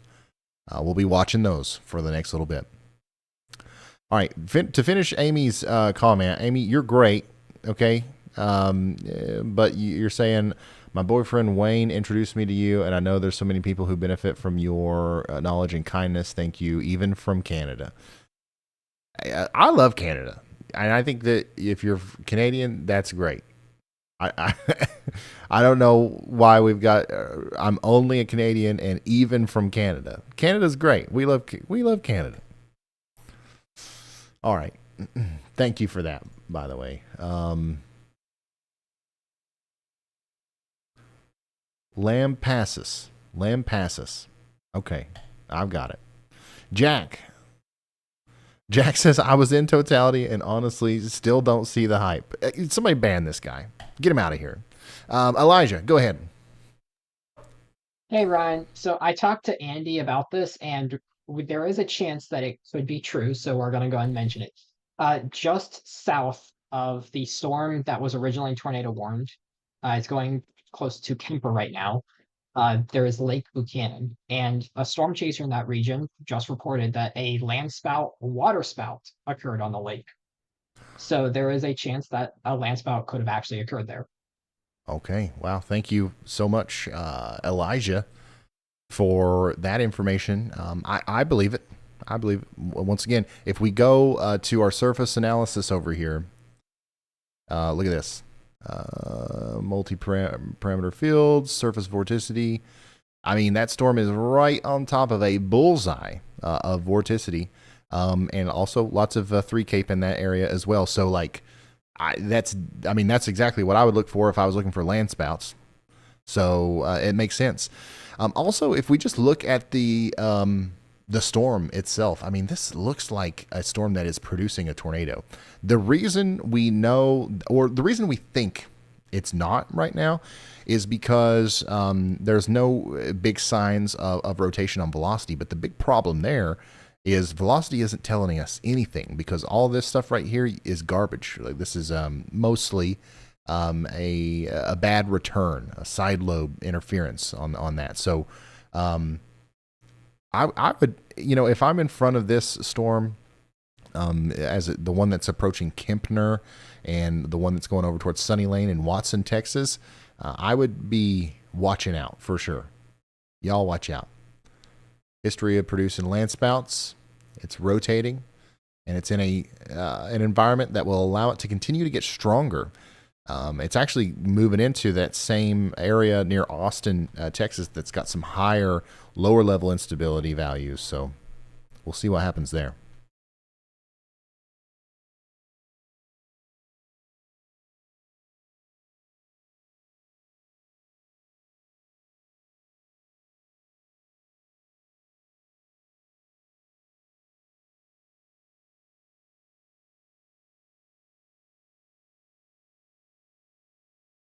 Man, what an impressive looking storm on reflectivity.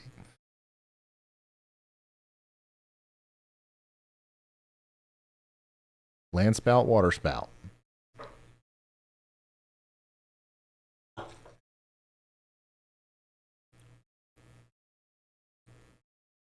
A land water spout.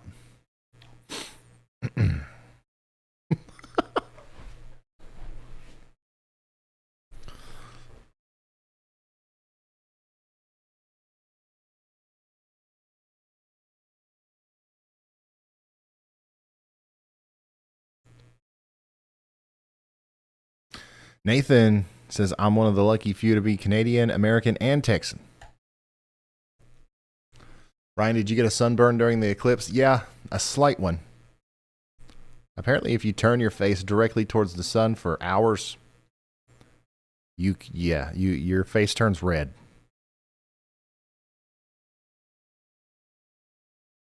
A little bit.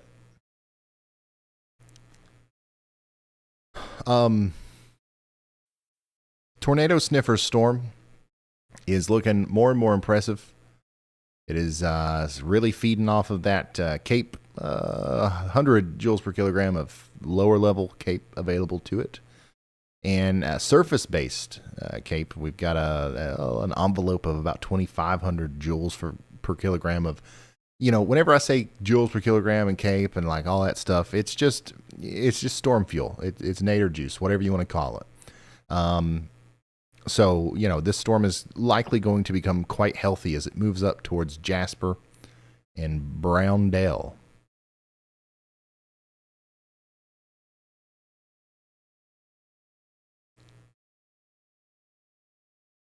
Also got some pretty impressive pretty impressive mid-level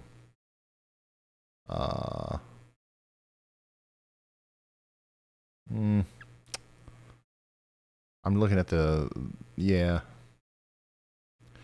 So the thing that this storm has going for it, if it's going to get big, is there's a lot of energy there.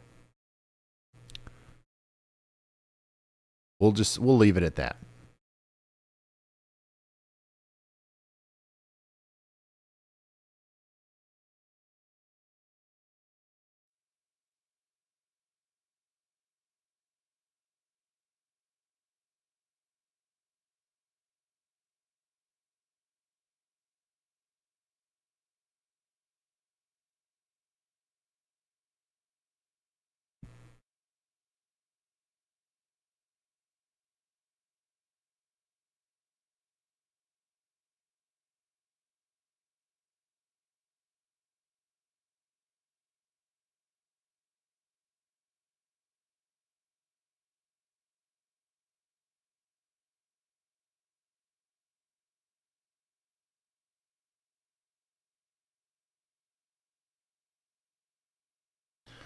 Somebody says we should put the storm sniffer on the side of Brad's vehicle. I'm down. If he wants to do that, we will work that out.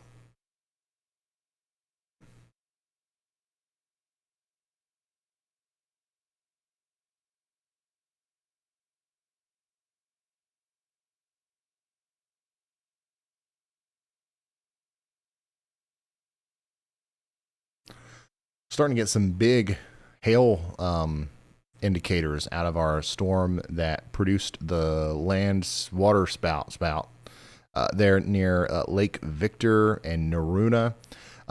This is going to be a big hailstorm for Kempner, I believe, and also Lake Victor and Sunny Lane. Y'all get ready.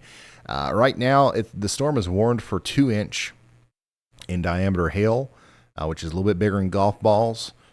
But I think there could even be some larger hail than that with this one.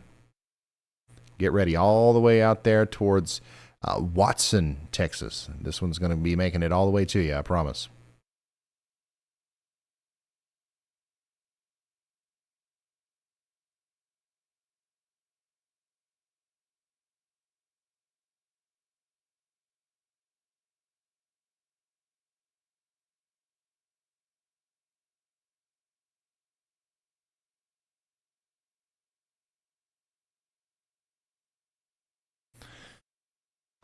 Take a look at our little pocket of lower level instability or storm fuel here next to our Elgin, Texas storm. It's interesting that even though we have such ample energy for the storm here, it's really not that healthy right now.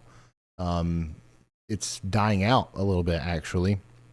One of the reasons for that might be that we have not so supportive mid or low-level lapse rates.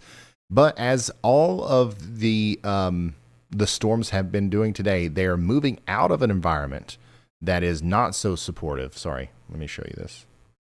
They're moving out of an environment that's not so supportive and into an environment that is more supportive. So over the next couple of hours, things will probably change here. More supportive, less supportive, and the storms are moving generally in this direction.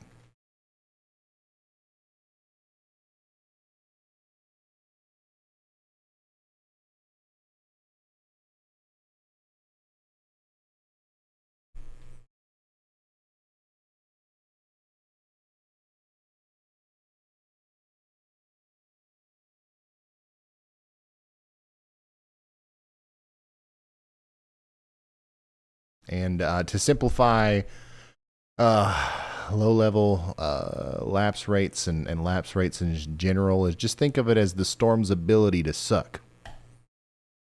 All right? Like the storm might have a lot of energy available to it, right?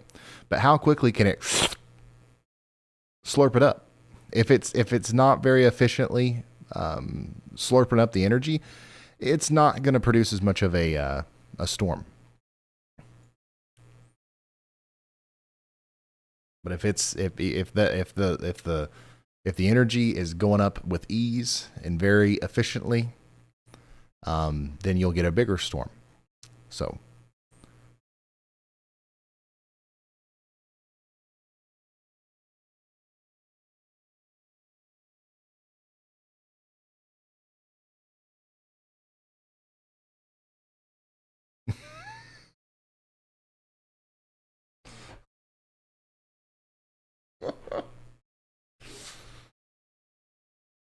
I mean, I'm here to simplify things. That's what I do.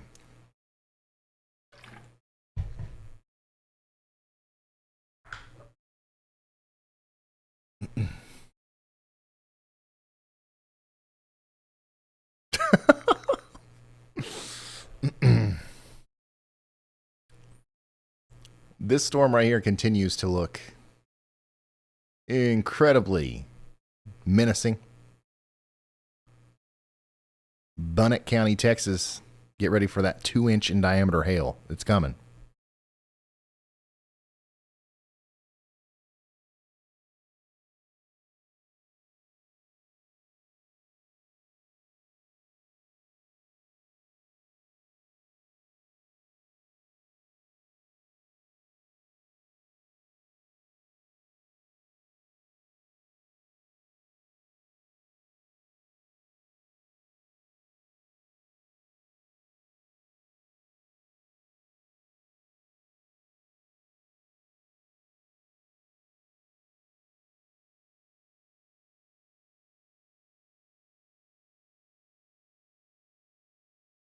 Burn it.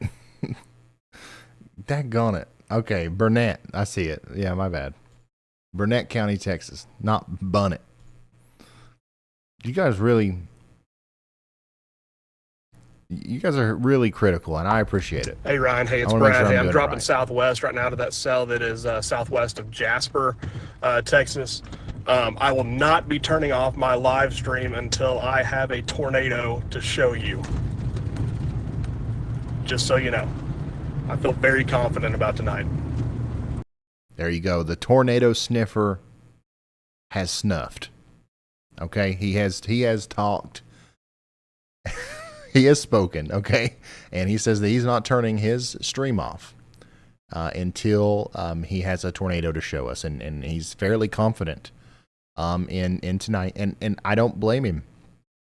This storm that's forming near Woodville, we've seen this is, once again, this is a little bit more of a familiar territory. Okay, we've seen this set up a lot. Okay, and this storm right now, it's all by itself. It's pretty much discrete. It's got plenty of storm juice. The suck rates or the lapse rates over here are actually really supportive for storms. I'm going to stop using that analogy. But everything is really going well for the Woodville storm from the perspective of a storm chaser. For the residents out here in this part of Texas and Louisiana, you should not be scared, but rather start getting prepared for maybe some very intense storms tonight. And maybe even some tornadoes, because This is what I was talking about. The stupid HRRR sometimes will show us this, and then something like this doesn't happen. Tonight, it's shown us this and what could happen with these storms, and it's actually happening. So, that's something. So we're watching the Woodville storm very closely as it matures and moves off to the north and east.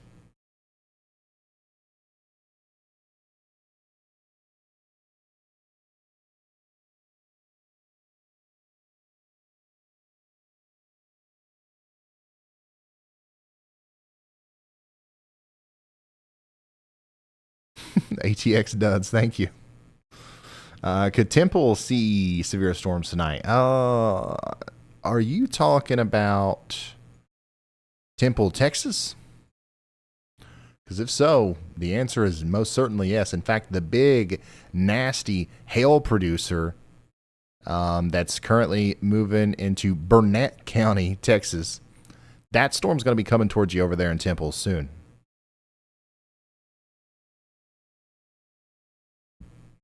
Rotation is evident on this storm. If we can, I know there's storm chasers on that storm. I don't think we've got any reports of a tornado or anything other than that Landspout, or land water spout that we heard about earlier. But if we can get a little bit of a clearer view on the velocity there from radar once this gets closer, I think that we're going to see something really impressive with it. So, and it's just going to take a little bit for it to wrap up completely.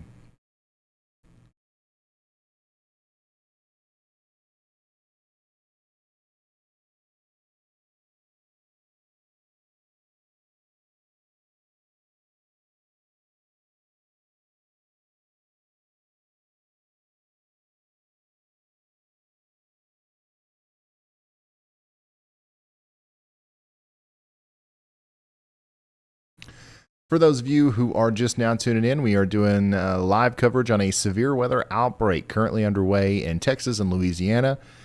We do have a 10% hatched risk of tornadoes tonight, meaning that there is a 10% probability that intense tornadoes will happen within 25 miles of any given point within the zone, which I will show you here in a moment. And that's why we're live. That's the driving force behind the decision to go live during an event like this. We've been trying to think of different criteria for so long, and everything's so loosey-goosey. Things change. Some days there's a lot of cape. Some days there's a lot of shear. Some days there's a linear mode. Some days there's a this, there's a that. So having something as consistent as the SPC Outlook to base our decision off of whether or not we go live is a very easy way to communicate to you guys, and you guys always know when we're going to be here and when we're not. So that's why we're here. The 10% probability from the Storm Prediction Center for tornadoes. Tomorrow, we've got an even more intense outlook. We got a 15% hatched risk. Here's today's risk, enhanced in the orange in Texas and Louisiana. There's your 10% hatched risk zone in portions of East Texas and West Central Louisiana. Tomorrow, this is what we're dealing with, a moderate 4 out of 5, driven by a 15% hatched risk of tornadoes. This is rare. Okay, we don't see that every day. So we will definitely be here tomorrow, probably starting early and going throughout the afternoon, talking about a very intense storm system that's not only going to be tornado-y, but windy. Okay, we got a 45% probability of severe wind down here as well. And does it stop there? Absolutely not. Thursday, bimodal system causing 2 different slight risks in the southeast and up in the Ohio Valley. This one probably won't. I don't believe there's going to be a 10% hatch risk of tornadoes with this one by the time we get to it. Of course, that could change. But we'll probably still be live. If this one stays in this area, I'll probably go try to track her down in the storm chasing truck here, and we'll go live for that. Let's see. And then we've got a daggone day 7, I think, Monday, April 15th, we've got a preliminary slight risk for Kansas, Oklahoma, and Texas. very classic looking plains severe weather season set up here. At least for now, it looks that way. We're going to keep a close eye on it, and we might be covering that one for you next week.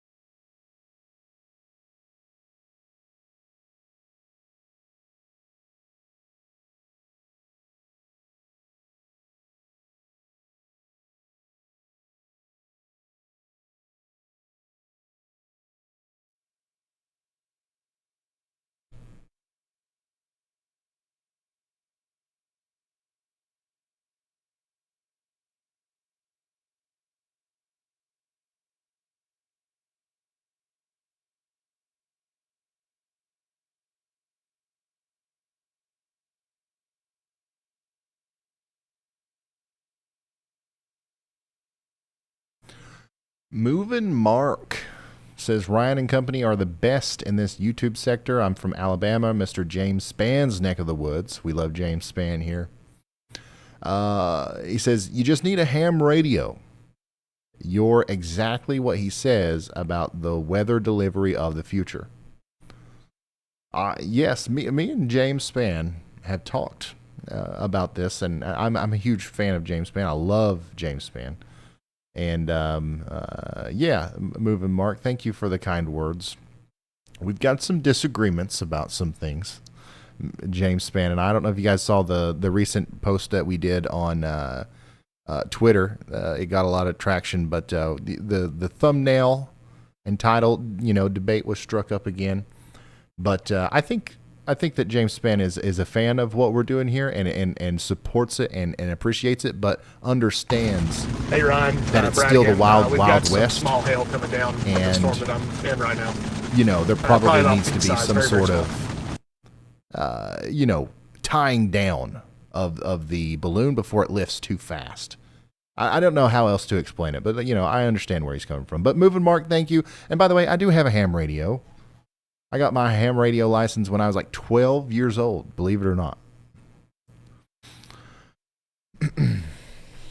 I think for a brief period of time, I was the youngest licensed amateur radio person in Kentucky, I think.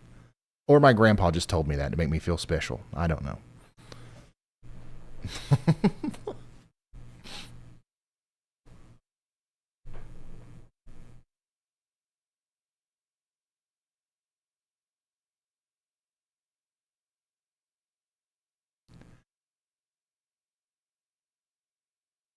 Hey, Ryan, have you ever seen a 60% hatch risk for tornadoes? Not, while I've been doing this, no. But it's happened. It's happened before. Once.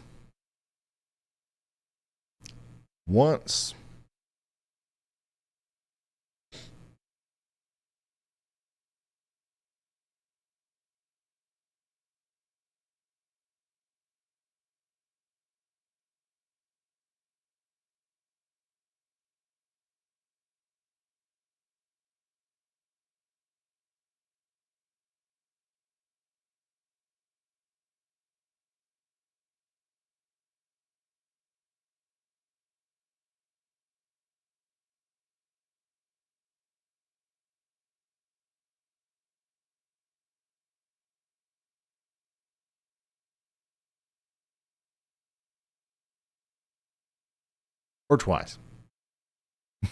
It's happened twice.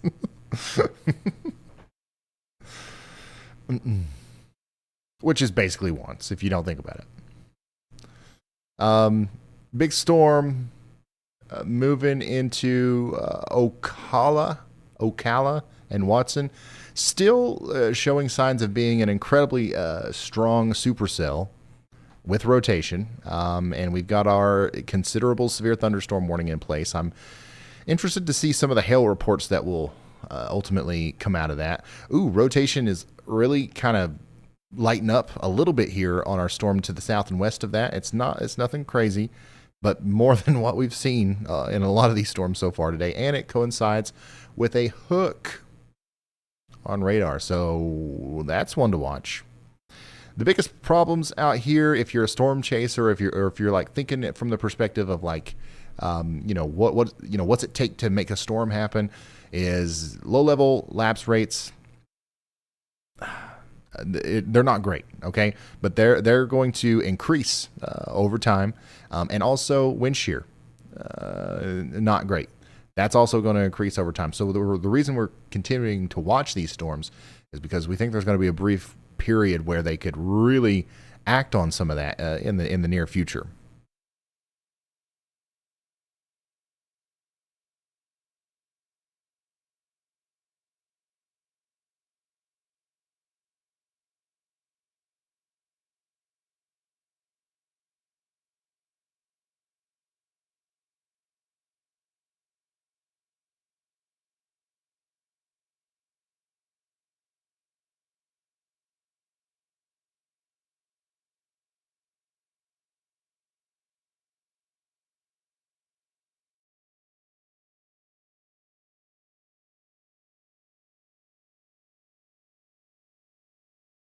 The Woodville storm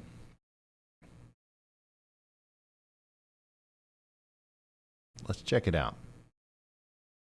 Woodville storm is in a pretty decent spot. Let me show you what we've got going on here. SPC mesoanalysis page. There's the Woodville storm. It's entering an area of higher CAPE, or storm fueled, about 2,000 joules per kilogram. Surface-based CAPE, LCL heights in that area way down, 500. Okay, so that's really low. And the lower your lifted condensation level in a situation like this, when things are finicky as far as spin goes, the better chance that you might see a tornado. The more distance there is between the ground and the bottom of the cloud, the more room there is for mistakes to happen in that intricate balance that needs to occur for a tornado to happen, okay? So the closer the cloud is to the ground, more likely it is that you see a tornado if the other conditions line up. So we got the low LCLs. We've got, what else we got here? Vorticity. Not a lot of vorticity, but look at this. We've got a ton of 3 CAPE. Okay, we've got a ton of 3 kilometer CAPE here, which is just, juice, storm fuel that's lower down to the ground, okay?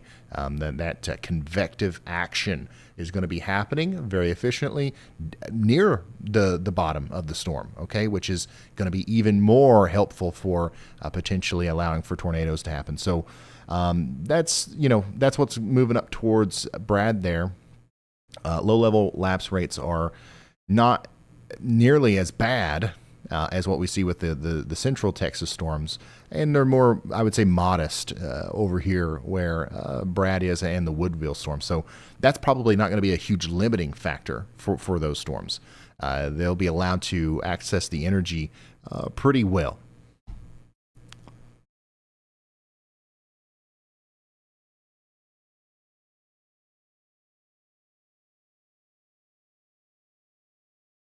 Look, if you look at the forecast, this goes off of the RAP, so it's not the best. But if you look at the forecast, those low-level lapse rates really start to look more impressive in Central Texas as you go into the future, especially about even just 2 hours from now. It looks like those storms will be able to better take advantage of the energy that's in place. You see how the storms kind of pop up there? That's happening because the air above the surface is getting cooled off, and warm air can't really rise very quickly into warm air. If you've got warm air at the surface and you've got cooler air above it, it rises faster, right? Because warm air rises. Warm air only rises, though, when there's cooler air for it to rise into. And the cooler that air, the more efficiently that happens. So, as the air above these storms starts to cool off, looks like maybe they're going to tap into that energy, which, by the way, there's a lot of surface-based CAPE, still 4,000 joules per kilogram on the Elgin, Texas storm. and then the surface, the surface, daggone it. The surface cape, the 3 kilometer cape, that's pretty elevated as well. 150 there, whereas we would be raising our eyebrows at anything above 60 or 70.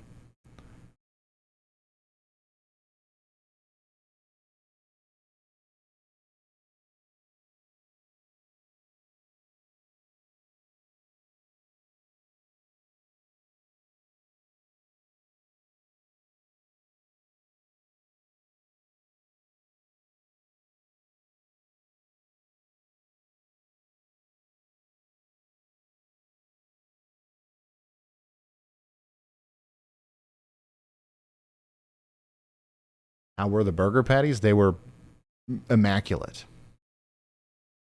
Elgin? Okay.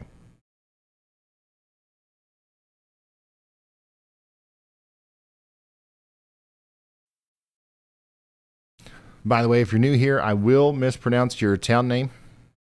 It's not maybe, it's not might, it's not could, it's will.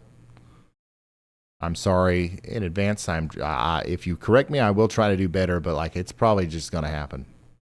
As long as you know what I'm talking about, I've done my job. Elijah, go ahead. Hey, Ryan. So I saw a few questions in chat and I just wanted to answer them real quick. So the two 45%, or not 45, the two 60% tornado risks that we had from the Storm Prediction Center, those were issued in 2006 and 2012. The 2011 super outbreak was a 45% significant tornado risk. And also, every single state does get tornadoes, even Alaska and Hawaii. I saw someone ask that question if any states don't get tornadoes. Okay. And are you looking at that data right now? Am I mistaken in thinking that one of the 60% was April 6th or April 7th, 2007? Was that one of them? Or 2006? 2006. Okay. All right. And then the other one was in 2012. That one was in the plains, right? Yes, April 14th, 2012. Okay. All right. Thank you so much, Elijah. Interesting, very interesting stuff there. Yeah, that's only been issued twice. And yeah, our biggest tornado outbreak on record ever, had a 45% probability attached to it on the outlook. All of this stuff was well forecast. It goes to show you how you shouldn't pay too much attention to those numbers. You know what I mean? Like if they're elevated at all, you've got to be paying attention to the weather. A 45% can lead to the worst tornado outbreak ever. A 60% can lead to a normal outbreak. Okay, it's more about confidence. Those numbers don't always mean it's going to be worse. It's just about confidence. Like, hey, we're going to see tornadoes on this day. We're very confident about it. A lot of times that's what it takes to get those numbers higher. So, yeah. Sometimes we can see a day with only a 15%, and we get a big outbreak. We get some really bad tornadoes. And that's not, that forecast isn't wrong, but maybe there was just less confidence. A lot of things had to go right for that big tornado to happen. You know what I mean? December 10th, 11th, 2021, the Mayfield tornado is a great example of that. I believe that was only a 15% hatch risk of tornadoes that day. And it was a very conditional thing. Like, things had to go right for that supercell to do what it did. And it did. So.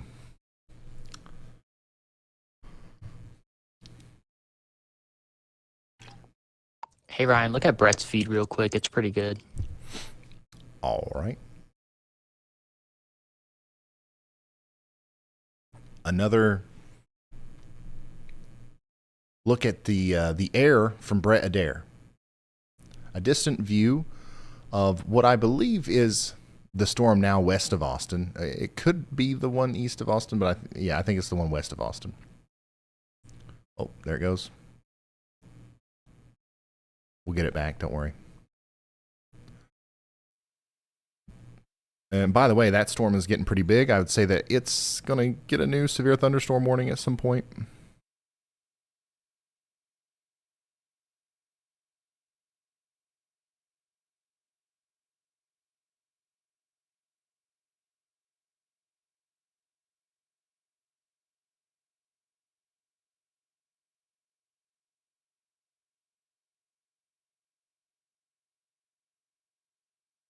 Oh my goodness. So this looks a little bit more legit. Now that we're seeing the velocity scans here just to the south of Kempner with our storm in Texas, I believe that this is a legitimate scan, and it does show some rotation. Interesting thing happening here, too. There's definitely a boundary. Something is about to slam into that storm, which might cause an interesting interaction here. Remember, the storm relative helicity, the spin in the atmosphere is not quite enough for these storms to produce tornadoes by themselves. Sometimes they need a little extra push. Something like this convergence that we see here could be the thing that leads to a tornado. So we're watching that very closely. Severe thunderstorm warning goes out to Florence. It should include Ding Dong. Ding Dong, you are in the path of this thing, but right now you're not in the warning. Ding Dong, Texas.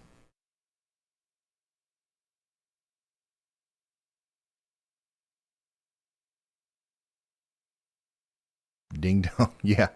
Ding Dong, I think that you're probably just in a different, what they call a CWA, and they're probably just working on the rest of that box right now.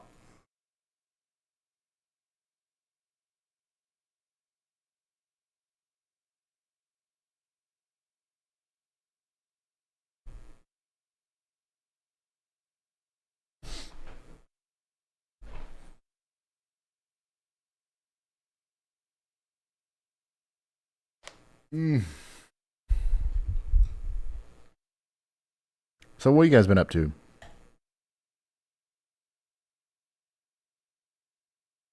We do have a camera that'll be pretty well placed in the core of that storm. It'll miss to the south just a little bit, it looks like. Rotation continues to look more and more impressive on our storm to the west of Horseshoe Bay and Highland Haven. Not quite, it's not time to ring any alarms yet, but there you go. That's one that we got to watch. Not seeing much on the Austin, Texas storm, the new one. Let's go check in on our storms in East Texas. The storm that was near Woodville is now moving up towards Jasper and Browndale, and the tornado sniffer Brad Arnold is getting close. He's getting close to it. It's shaped correctly, and it is rotating. It's just not rotating very much yet.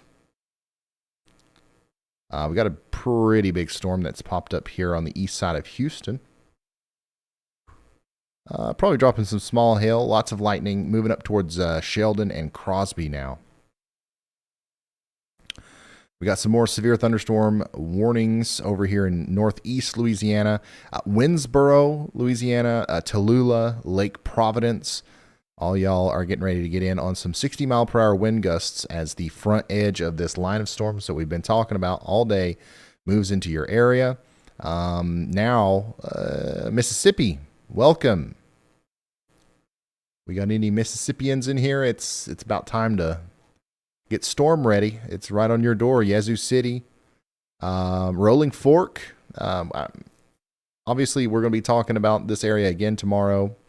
But even tonight, or even right now, we've got some big storms knocking on the Rolling Fork door and all the way down to Redwood, Vicksburg, Jackson, Mississippi. This will probably be around where we spend the most time tomorrow. But here's your appetizer as a big line of winds is moving in. And we still have these little cells that are popping up out in front of that line. And, you have to be concerned about those a little bit.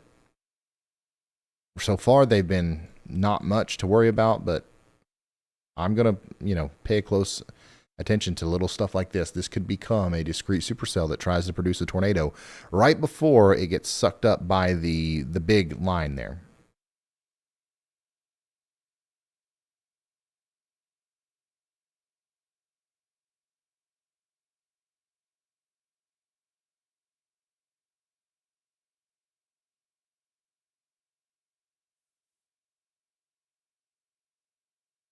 Bell County, Texas is now under a severe thunderstorm warning. And there you go. Now Ding Dong is officially in a warning. Ding Dong, Texas, get ready for probably up to golf ball sized hail as this bad boy comes in. That also includes Salado, Belton, almost Temple. It doesn't quite include Temple.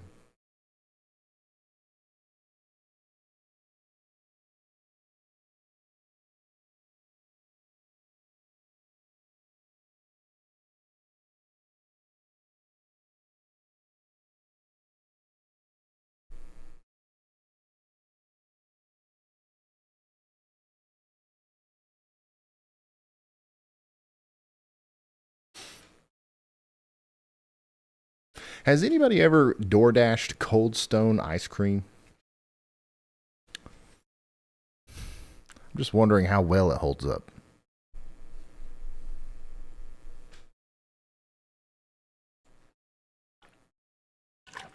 Yeah, it comes out of soup every single time without fail. Ah. Kind of in the mood for some ice cream.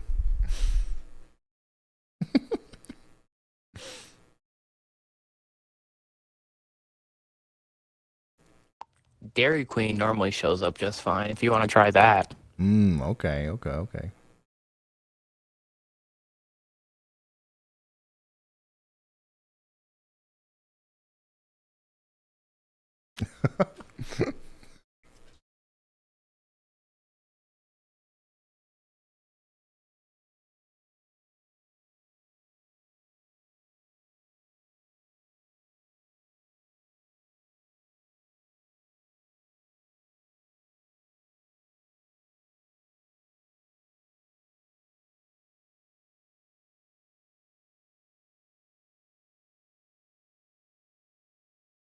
Yeah, DoorDash in a cone. Yeah, that'd be that'd be difficult.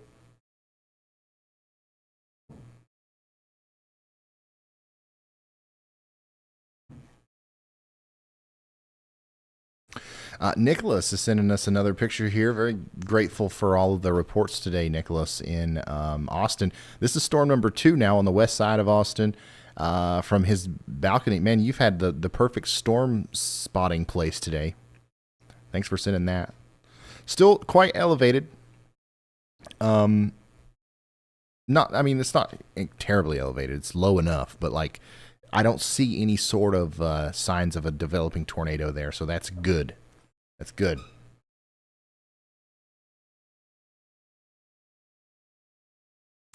Weather with Gary. Thank you so much for that. Everybody say thank you to Weather with Gary.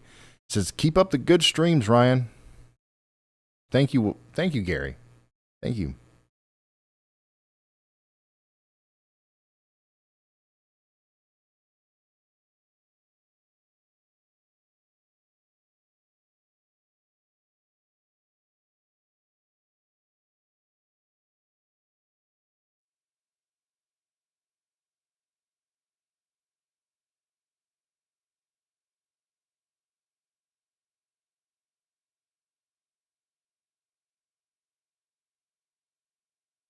Remember, if you got any pictures, videos, anything that you want to share,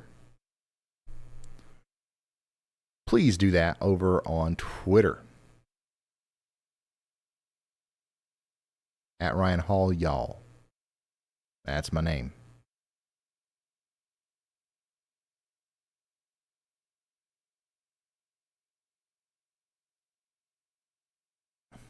Stuntman says the storm is picking up by Fort Stockton. This was 42 minutes ago. But you can see definitely got some hail there with our Texas storm. And this is probably still producing hail as it's moved forward.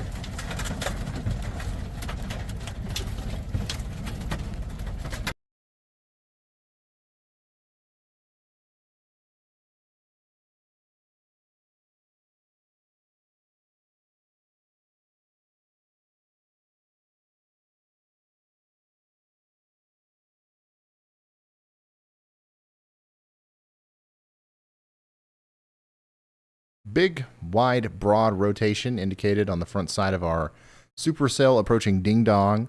It's not tight enough to, lead to a tornado warning, but it's there, and we're watching it frame by frame. Same thing for what's going on over here near Horseshoe Bay. Watching that storm very closely. And the Austin, Texas storm is not rotating much, but it is rotating. I think the biggest problem that we're going to see here is hail and wind. Get ready, Austin. You're not under a warning. That might change, though.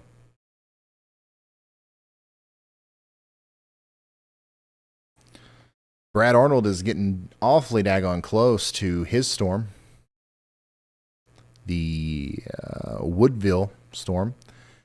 It looks like a little bit of increased movement is currently underway with this storm, right where you would think a tornado would try to form. So it's not there yet, but we're going to keep watching it.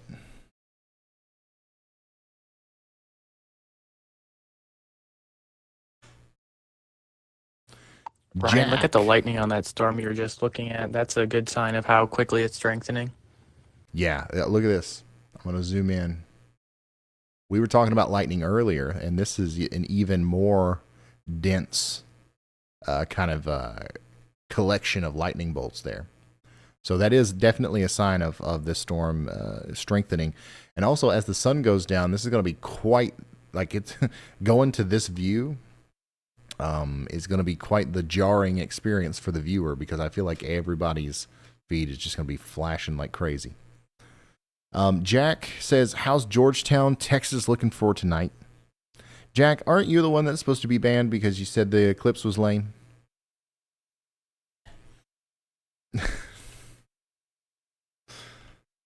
No, you're fine.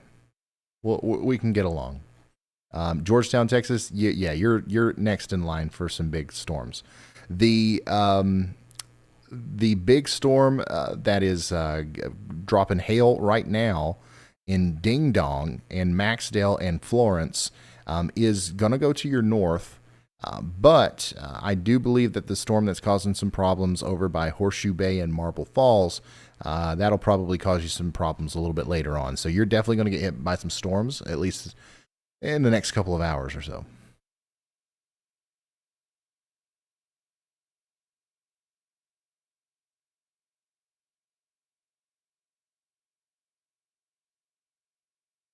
Man on Mars says, shout out to our rescue pups, Wiley Cyrus and Vega Bundo, who love watching your weather reports. Keep up the great forecasting. Woof, woof. Thank you, Mans.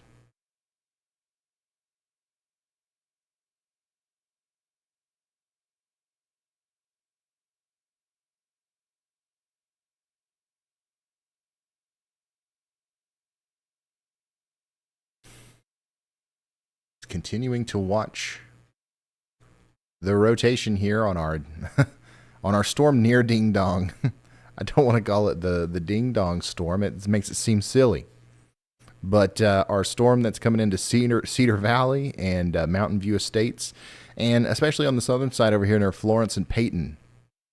That's an intense storm, and it's rotating ever so increasingly. Burnett County and Williamson County, Texas, now under considerable severe thunderstorm warning. 2-inch in diameter hail that is a little bit bigger than golf balls.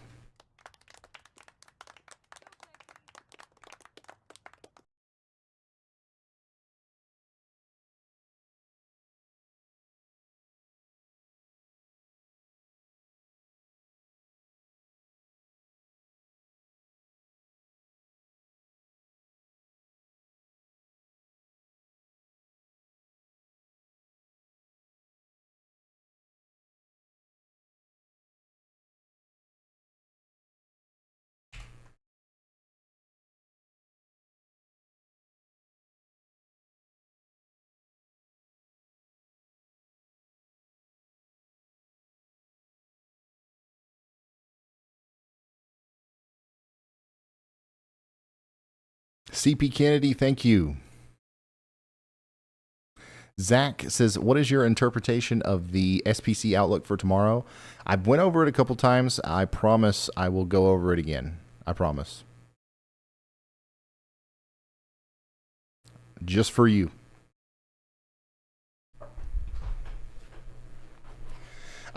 Biscuit says, do you think Rayville, Louisiana is about done with the worst, or should I sleep with one eye open? Unfortunately, Biscuit, you should, once again, don't be scared. Be prepared. You should sleep with both of your eyes closed.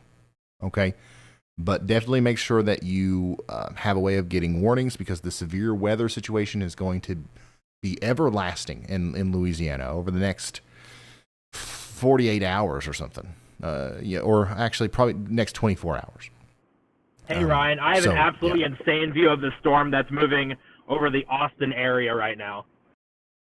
Okay, Chandra, if you can hear me, we need Ryan Scholl up, probably in place of Jaden, at least temporarily.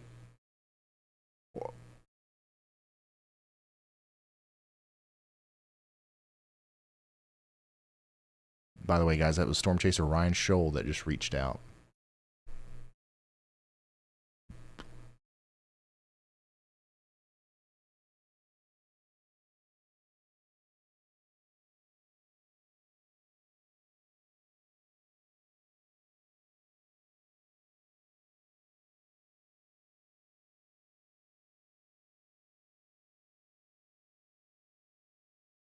Oh, yeah, this storm is...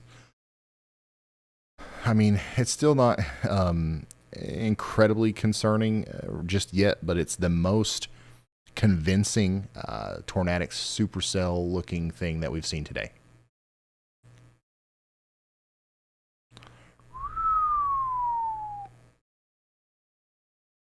Check it out. There's the view from Ryan Scholl of our storm near Austin. Wow.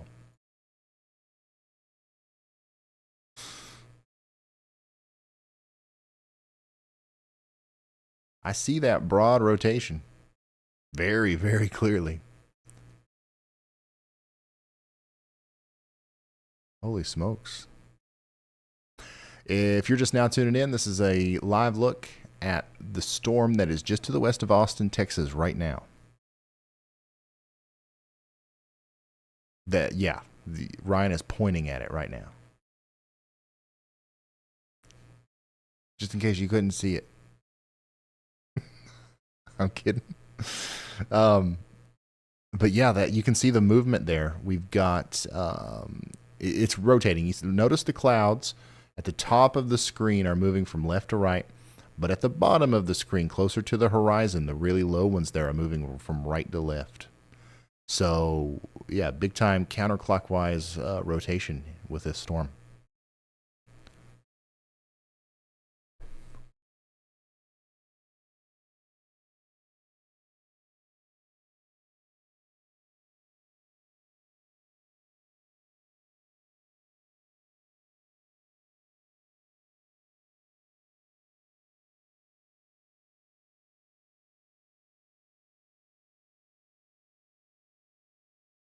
And it looks like it's getting more intense with time.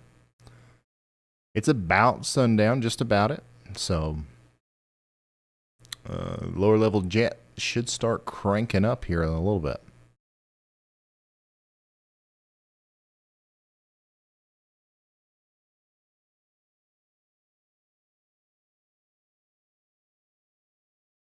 Yep, northeast Mississippi will get some storms tonight, but not nearly as bad as what we're seeing in some of these other areas.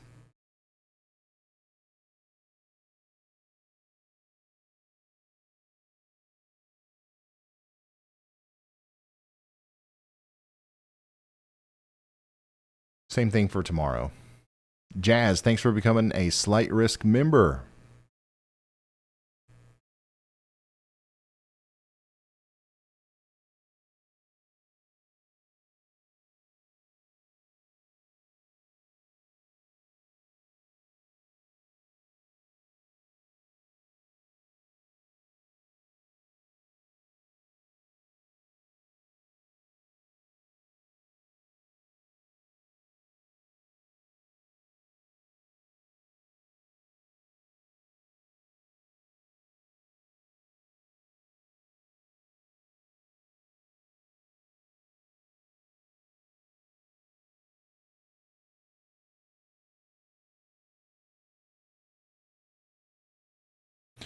So that's our Austin storm. We will check back in with it periodically.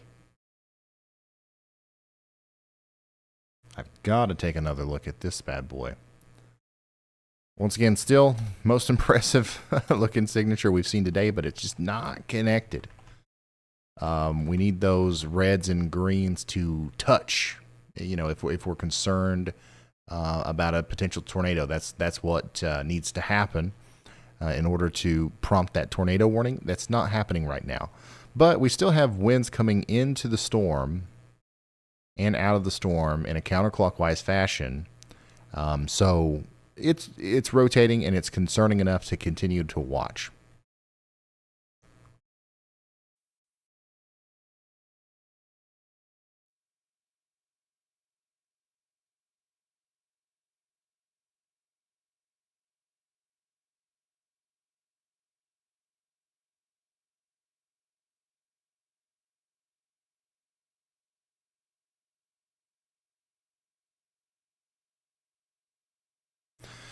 Also, as the night has progressed, slowly but surely, our photographs are getting a little bit more enlarged in this area.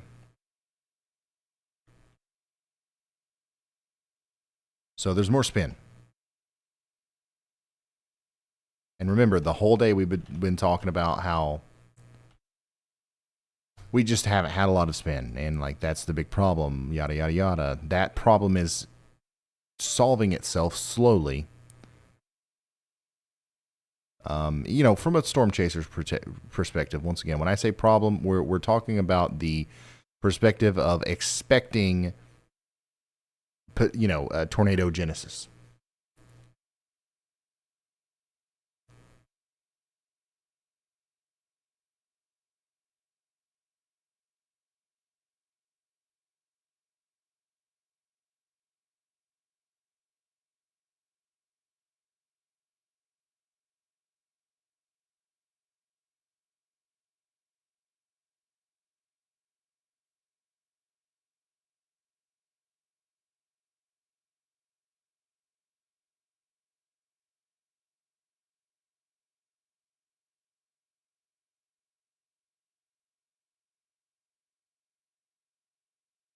But there's some really enlarged photographs in front of the storms that are moving between the Texas and Louisiana border right now as well, where Brad Arnold is.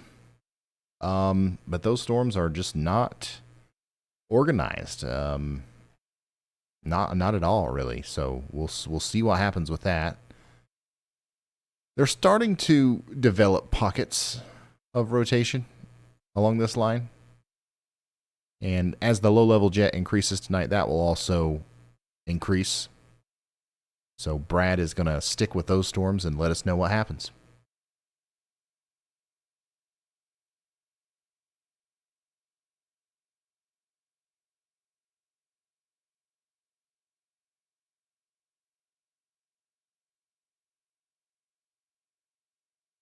Killeen, Texas is doing just fine. They're on the northern side of this severe warning. We've got a camera there. So, as you can tell, the storm is to the south of the city for the most part. It's definitely raining. It's windy, probably some hail, lots of lightning. But the biggest part of the storm is to the south of Killeen, Texas. At least for now.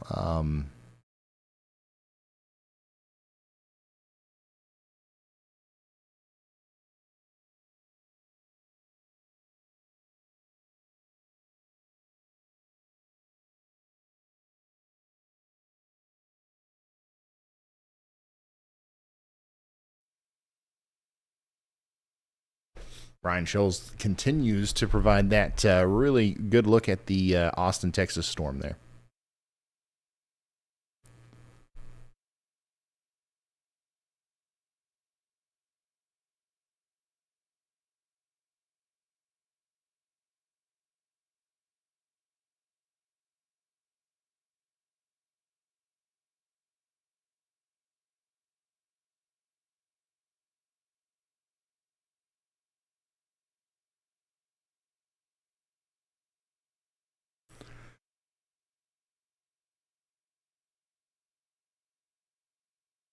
Ben Anders says, I'm in Kentucky. There's no weather for our area, but I'm still watching the weatherman.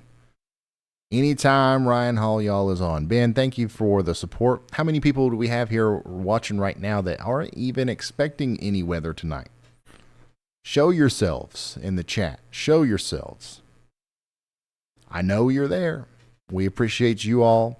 Obviously, the main goal here is to reach people who need information about incoming, severe weather. But the only way that we can do that at the meaningful level that we do it is by the rapid spread of word of mouth and sharing and using the algorithm to our advantage to get in front of a bunch of people, and like none of that would be possible if it wasn't for all the people that are here for whatever it is, whether it's a level of entertainment, education, for whatever reason you're watching. Thank you for being here. We're all playing a part in this big orchestration that ultimately in the end just helps people. And even if you're just here literally because you think it's entertaining, you're a part of that.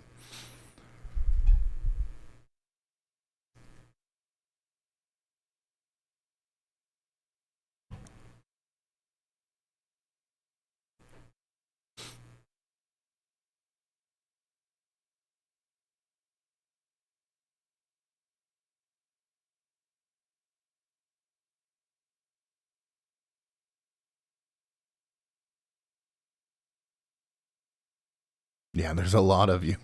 There's a lot of you. I knew you were in there. If I wasn't sitting here doing this stream right now, this is exactly what I'd be watching. That's why I'm here.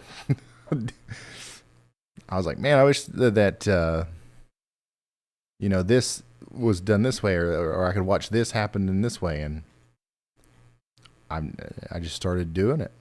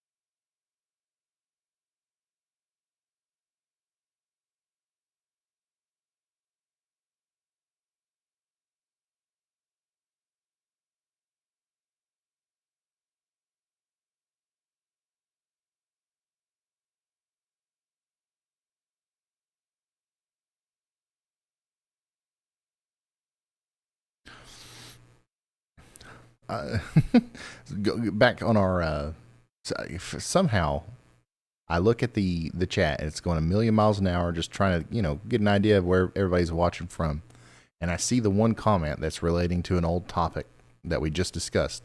I don't know why I keep doing that, but somebody said ice cream isn't keto. Who said that I was keto dieting? Where did that come from? I literally just like hamburger patties. They're better without the bun. I'm not on any sort of like restrictive, no ketone, whatever it is. I feel good whenever I eat a bunch of hamburger patties. So that's what I'm doing. I can still have ice cream every once in a while. I will eat a cracker from time to time even.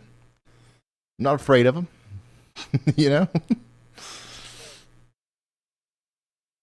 But the vast majority of my diet right now has been protein for sure, and fat. So maybe there's something to it, but I'm not all in.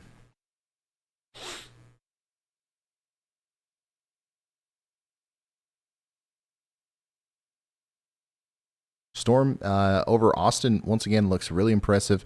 Getting some new hail reports now. 1.5 inches, 1 inch in diameter up there between Windsor Hills and Pioneer Crossing West. That hail is going to probably keep getting bigger as the storm moves towards Manor and Elgin. Again,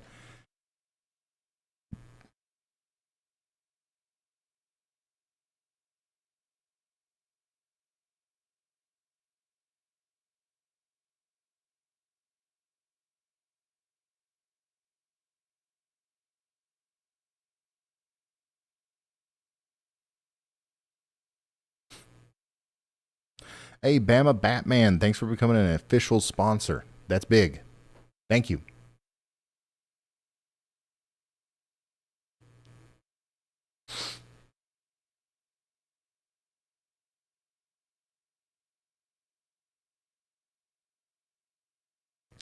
Go ahead, Elijah. Hey, Ryan. So with all the storms that are in Ontario right now, there are a lot of hail reports, several dime-size hail, a couple of toonie-size hail, and close to Brussels, we have probably one of the best hail reports I've ever seen. Tim Hortons water bottle cap size hail. I love it. Man, the hail reports up here in Canada are something else. I like it. Everybody, well, I'm not familiar with that, but I'm sure everybody up here in Canada knows exactly what they're talking about there. That's awesome. And speaking of Canada, just, thank you, Elijah, for drawing our attention back up here. The warnings, the line of storms that's producing these toonies and these Tim Horton bottle cap size hailstones, it's moving in the general direction of Toronto. It's going to hit the northern side first, okay? Markham, Uxbridge, Kawartha Lakes. Much later today, I think that, we'll be talking about some more storms down towards Brampton, Kitchener, and Hamilton, and eventually, Toronto. So still major severe weather going on up here in Canada. This is a big severe weather outbreak for Canada. So especially just in terms of hail. And I'm sure that we're getting some damaging winds out there as well. So make sure you guys are paying attention to the radar and the local alerts over there. Going into Ohio, because that is connected to the Canada storm system, we've got some lingering storms down here, some rumbles of thunder and some heavy rain getting ready to move into Norwalk and Tiffin.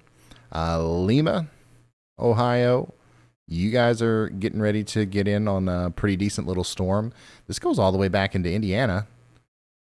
Here's where I was less than 24 hours, well, no, a little bit more than 24 hours ago, experiencing the total solar eclipse. It was sunny, if you can tell from my face on the burns. But now it's not. In fact, there's a little storm heading there towards you in Columbus. Our friends over at Country Christmas, Columbus Country Christmas, sorry. If you're still watching, get ready. A little heavy downpours on the way. And yeah, that's pretty much what's going on there. All the way down to Texas, which is where we just got a brand new destructive severe thunderstorm warning. The first destructive severe thunderstorm warning of the day. That is for Burnett County, Texas, and Llano County, Texas. Hold up. Wow. So that's going to be for Marble Falls and Smithwick and Biggs Bend. Y'all, this is 60-mile-an-hour winds and 2.75 inch in diameter hail. It's baseball time. That's baseball-sized hail coming into the Biggs Bend area, Smithwick, Double Horn, Paradise Manor. That's dangerous stuff. And also with winds around 60 miles per hour, that could cause serious damage. A destructive severe thunderstorm warning, you always want to treat it as if it's a tornado warning. So I want everybody in Burnett and Llano counties in Texas to take shelter now as if you're under a tornado warning. The tornado sirens may even be going off right now. They should be. Bell County, Texas. How about you over there in Bell County, Texas? You're now under a destructive severe thunderstorm warning as well. More baseballs. This one also is continuing to look more and more interesting as far as the rotation goes. It's not tight enough to produce a tornado yet, but man, that is a classic looking supercell if I've ever seen one. The core of the storm with the baseball-sized hail is going through Ding Dong, Texas right now. Right now, at this very moment. There's probably lots of dings in the cars right now, if there's any left outside, because baseball-sized hail is some serious stuff. 1.5 inch in diameter hail up here in the northeast side of Austin. Manor, Elgin, you're next. This is Rotating, not much. I always have to check. I keep checking. Same thing for this storm. Oh, man, we're getting a lot of feedback, a lot of contamination on some of our more impressive storms today out here in Texas. But the Marble Falls storm is producing some crazy winds and some very large hail right now. Get ready for it. Again, if you're in Bell, Burnett, or Llano counties in Texas, you have to take shelter as if it's a tornado warning, please. Baseball-sized hail, 60-mile-an-hour winds, not something you want to deal with, really.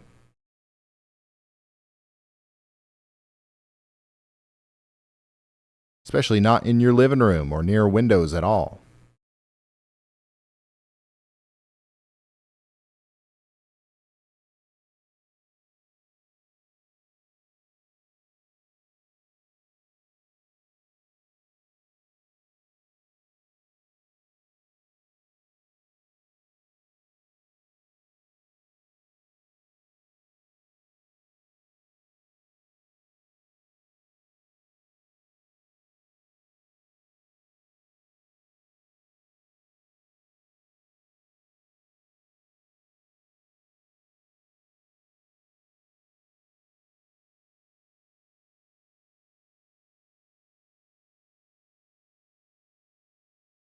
Stay away from windows, yep. We now have a couple of destructive severe thunderstorm warnings, which is, once again, serious business. I do want to show you this incredible view, once again, from Brett Adair on the storm near Austin, Texas. Brett's been in the same exact spot for quite some time. With the drone in the air, I believe because he's experiencing a flat tire. So he's just about to get back on the road, though, from what I've heard. So he's all good, and he's given us a pristine, stellar shot of the sky here. And our storm that looks so ominous.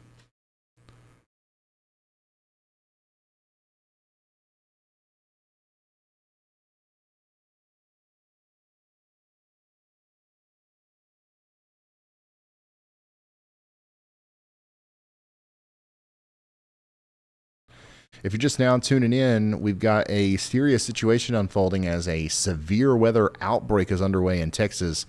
In and around Austin, Texas, just to the west of Austin, Texas, Marble Falls is currently experiencing baseball-sized hail and 60-mile-per-hour winds. That is destructive in nature, can destroy cars. We're talking about millions of dollars in damage if we've actually got baseballs falling out here between Meadow Lakes, Mormon Hill, Sudduth, and moving over towards Smithwick. The same kind of thing could be happening around Ding Dong, Texas right now, moving towards Youngsport, Union Grove, Salado, Cedar Valley, Prairie Dale, and Belton, Texas. Y'all get ready for an incredibly, serious storm. The big hail is no joke. Got rotation on both of these storms. It's not tornado rotation yet. It's not that tight. Right now, it's probably just helping to support the hailstones in the air a little while longer and allowing them to freeze a little bit more before falling. It's going to make them bigger. But if we see that rotation tighten up any at all around this hook, we could see a tornado warning issued for that storm up there in the near future. It would not surprise me at all. We've got a little bit of rotation with our Austin, Texas storm, but it's not doing anything crazy. Hey, the storm that Brad Arnold is on is a severe thunderstorm warned. Woodville, Texas is under a severe thunderstorm warning. 1.25 inch hail, 60-mile-per-hour winds.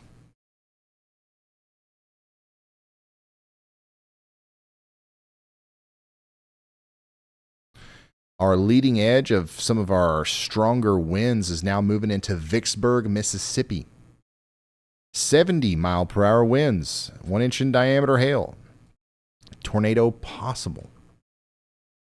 Oh, yeah, I see that. Really strong pocket of winds coming right across the Mississippi River right now, north and west of Vicksburg, near Eagle Bend, moving towards Redwood, Mississippi. 70-mile-per-hour winds are on the way. Get ready.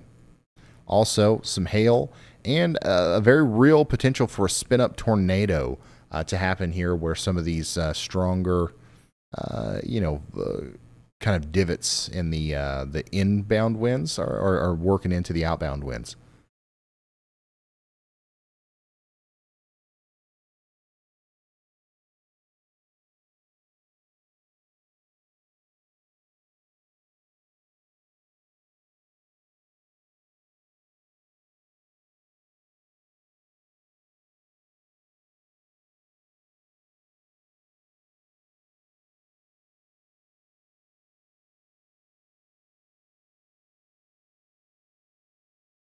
Wow. So this line of storms that caused some problems in northwestern Louisiana and East Texas earlier is really starting to pick up steam now as it heads into Vicksburg, Mississippi, and over towards Jackson, Mississippi. Jackson, you'll probably be under a considerable severe thunderstorm warning at some point here in the near future. Get ready.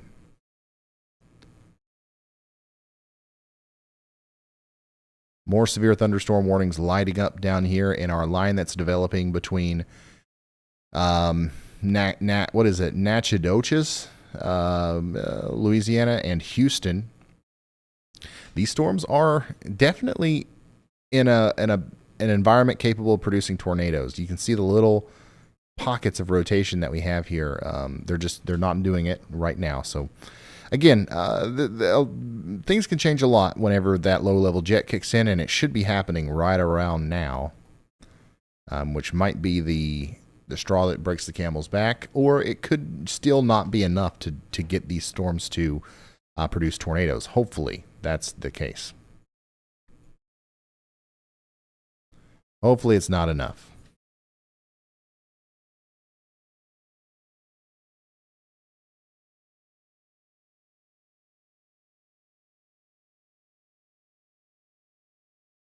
But these are some really nasty storms here in Texas, around Austin, Texas. The storms of the day. We saw this one coming early. We looked at the 3-kilometer cape. And now that it's getting later and the mid-level or the low-level lapse rates are becoming a little bit more supportive, the storms are really blowing up. And, all the ingredients are there for these storms to try to produce tornadoes, except there's just not a whole lot of shear. And I think that as the low-level jet increases at sundown, that might make some of these spin a little bit more. But I'm hoping that it's not too much more.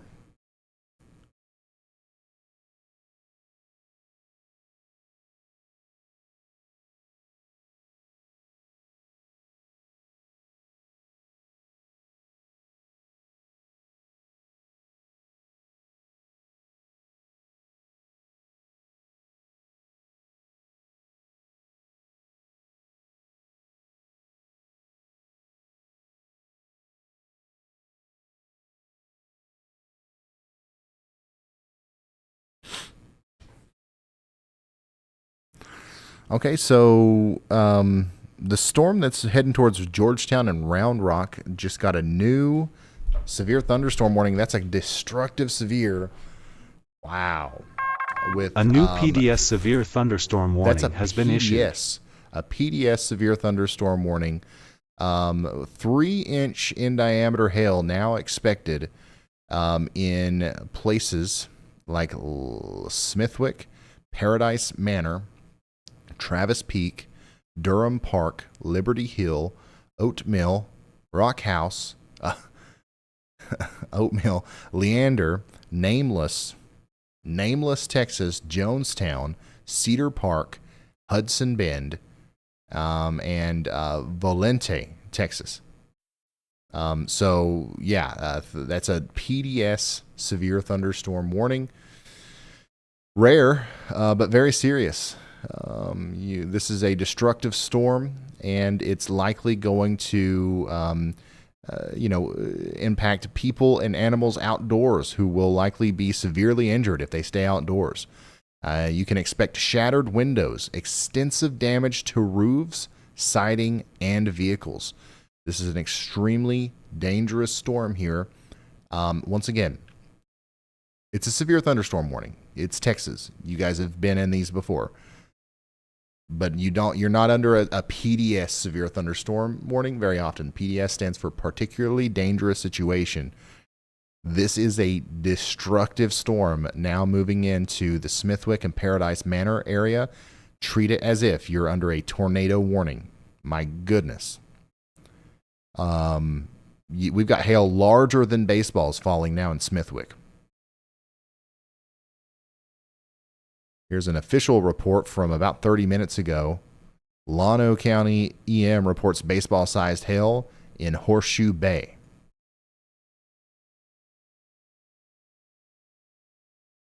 This is a life-threatening situation. Seek shelter now.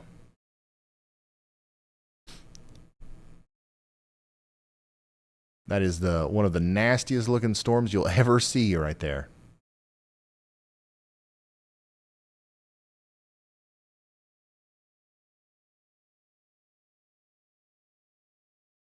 If you're just now tuning in,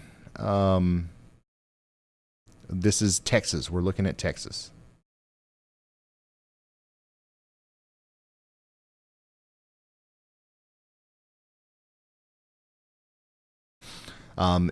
Texas, you guys are used to big storms, but I'm telling you, this is probably one of your bigger storms right now coming into these towns. If you're in Leander, Cedar Park, Jonestown, Lago Vista, Liberty Hill, Texas, please get to shelter. And if you know anybody out there, you got to call and let them know. Obviously they're hearing the thunder, they're seeing the lightning. They know a storm's coming, but we got to make sure these Texans know that this is not your average everyday show, son. This is going to be a little bit more intense. Hopefully it hails itself out here and doesn't make it all the way across the warning box. But if it does, this will go through Cedar Park, and then we might need an extension of the warning or some new warning for Georgetown and Round Rock as well, which is a pretty populated area. We still got baseball-sized hail falling in and around Ding Dong, Texas. The core of that storm is now moving towards Prairie Dale and Salado. I-35 is about to be a dangerous place to be between Belton and Jarrell, Texas.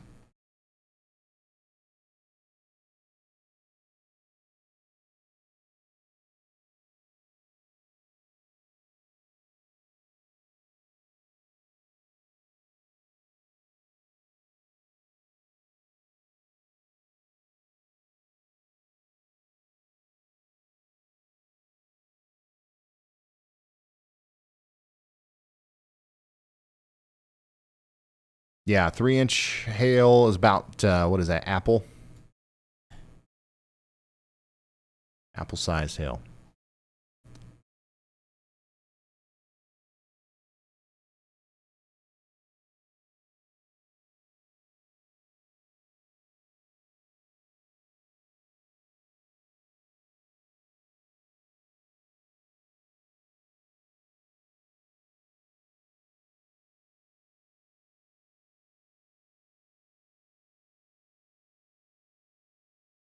I'm just waiting on the next scan at this point. Checking on the velocity again. Still some rotation. Thankfully, nothing overly concerning. Looks like there's a little bit of an RFD surge trying to happen on our storm north and east of Austin. Hey, Ryan, I got a nice view of the Supercell near Jarrell, Texas right now, looking just north of town. Okay, that was Freddie McKinney. Chandra, can we... I know you're moving stuff around. Can we put Freddie in number 1, please? Sorry, I know that you're working hard in there. I'm not trying to make your job harder. But Freddie is... he's got a look at our storm up here near Jarrell, and it is really impressive looking. That's for sure. I guess I'm going to pull him up. Chandra, if you need to move him, just go ahead. I will wait But that is a live look at the storm that is north of Gerald, Texas, now moving towards Salado, with the baseball size hail in there.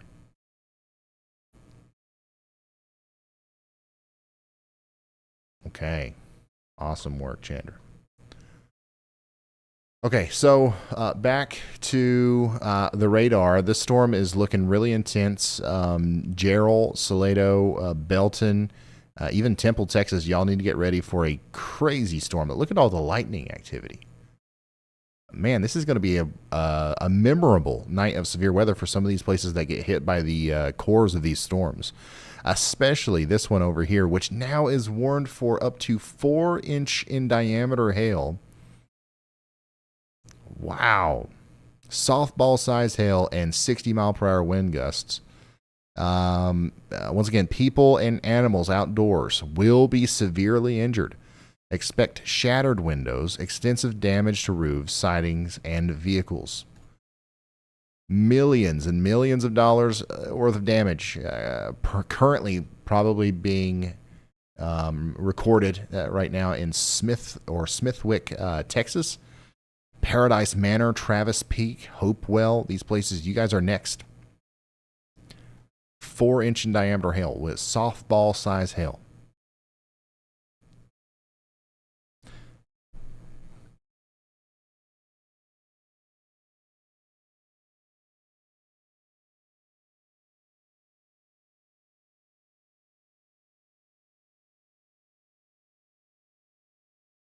Wow. If you're just now tuning in, we have an explosion of supercells currently around Austin, Texas that we're keeping a close eye on. None of them are producing tornadoes right now, but the sun is setting and the winds just above the surface are starting to really pick up. That might cause these storms to rotate enough to produce tornadoes, but even if they're not going to do that, these storms are incredibly dangerous, whether or not they've got a little danger noodle hanging off of them or not. These things are dropping some destructive hail, and they've got an incredible amount of lightning with them, like we don't usually see here. This is definitely an anomalously active lightning evening. So make sure you guys are prepared if you're downstream from those storms. I do want to leave you just for a second to check in on our storms in East Texas, because I know we got people in here watching in East Texas. My goodness, these storms are also covered up with lightning.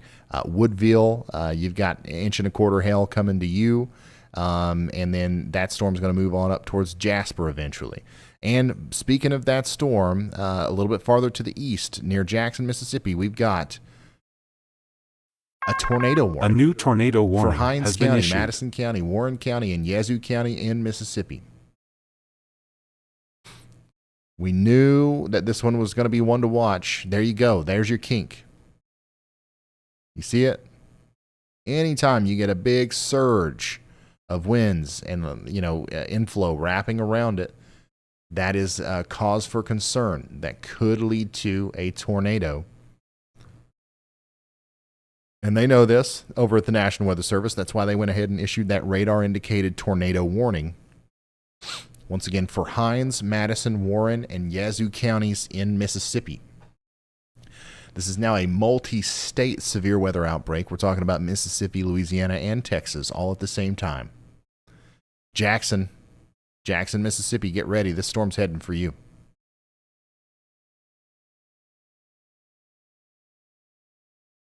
Ryan Scholl's got some hail. If he picks it back up, I'll turn it back to him. But my goodness.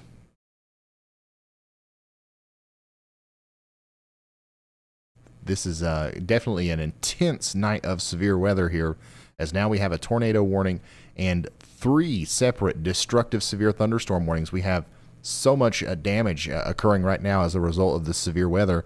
It's, we're trying to cover it all. I'm going to go back and forth between all these modes. Right now I'm going to go back to our storms in Texas just to check on them really quickly. I don't like what I'm seeing here. We do have a convergence of some inbound and outbound winds on our major storm that's producing 4-inch in diameter hail near Smithwick. This storm is more capable than ever of producing a tornado, and that would be just the worst because it's already so dangerous by itself without that. Once again, 4-inch in diameter hail, 60-mile-per-hour winds right now moving into Hopewell, Round Mountain, and Leander, Texas. Take shelter immediately. Treat it as if you're under a tornado warning. Elgin, Texas, also 1.5-inch hail, strong winds on the way. Baseball-sized hail and some strong winds are getting ready to move into Salado, Slater, Texas, and Prairie Dale. Y'all get ready for that. Velocity check. Not much there. Brad just said something. What do you say? Hey, Ryan, it's Brad. Do you have a copy? Yes, sir. Yes, I do, Brad. What's up? Hey, I was going to sit up and wait in Jasper to see what these storms were going to do. Immediately, what I'm seeing, I'm dropping southwest to Woodville. That cell in Woodville is splitting. The northern part of the cell is going to shoot north and likely be a prolific hail producer. The southern storm will turn to the right, and that would be your tornado producer. So going to drop into Woodville, but that needs to be watched very closely in the very, very near future. All right, there's Brad Arnold's face. Okay.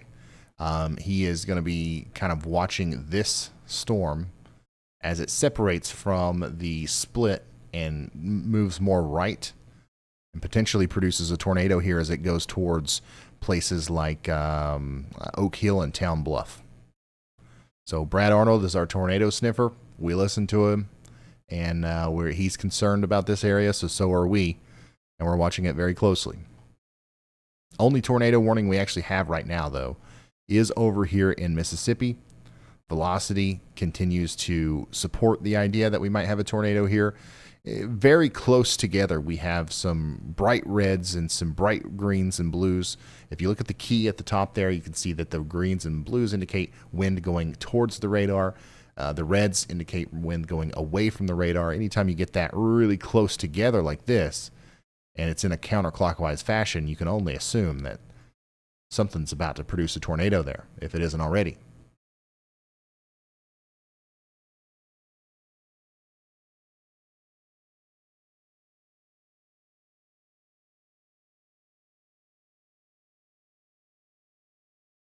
So we've got a tornado warning over there, and several destructive severe thunderstorm warnings a little bit farther to the west. This is a radar image. That's just nuts. With the lightning, with the the hail, everything, it's just nuts.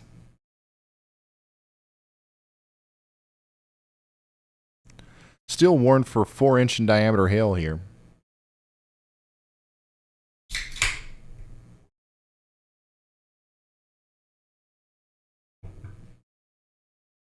In Leander and Cedar Park, y'all get ready.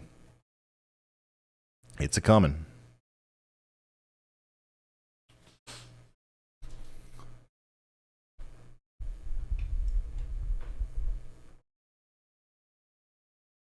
All right, looks like the Storm Prediction Center also has the latest day one outlook ready for us.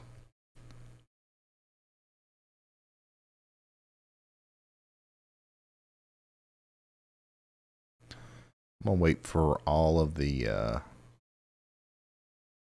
things to load up here before I show it. But the overall outlook looks kind of unchanged.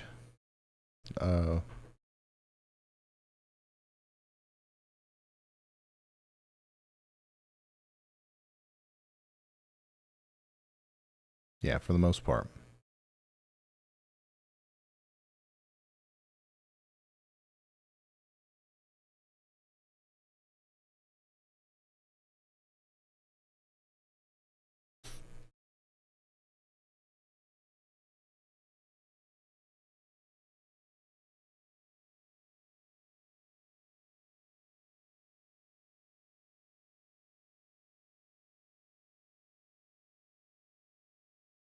And the 10% hatched risk of tornadoes is maintained. So, nothing's changed, really. In fact, the upper end, solution from the models, especially with these storms over here in Texas, is kind of being realized. We've still got a long ways to go to figure out what the, situation is going to look like later tonight in Louisiana. But so far, these storms are also really starting to crank up over here between Woodville and Jasper. And that's just going to continue to increase, I think, as time goes on.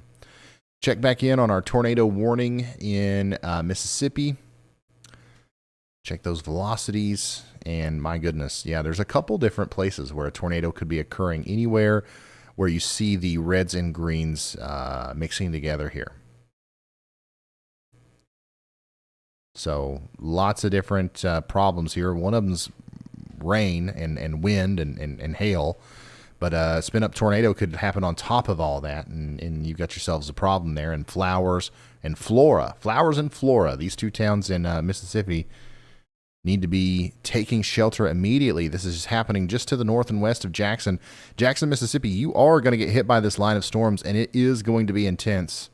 Go ahead and get ready now.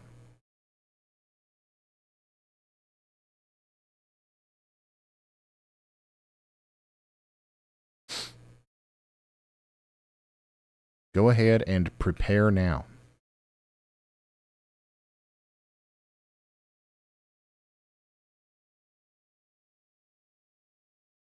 All right, now we have a 3-inch hail warning here for Leander and Cedar Park. Still a destructive severe thunderstorm warning. Make sure y'all are in your safe spots still.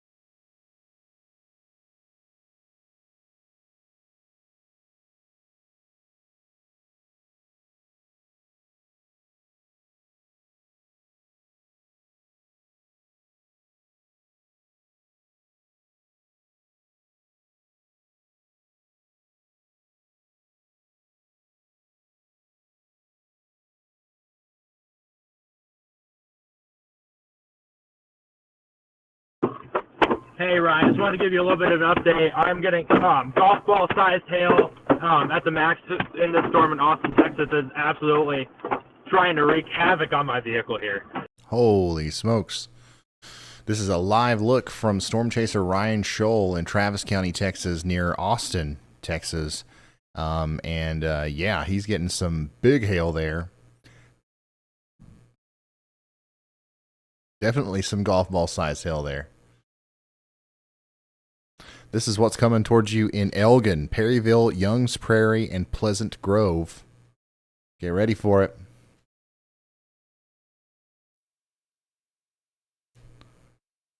You could hear it. You could hear it through his call there.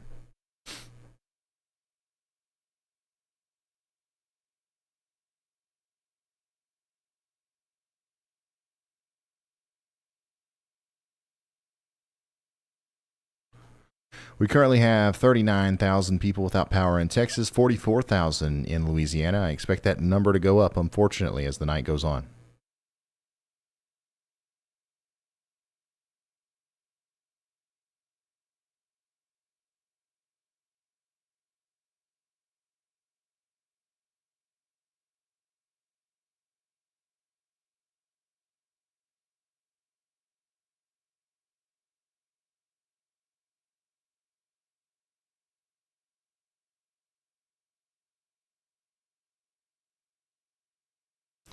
I keep switching over to velocity because it is that time of the evening where the... Hey, Ryan, it's Chris. You have a copy? Low-level jet's going to start increasing. And we do see some brighter colors on these storms in Texas now. We see what looks like maybe the beginning stages of an RFD surge. We see a lot of inflow coming into, the storm over here east of Austin. Things are definitely increasing, but thankfully no organized rotation just yet. Let's talk to Chris. Yes, sir. Go ahead. Hey, buddy, I told myself I wasn't coming back into Texas. Well, I'm in Texas again. I'm coming up on the town of Burkeville. I've been watching these storms since they were north of Beaumont. Visually, just now crossed back over. These storms are getting a significant lightning uptick on them, especially the one that's just west of Jasper. We're going to head down to Newton and sit there and look at this storm for a little bit, but definitely getting a lightning uptick here on these storms. So, and I know the boundary is somewhere, if there's a boundary to ride, it is somewhere right along this highway to go back into Louisiana. So it's something to watch over the next little bit. All right, so that's Chris Hall with a little bit of an update on the eastern mode here between, well, I guess the more center mode near Texas and Louisiana that these storm chasers are talking about. Chris is in Texas again, watching these storms, and thankfully, because we're going to need them, as those storms likely cause several problems tonight.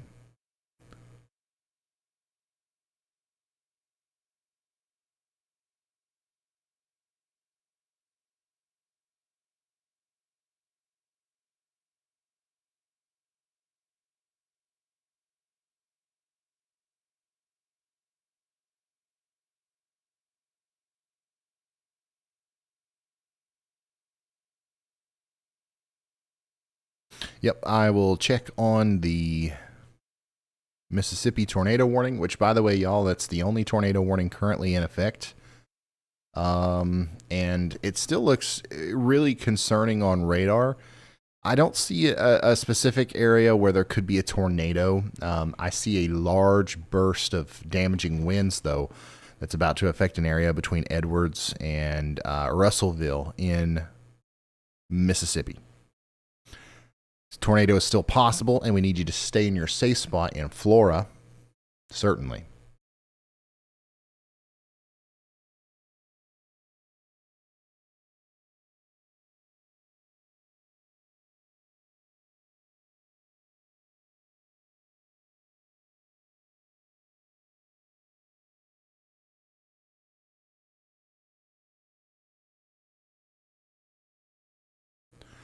I believe Brandon Clement might have some significant hail, but he's frozen up right now, so can't really see.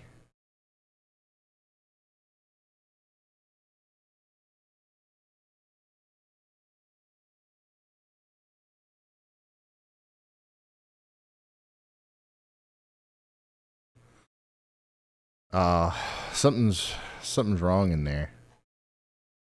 I don't know what it is, but the Brandon stream is working perfectly fine. It shouldn't be freezing. Huh.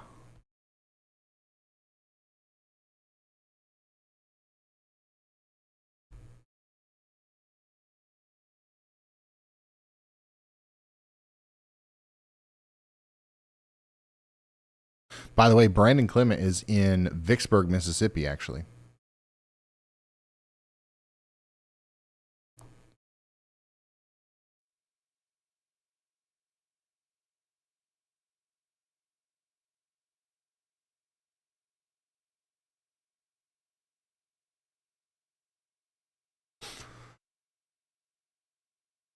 Andy, if you've got just a couple words you want to say while I go check on the production room here and see if I can fix something real quick, that would be great.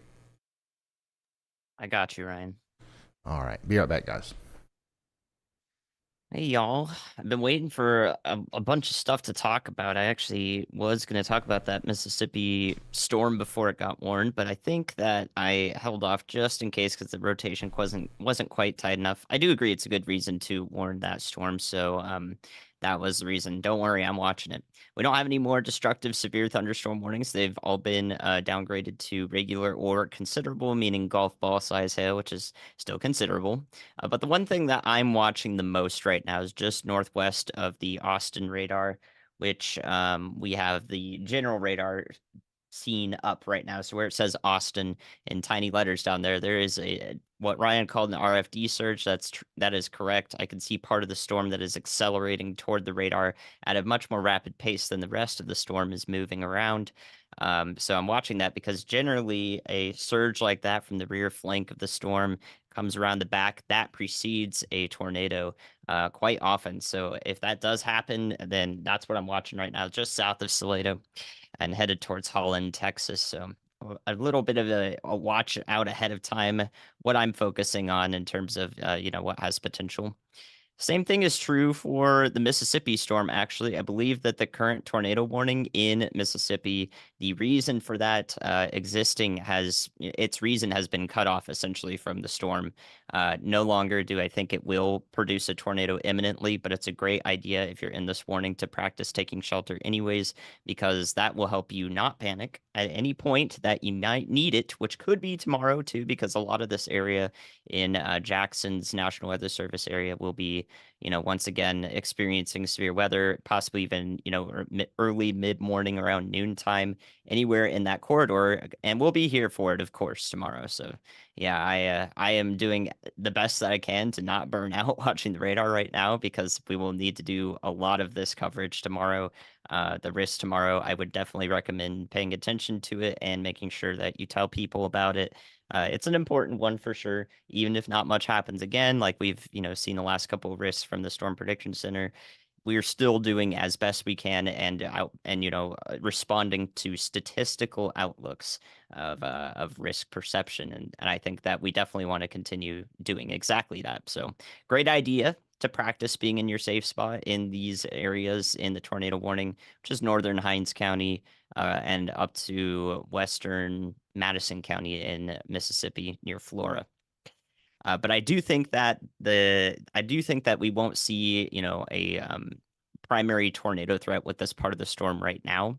I think that the rear inflow jet driving the storm forward, where the fastest winds are that are pushing this thing forward, are actually more to the south, right along I-20.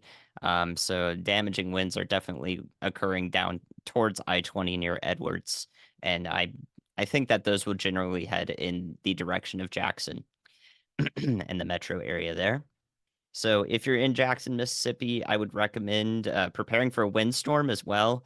It's definitely be away from windows when this thing hits. Does look like it's going to pack quite a punch and maybe cause some power outages.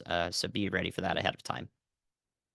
I hope you're all doing wonderfully, though. Thank you for sticking with us even through, kind of the points where Ryan's constantly talking about Ding Dong, Texas to fill the space, right? I value having our coverage during those moments where Ding Dong, Texas is the highlight, and also having the coverage when we're covering 10 simultaneous tornado warnings. They're both equal to me, for different reasons, of course. But yeah, I do appreciate you all being here, and always thanks for the kind words as well. So yeah, those are the two areas I'm watching. It was quite interesting covering Canadian weather too for our friends in southeastern Ontario. Still waiting for a new radar scan on Salado and Gerald, Texas, for that storm in particular that I'm concerned with. And yeah, we don't currently have a 4-inch, hailstorm going on anymore per the National Weather Service warnings, but it was significant for quite some time. I see plenty of baseball-sized hail reports from the Marble Falls, Texas area, and eventually that storm is going to skirt right into Georgetown and Round Rock along I-35. So I know you guys are ready for that. No, you guys are ready for that one. Definitely let me know how it is when that storm gets there, because it's sure as heck making its way over to you. And I think this one further to the south and west will also make its way to Austin. The Austin area in general does look like, as it becomes a mature supercell and starts turning a little bit to the right, it might skirt just south of Austin, which means the hail core could go on the southern side near Sunset Valley, Tanglewood Forest. We'll see how hard that turns to the right as we continue to watch these storms approach the I-35 corridor in particular. So if you're in Austin, you want severe weather, I will tell you there's a chance that you just get storm gapped, the classic storm gap where it goes to the north of you into the south of you, but nowhere else. I've experienced that many times. But yeah, we got, I think we are planning for maybe 2 to 3 more hours of coverage tonight as it stands. I definitely think if we start seeing a tornado threat, which we might, it's going to be more difficult to, stop the coverage at any point. But there is a good chance that as these storms come together into a rather, singular system, that we actually will see maybe a bit more spamming of tornado warnings with spin up tornadoes that we constantly look at. It's always really difficult to stop streaming, stop doing coverage when those are going on, but we're only human, right? And we have to cover tomorrow too. I wish we had a whole team. At some point, we'll have a whole team to do nonstop wall-to-wall coverage of a 36-hour event like this. Could possibly be. Is Ding Dong safe? I think the storm is just past Ding Dong. Yeah, I think they're coming out of it right now. So just wait a little bit longer for the lightning threat in Ding Dong, Texas. For those wondering, thanks for asking. Yeah, I appreciate you too, Virginia. Thanks for the kind words. Yeah, same thing for Colleen.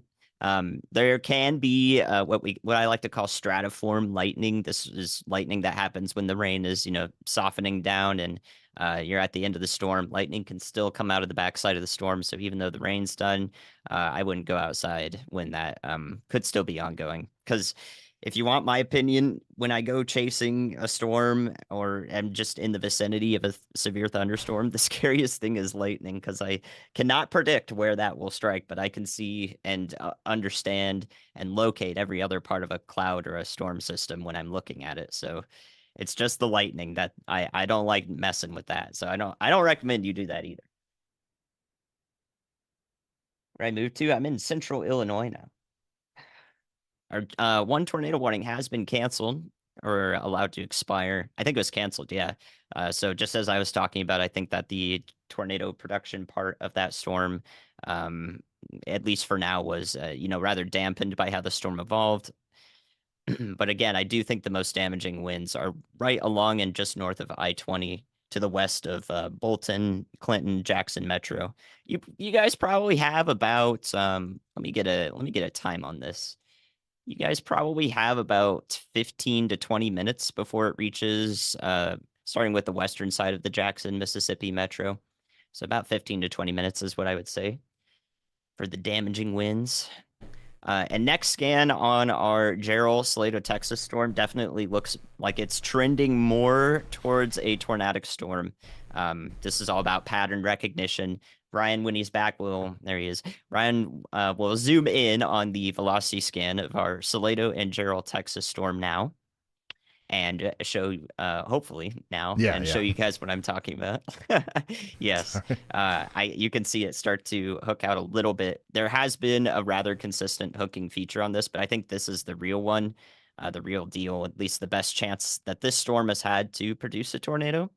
And it will do so right as it approaches Holland in Texas. So if this does produce a tornado, it's not tornado warned right now because we're just watching it come together. Y'all watch out ahead of time towards Holland, Texas, and even down towards Buckholz, Rogers, and Davila.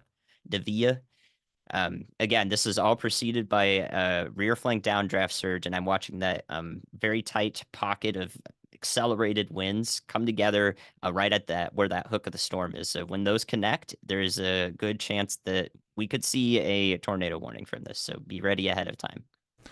Okay, thank you so much, meteorologist Andy Hill, for just being watchful over all these storms and explaining everything to us as things are starting to look a little bit more organized on our storm coming into Holland, Texas. I hope you guys are ready for a loud storm. With or without a tornado, 2.5-inch hail and 70-mile-per-hour winds is going to be one heck of a storm for Little River, Academy, Rogers, Buckholz, and of course Holland. And it does look like that velocity is looking a little bit more impressive. You can see the rear flank, the downdraft here on the backside of the storm really starting to surge out.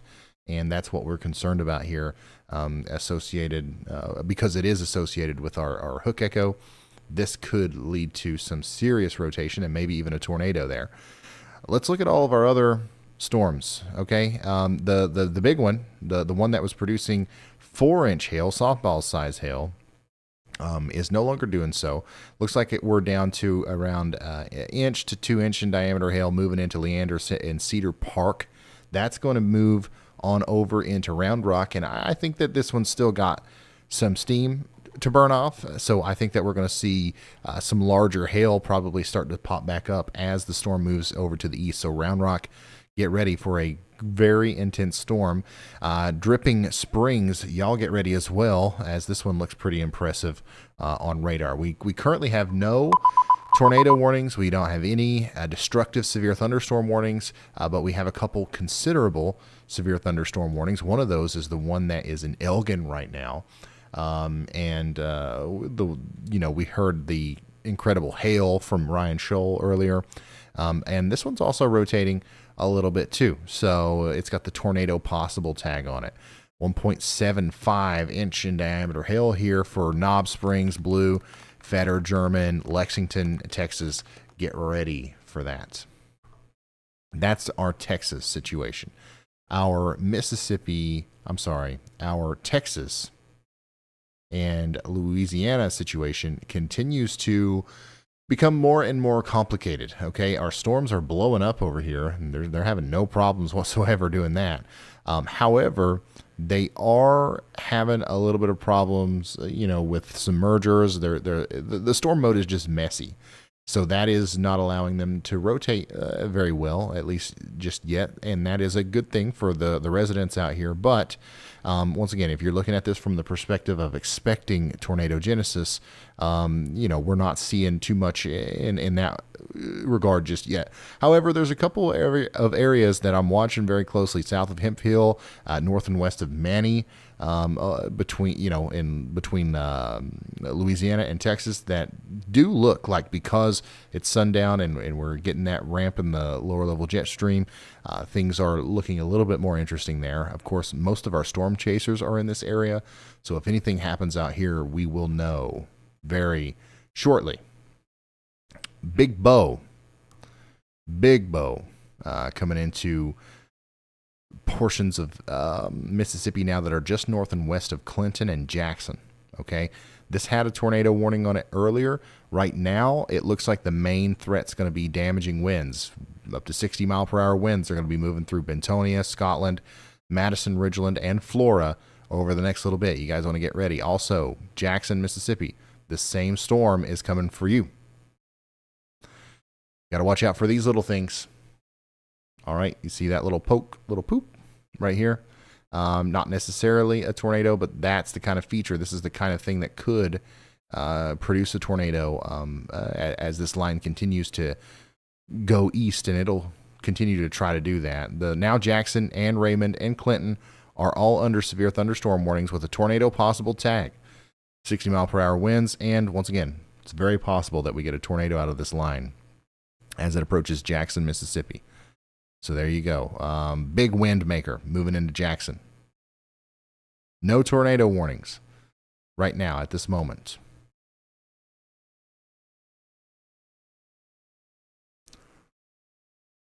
Go ahead, Elijah. Hey, Ryan. So we have several damage reports that have come in now. So in Tallulah, Louisiana, we have numerous trees that are down around the town.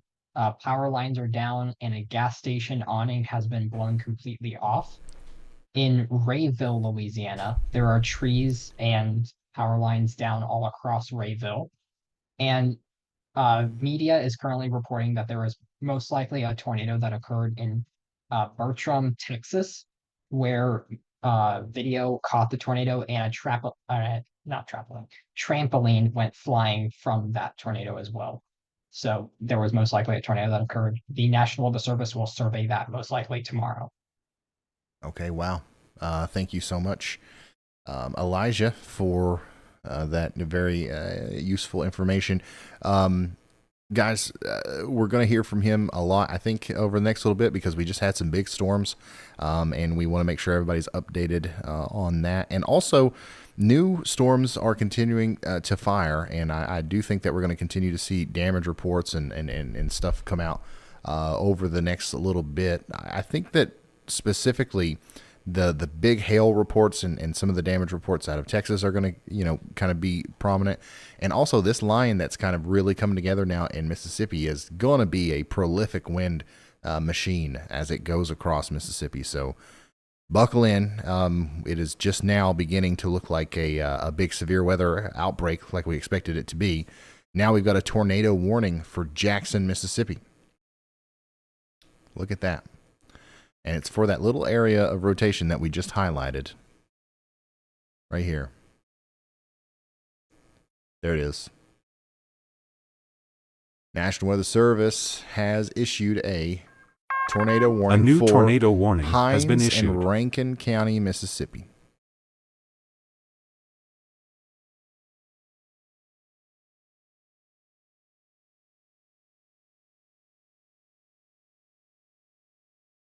North of Learned in Morning Star, we've got enough rotation to warrant a tornado warning here.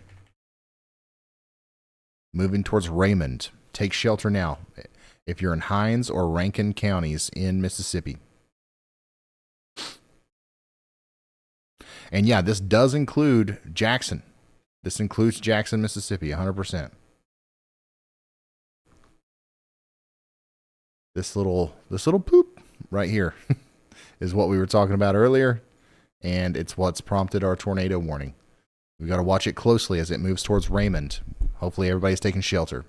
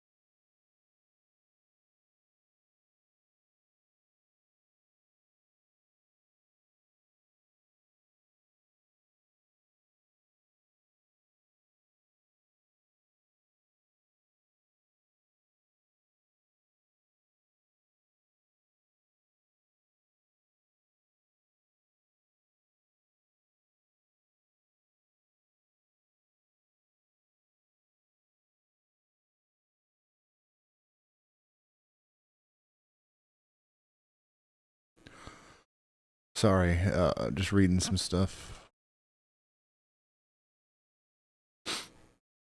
Yeah, so if anybody's just now tuning in from Jackson, Mississippi, you are under a tornado warning. And unfortunately, you're dealing with this as a precursor to the main event tomorrow. This is not supposed to be your severe weather outbreak just yet. But yeah, here we are, tornado warning in Jackson. Tomorrow we expect some more very intense severe weather for you. Hopefully you'll be tuning in with us and we can relay information to you as it comes out. The storms back here between Texas and Louisiana continue to look very, very how do I say this? They don't look very organized. It's a mess, I should say. It's a mess, which is good news.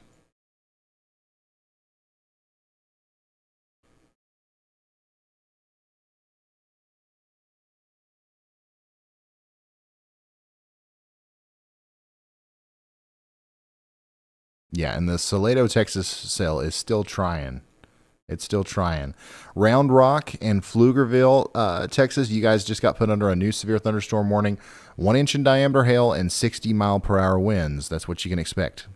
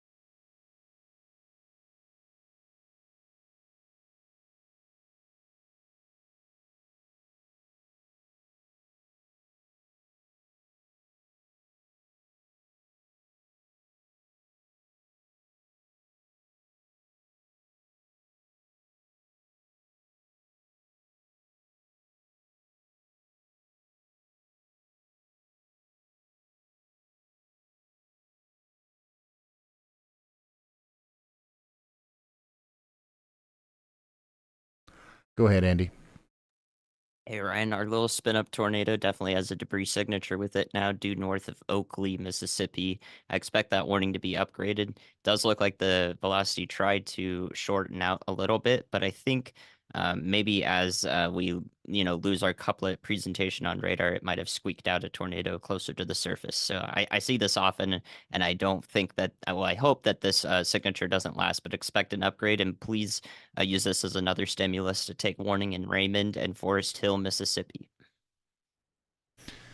Absolutely. Thank you very much, meteorologist Andy Hill, bringing our attention back to the tornado-warned storm moving into Raymond, Mississippi, and Jackson. It looks like we've got a tornado here. We've got the warning. We've got, Andy noticing the debris signature, and we've got, everything just lining up perfectly here, unfortunately. Hopefully it doesn't last long. These kinds of things usually don't, but it could. So we need you to take shelter, okay? I'm going to inspect this over here. Just give me a moment.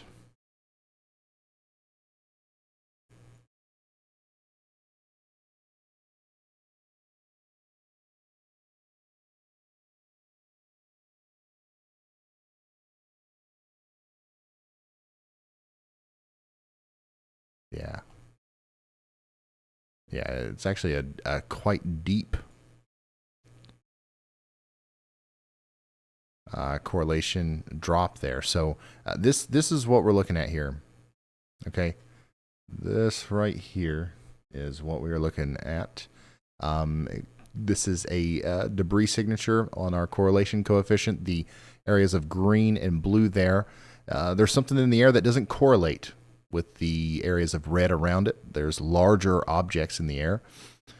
What put them there? It's likely that a tornado did, because we can correlate that with the velocities where we do have some rotation. We have a little bit of a couplet here with the darker shades of green and the lighter shades of green, and also we have somewhat of a hook echo as well.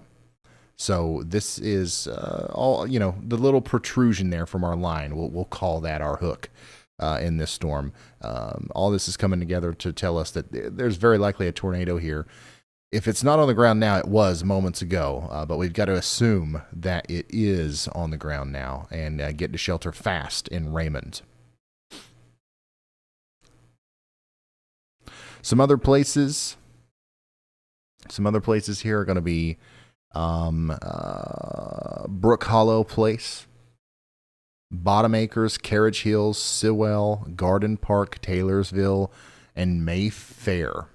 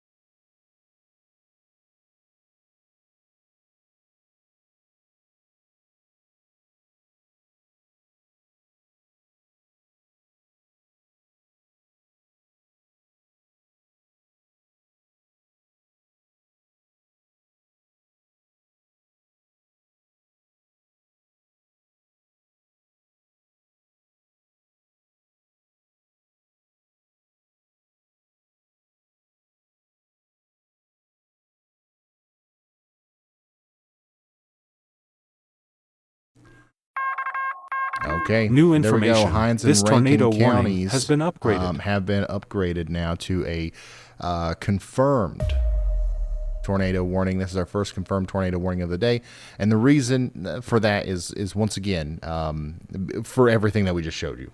We've got the debris signature, we've got everything in line. We know that there's a tornado there even without a direct report of one. just by looking at the radar. And the National Weather Service issued a radar-confirmed tornado. Flying debris will be dangerous to those caught without shelter. Mobile homes will be damaged or destroyed. Damage to roofs, windows, vehicles, all that can occur. Tree damage is likely. And there you go.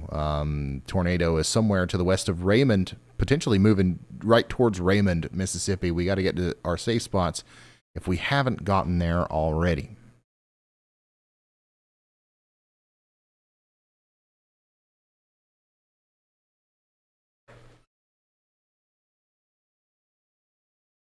We can still see the debris signature here as well. So this thing very well could still be down.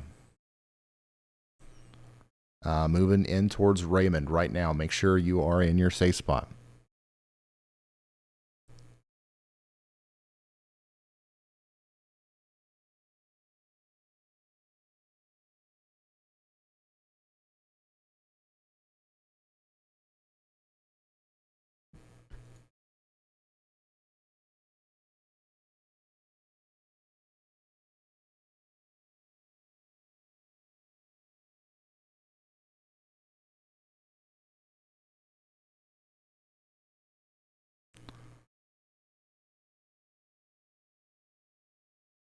We do have a camera to the south and east of Jackson. I believe it's facing west.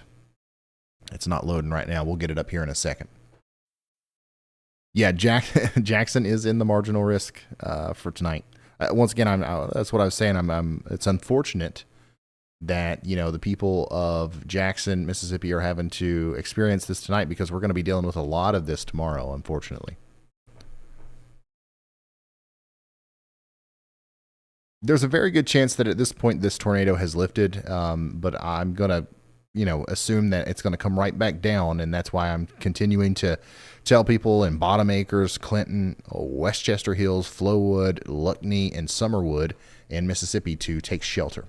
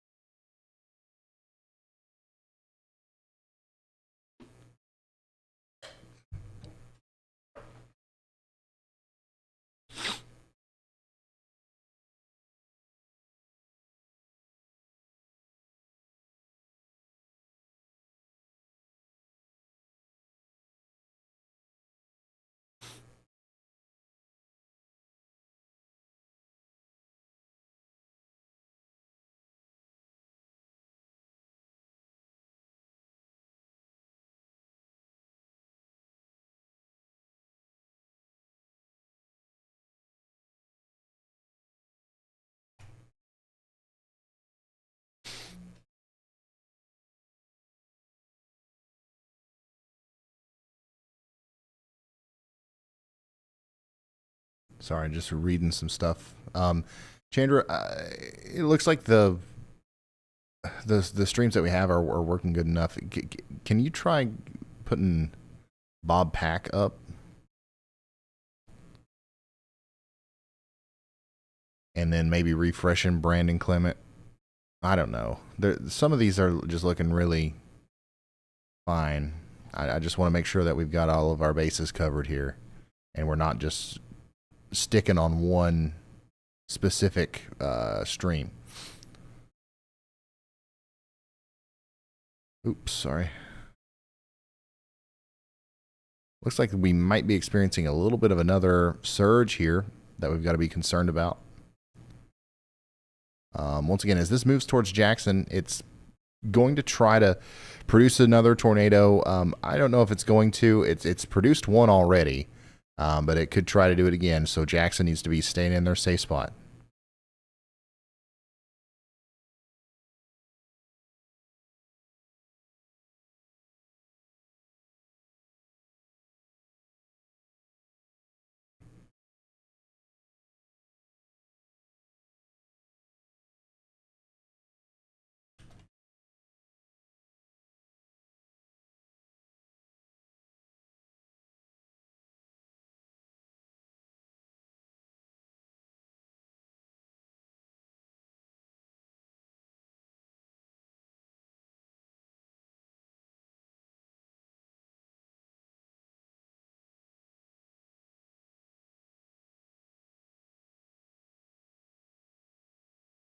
Sorry, y'all.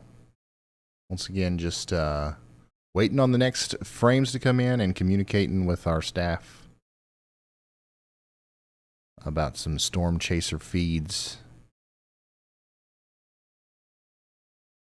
Wow, the storm up here that's going through Holland, Texas is looking really, really interesting right now.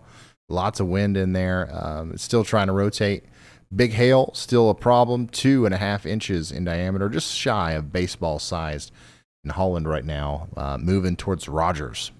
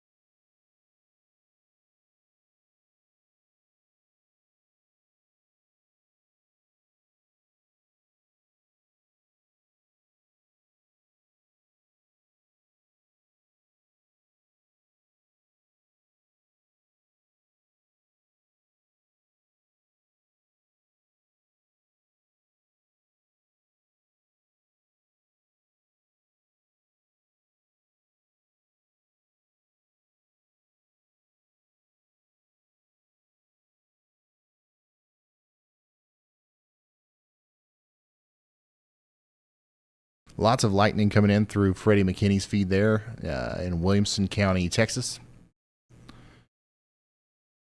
As can be seen from all of the lightning spam here on radar, you can see very clearly that these storms are extremely electric.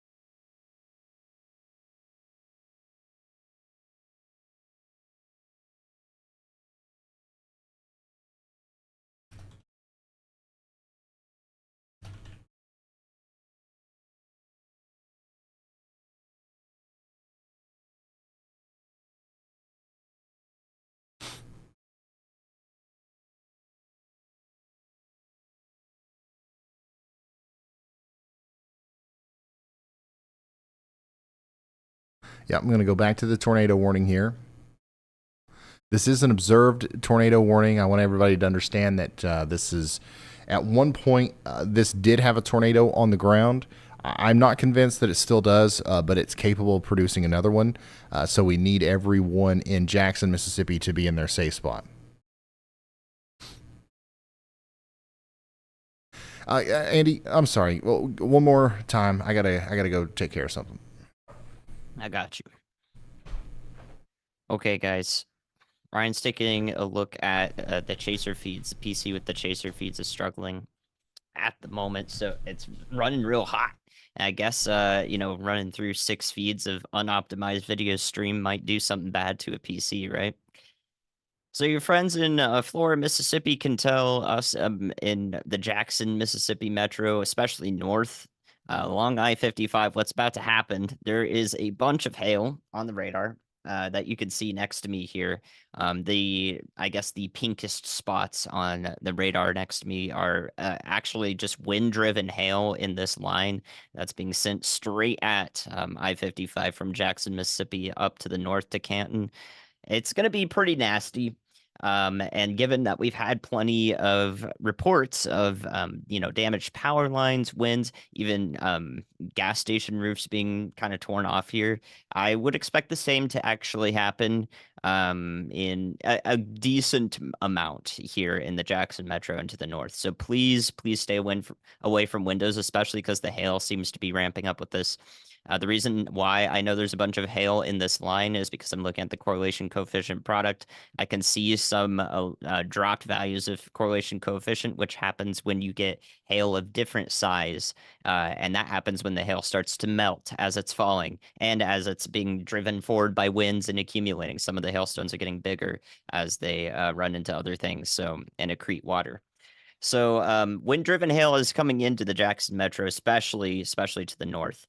The tornado warning is still in effect. It was downgraded to radar indicated for where that circulation previously was. So I think there is no tornado ongoing, but wind-driven hail and this magnitude that's also taking down some power lines, I think is just as important. I saw some people in the chat who are in Clinton, Mississippi. Please feel free to relay what you're experiencing as long as you can do so safely away from windows. We would definitely like to hear from you how loud it is. That's about the best thing you can tell us right now while staying safe is how loud it is. Don't tell us any more than that.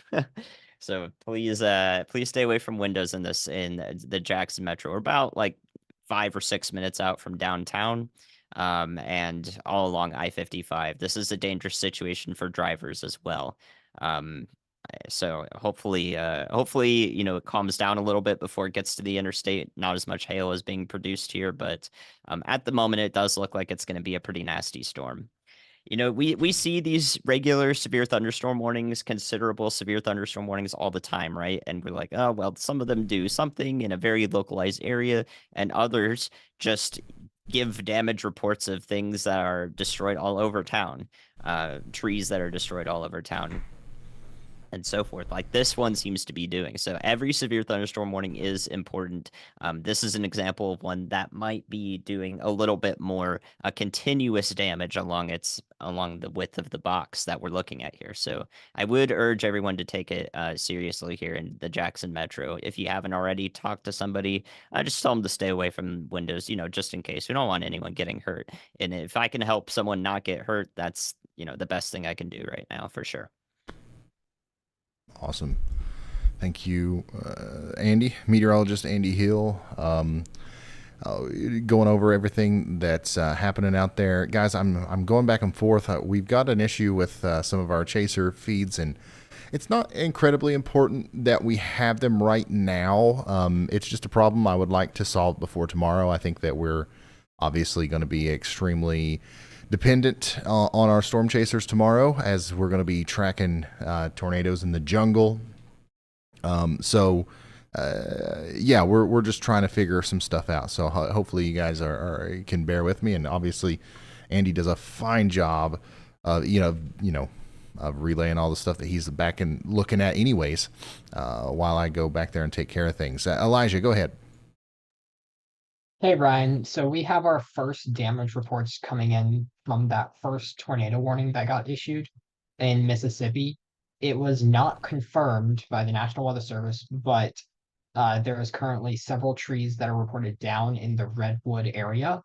And the scan that they issued the tornado warning for was right on Redwood. So there is a chance that this was possibly a tornado. They will go and most likely survey this area tomorrow. Okay. All right. Sounds good. Thank you very much. Looks like the National Weather Service is going to be busy tomorrow. Well, actually, they might even wait in some of these areas to do that because it's going to be, tomorrow's going to be a pretty active day in terms of new additional tornado warnings and stuff. But the next several days are going to be extremely busy for the National Weather Ryan, Service. it's Brad. We may have a tornado forming southeast of Hemphill, right on the state line of Louisiana and Texas. Okay. All right. So that's Brad.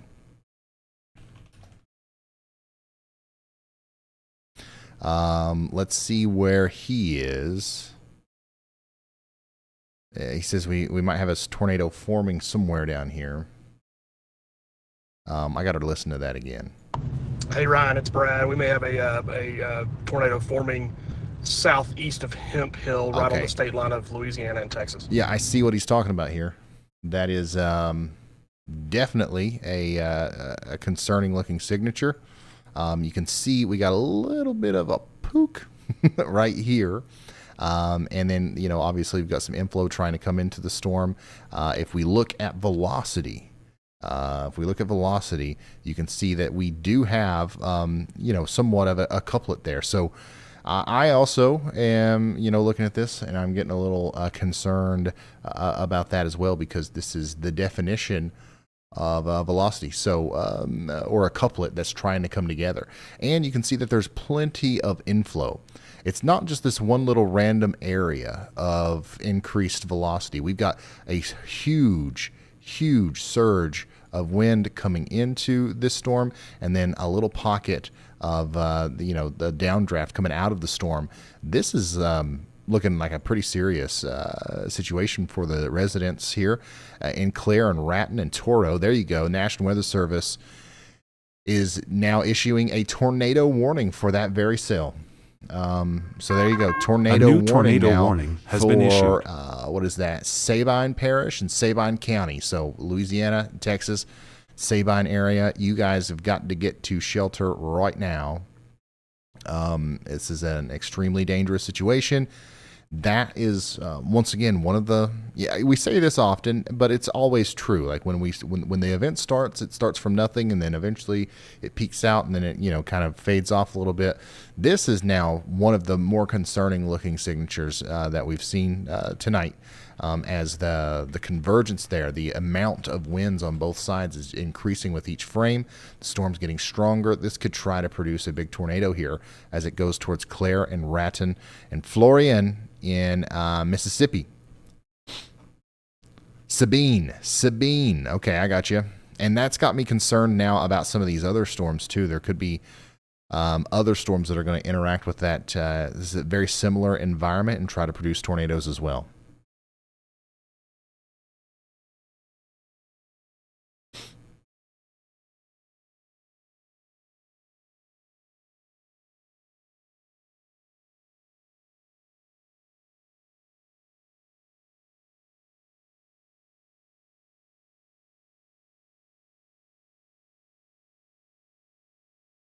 Sabine. Okay, I got you. Storms back in Texas are continuing to drop large hail, but the rotation and stuff with these it's not increasing as much as what we've seen with our storms a little bit farther to the east. So that's good. The tornado threat over here is still not extremely high, but these storms are still very, very dangerous. Austin, Texas, get ready for some hail and some winds here over the next 30 minutes to an hour.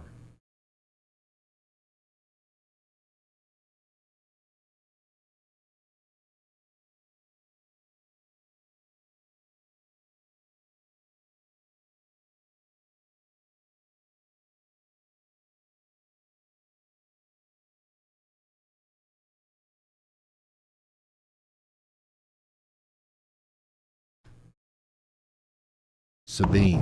Hey Ryan, it's Brad again. I'm getting more and more concerned that this may be a precursor of what we may be looking at for a long haul tonight. Unfortunately, a lot of these storms are now starting to show more and more low-level rotation on them. Obviously, the one that's main focus is east of Hemphill, though.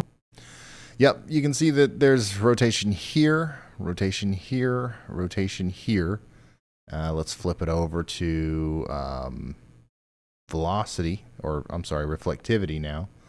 And, it's kind of lining up perfectly with three of our biggest storms. So there are definitely concerns about this area now as we go forward. I think that this is going to cause a problem.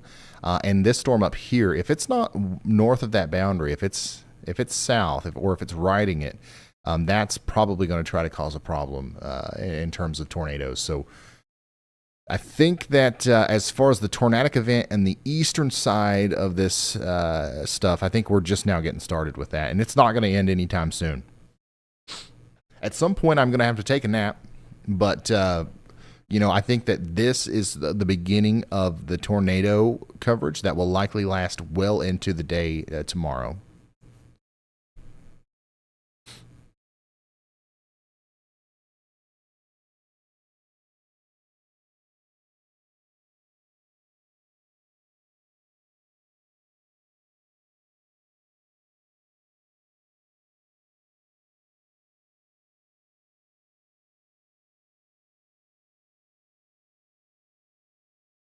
Danny says, Ryan's like, maybe I went live too early. Well, we went like 2 events where we were like a couple minutes late. So I said, never again. Now I'm always going to be 5 hours early. Actually, 6.5 hours. We started this stream 6.5 hours ago. I can't believe that. It doesn't seem like it's been that long.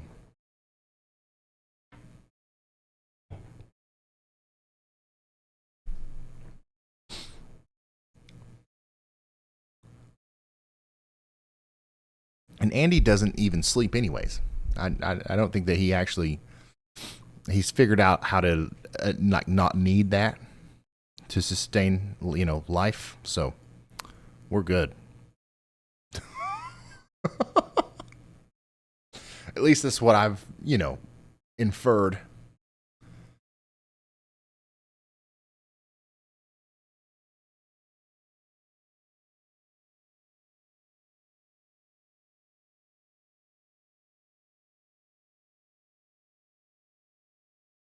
Hey Ryan, sorry to keep barraging you with these voice messages, but there's no way I would be able to make it to that one in Hemphill. The one that's down the line that I'm most concerned about next, that's showing good signs or decent signs of ramping up on rotation, is the one that's just east of Woodville. The latest scan shows a little bit more low-level rotation on it, so unfortunately I think it's going to be a long night for me.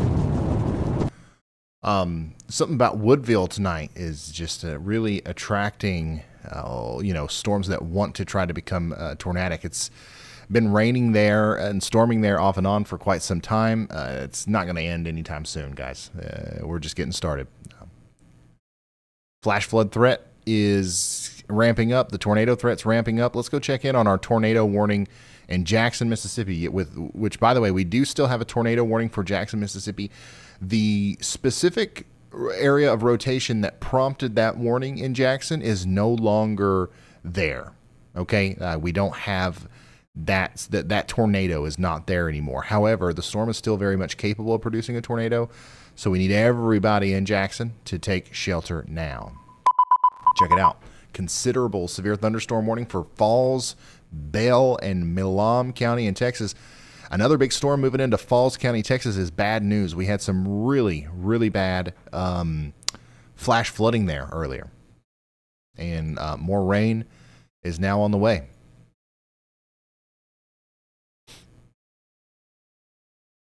This is a live camera from Jackson, Mississippi, which should give us a view of this incredibly strong storm as it moves in. Go ahead, Andy.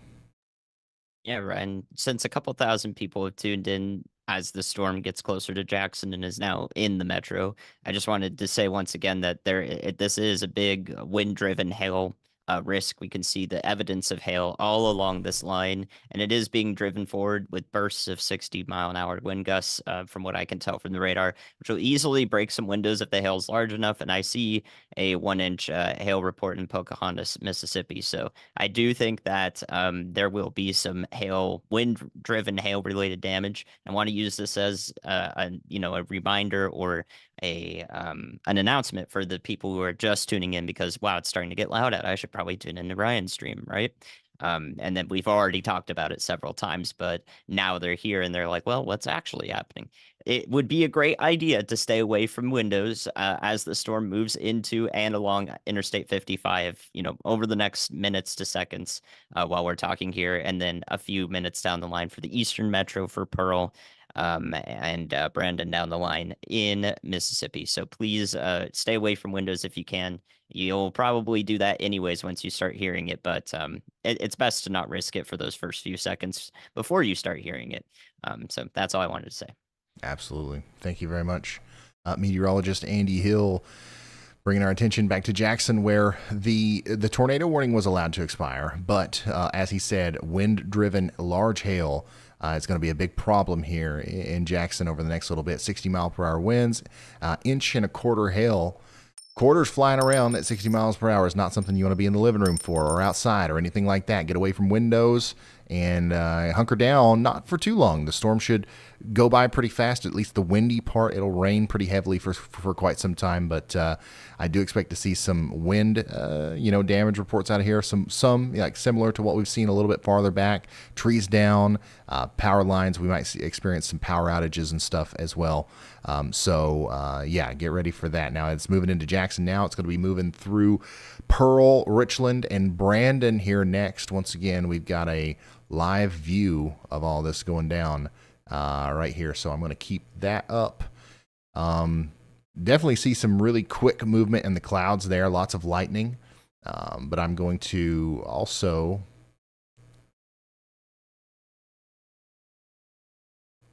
I'm going to also pull up some of the other feeds here in just a moment.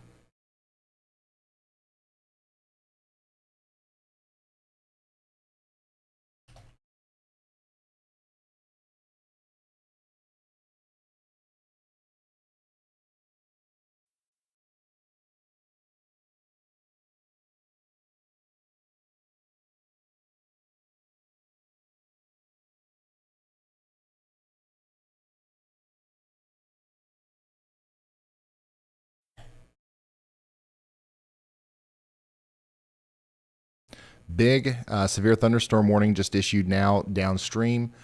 We got 60 mile per hour wind, 1.25 inch in diameter hail for Canton, Jackson, Pelahatchie, Morton, Florence, and Puckett in Mississippi.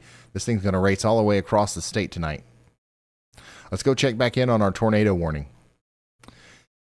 Big tornado warning for places like Florian, Raton, Gandhi, and Sendale in the Sabine area between Texas and Louisiana. The rotation, honestly, doesn't look nearly as impressive now. It's quite a bit more broad, but we still have a lot of inflow, and we still have a lot of winds coming out of the storm like this.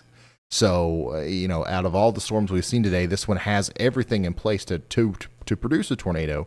It's just got to be a little bit more organized than what it is right now. Same thing can be said about the storm to the north there that has a really nice supercellular shape to it, to the south and west of Powhatan. And then a little bit to the south and west of our tornado warning, we've got some interesting storms here that, Brad's on. The storm near Browndale is trying to rotate. The storm to the south and west of that is trying to rotate. All of these storms are trying to rotate, but these especially are a little bit, they're having a harder time because there's so much competition. All these storms are all fighting for the same ingredients in the atmosphere, and only one can win.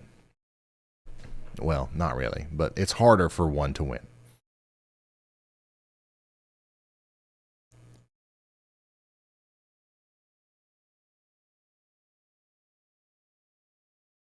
Go ahead, Andy. Ryan, there's plenty of people who we've, taught well, obviously, who think there is debris ongoing with this current tornado warning near Clare and Toro in Louisiana, just past the state line of Texas. But you can show them real quick that is actually not debris associated with a tornado. It is actually just lowered correlation coefficient values in lowered reflectivity. So we call that clear air. It's not indicative of an ongoing tornado. So it's a classic, fool me once kind of situation where you learn the basics of the debris signature and so forth when we show them to you. But there's plenty of faux pas that we also need to, make sure we're covering. And since I see when a few people post about it in chat, sometimes everyone else starts to latch onto it and, they might get angry that we're not looking at it. But we would talk about it if it were debris. So, let that be a lesson. Yep. Thank you very much, meteorologist Andy Hill. This is, first of all, good eye to whoever, caught that. That's exactly what we look for when we look for debris signatures, but that is not a debris signature. Once again, like Andy was talking about, even clear air can spike those lacks of correlation coefficient areas, because it doesn't, clear air doesn't correlate with a field of tiny hydrometeors in the sky. You know what I mean? So anything that's different is going to spark that off. And then sometimes even just random interference or like just some error in the processing of the data can lead to stuff too. You got to know exactly what to look for and understand everything inside and out to make that final call. But once again, whoever picked that out, good eye. That's what we look for. But thankfully, we don't think that's debris right there. You're still under a tornado warning out in front of that, though, in Ratton or Sandell, Gandy, Des. Y'all should be taking shelter, whether that's debris or not. And we will let you know when there is debris. All right? The Caroline says the weather's getting bad in Jackson. Yeah, we've been watching Jackson for a while now. I'd say it is getting bad there. Big storm coming in now with strong winds, maybe up to 60-mile-per-hour winds, and quarter-size hail is about to slam into the Pearl area as well.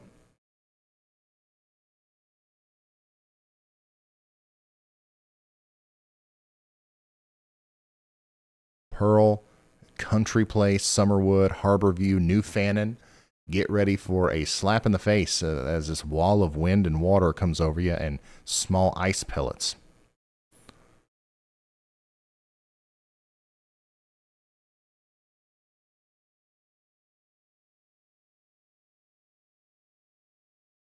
Tom says, truckers love Ryan and Andy. 600 delivery in Birmingham.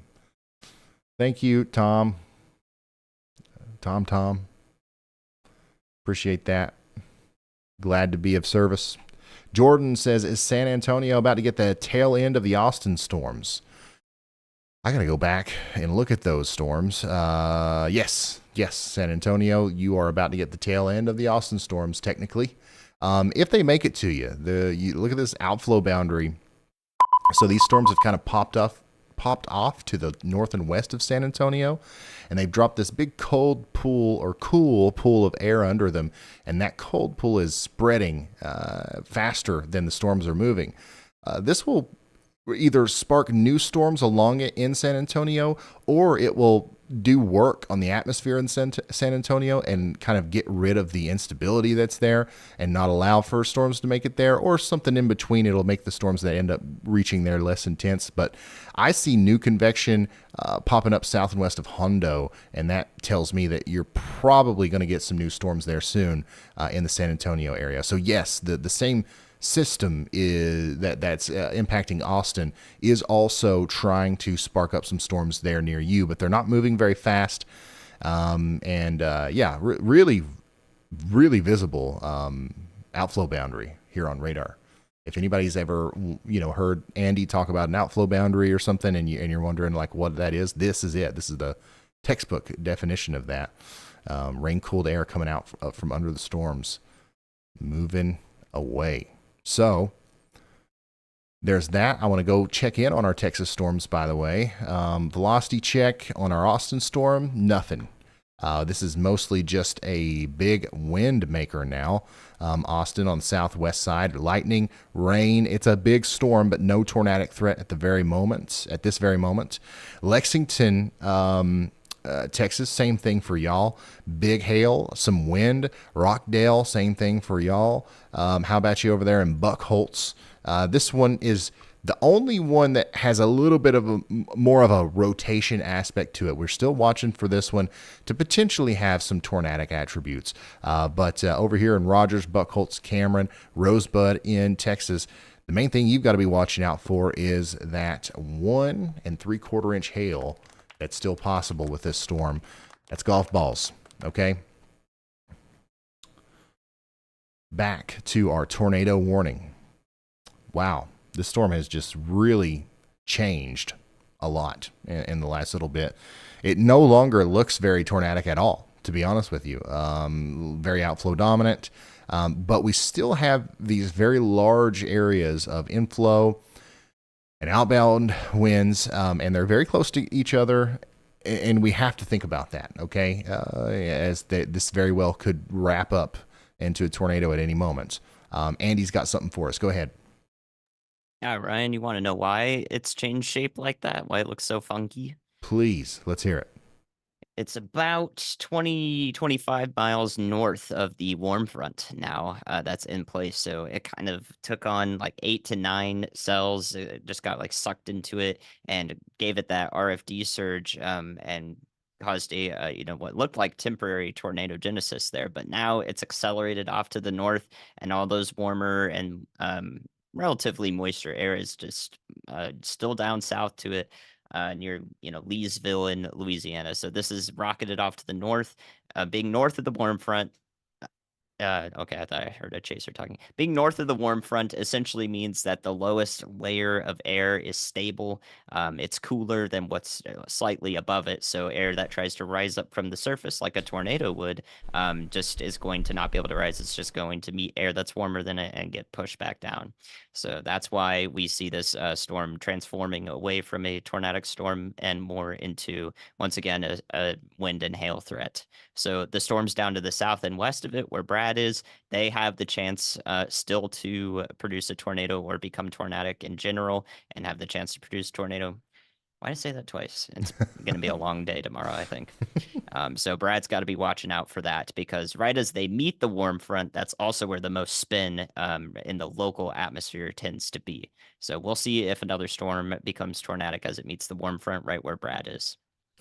All right. Thank you very much, Andy, meteorologist Andy Hill, giving us some nice information there about our storms and how they are becoming less of a problem and more so elevated, especially the farther north you go beyond this warm front.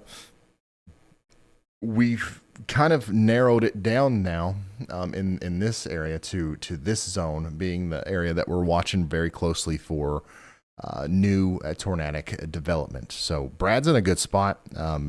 Brad is definitely, if there's going to be a tornado down here, he's put himself in a position to where he's going to find it. All right.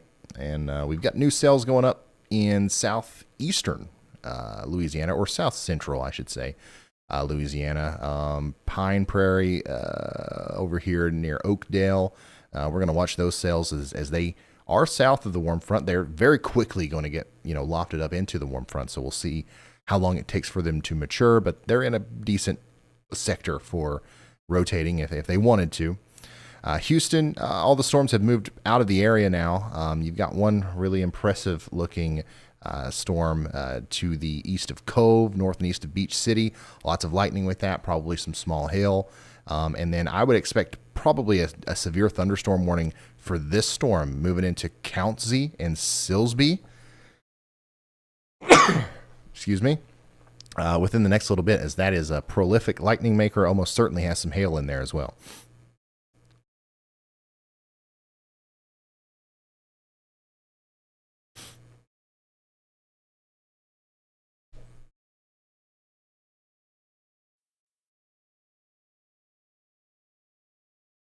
Got a new severe thunderstorm warning for DeSoto and Caddo Parish in Louisiana.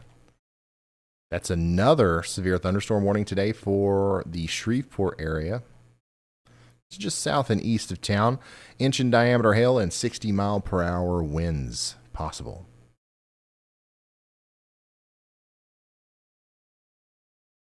What an odd shape to that storm. Looks like a daggone square. Look at that. Look at the line.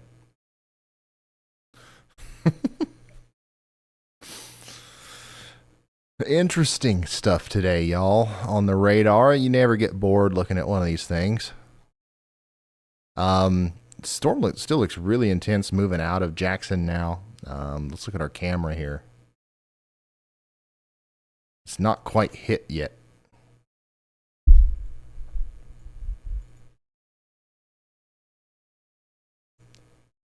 We'll check that out again. It's just about to overtake the camera. Go ahead, Elijah. Hey, Ryan. So we do now have some damage reports that are coming out from Mississippi. In Learned, Mississippi, there are a couple of trees down across the town. In Flora, Mississippi, there's a tree down across the road. And for that confirmed tornado we had, there are trees and power lines down, and the National Weather Service or an emergency management report notes that it is a possible tornado on that one.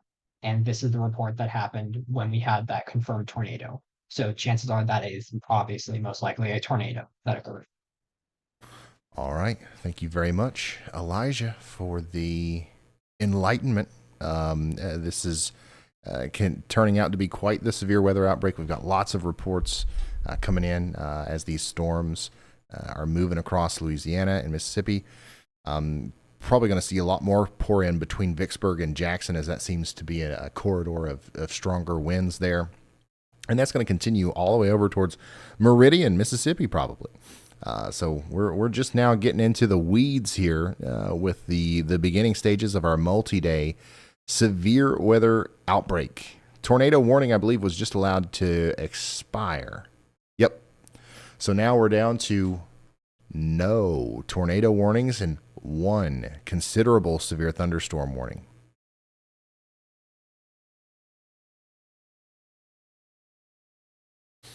And that's plumb way over yonder here near Temple, Texas.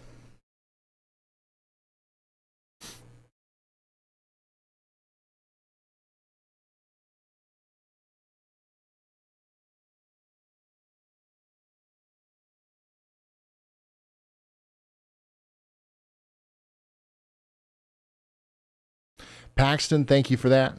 Dan Huffman, thanks for becoming a member. Jacob says, I love the color key and the new animations. Thank you so much, Jacob. Thank you for that.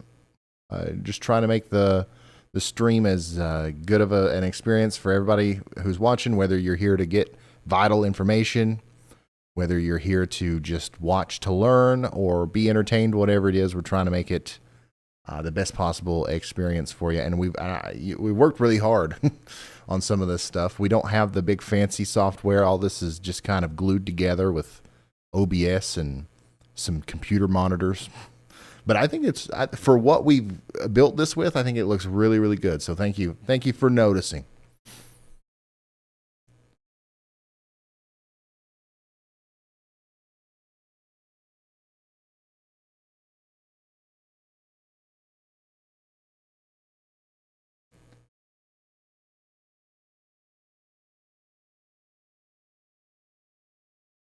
There are currently no tornado warnings at this very moment.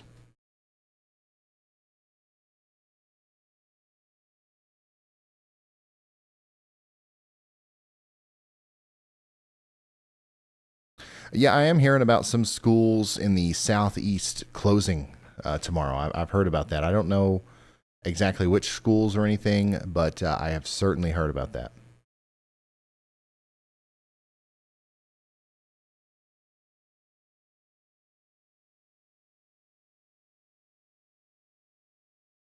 Kim Clark says, thanks for all you and your team do. Thank you, Kim. I really appreciate that.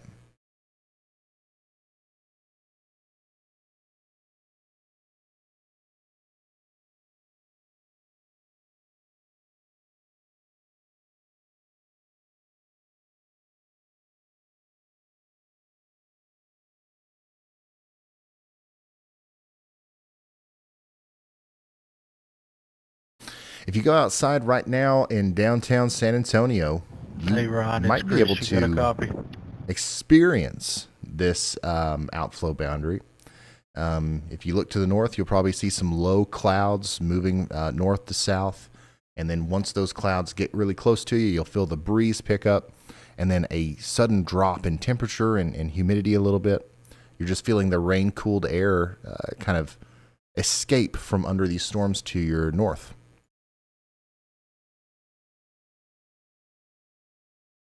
Anytime I get a nice outflow boundary here at the Weather House, I always like to step out in it. You know what I mean? Nothing like a good little outflow boundary refresher for the mind. You know what I'm saying? In spring, smells good.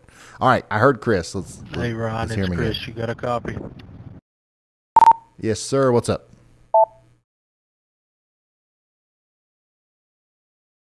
Hey, so we are in Leesville.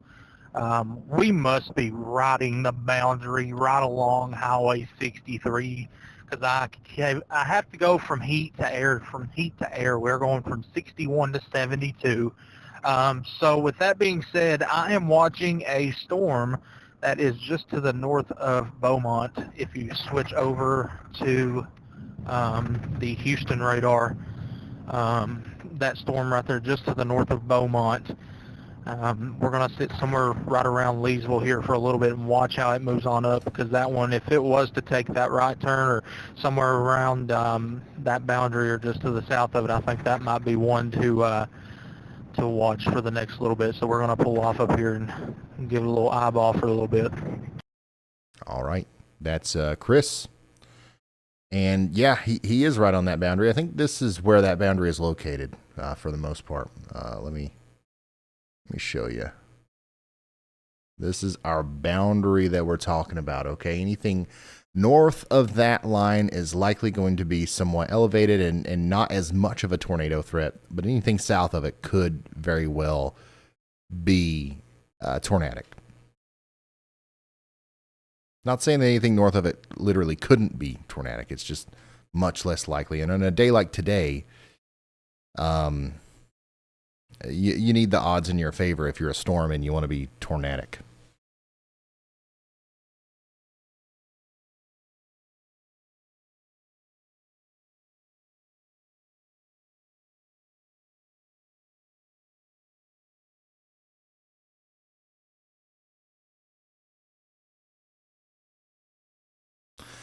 Okay, so I've gotten an update from the people who are working on our stream feeds. I've got to go talk to them real quick. Andy, one more. Thank you. All right, I got you, Ryan. All right. Yeah, I'm starting to think about tomorrow quite a bit here too. Because as things change and evolve here, our risk might change rapidly. And I do think it's important to talk about that. Definitely we'll be talking about how tomorrow will go down and evolve, and when we'll be live for it and where the risk will take place. Because when we have systems like this that move these huge squall lines through and multiples of them, things can change dramatically between day and night. We could have the whole system accelerate by a few hours. And that means that the primary risk area would shift east a couple hundred miles. And that is a significant change. So I do want to make sure we're talking about that. I want to make sure everyone who's here now will hear about that, especially if they know someone or are in the risk areas that are present for tomorrow. And that's tomorrow's outlook. For anyone wondering, the Storm Prediction Center forecast from 7 a.m. Central to 7 a.m. Central the following day when we're in daylight time. So the current forecast goes to 7 a.m. tonight or tomorrow morning. And then tomorrow's will begin immediately at 7 a.m. and go till 7 a.m. the following day. So you can kind of imagine the progression of the storm through that 24-hour period, and imagine where it sits at the start and how it will move through the end. But of course, models will be very wrong when we see these storms develop and change into lines and move at different speeds than expected and accelerate at different times than expected. So I do think that a lot will change in the day one outlook, maybe.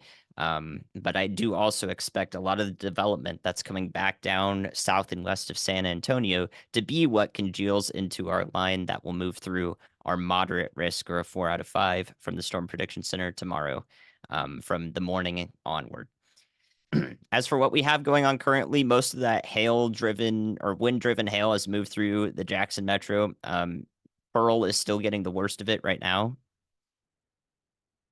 So again, I'm concerned about that, but it doesn't sound, I don't see a ton of damage reports popping up yet for the Jackson Metro, which is surprising. I'm sure we'll hear a bunch from Elijah on how that went down, because I do think that what the radar showed us did look pretty concerning. And you don't often see very high reflectivity values along the squall line like that.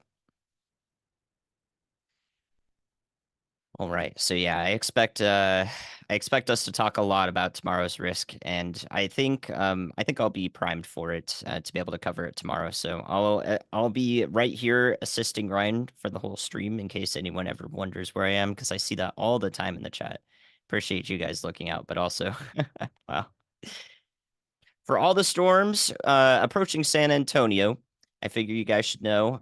Looking from the San Antonio radar right now in Texas, there is that huge outflow boundary out in front of it. So if you're just joining because you see lightning in the distance in the San Antonio metro, those are not going to be tornadic storms necessarily, because all of the outflow in front of it, all that is colder air pushing out from a storm. And that will stop the ability for a storm to become tornadic. Because the lowest level of the storm is being cut off from that nice, warm, moist air that a tornado would need right at the surface into the lowest level of the cloud. So I think that anything in Hondo, west of San Antonio, north of San Antonio, that may move into San Marcos, New Braunfels, those will all be hailstorms, probably accompanied by some damaging wind gusts. But I think that the tornado threat is rather low with these storms. For anyone wondering about San Antonio. They'll move in kind of slowly because they are moving generally to the north and east, northeast, but they're all off to your south and west. So it's going to take some time for them to shift over a little bit. You'll probably have your stormiest hour over the next hour and a half in the San Antonio area. In addition to that, there was one more thing I was going to say too. I forgot what it was. It'll come back to me. So yeah, that's for San Antonio, because I saw a lot of people asking about San Antonio. So hopefully that helps soothe your mind about what's going on there. I think the tornado threat is not going to be high with our storms this evening into the early night. Dang it, man. What was I going to say? Oh, yeah. Of course, I'm still watching the storms to the north and east of the Beaumont area, northwest of Beaumont, northeast of Houston. Looks like Houston lucked out today and did not really get in on the severe weather threat. I think that this morning squall line could still impact the Houston area. The southernmost extent of it could possibly reach the area. And looking at the storm now, I think the only thing I would update it on is that we are looking at some side lobing going on near Kuntz, Texas, north of Lumberton. And but side lobing is not all bad data. It does tell us that there is still more than likely a rotating part of the storm. So we can take this into account and say that, there definitely is a rotating part to the storm near Kuntz, Texas. And if it all comes together, it could actually warrant a tornado warning. So I have my eye on that, Ryan, at the moment. All right. Thank you very much, guys. That's meteorologist Andy Hill, always there for us when we need him. And I think we have officially figured out our issue with the chaser feeds, and we're going to be ready to rock and roll tomorrow with no problems. So, yay. But as of right now, we're still monitoring these severe storms. We still have, as Andy was just talking about, some rotation here north of Kuntz. Big storm. That's a big storm. Chris Hall's on that one. Keeping us updated on it. Brad Arnold is on another big storm just to the north of that. That's also rotating, not much, and it's about to go north of that boundary. So we'll see how long he sticks with that one, and we'll see how long this whole system kind of tries to produce storms along and south of the boundary. Right now, we've got a couple down here. We've got a couple over here.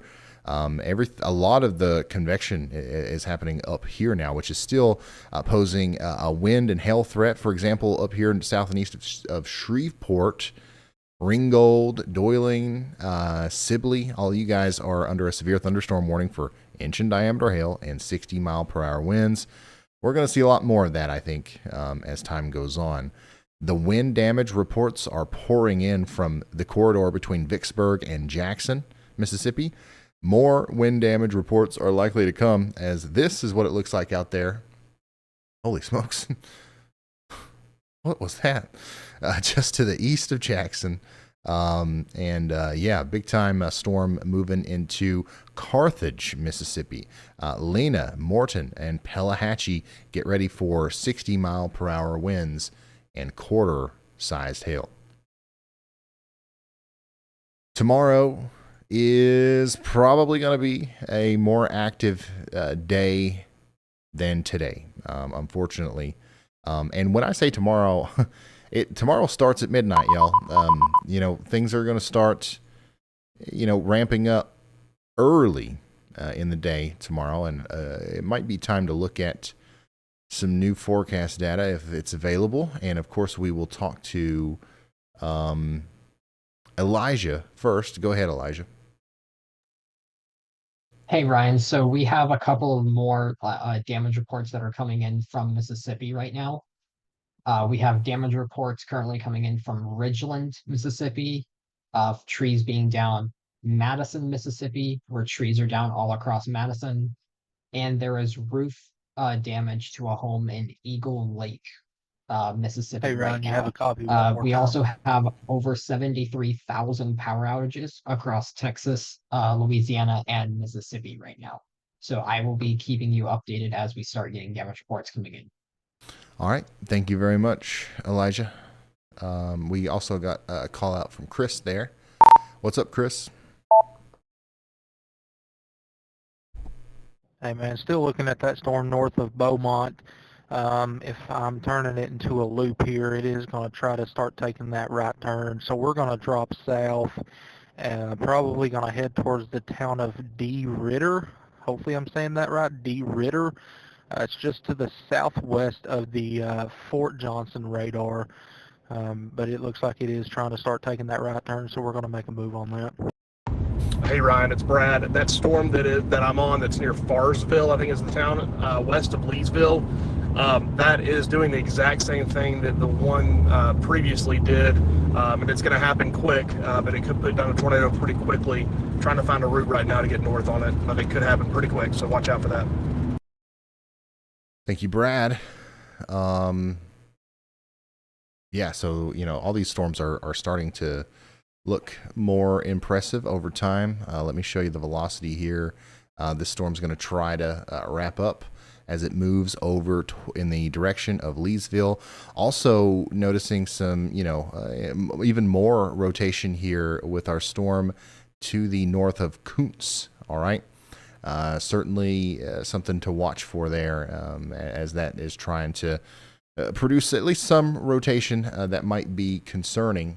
Oh my gosh, hold on. That might be concerning for the folks in Kirbyville over the next little bit.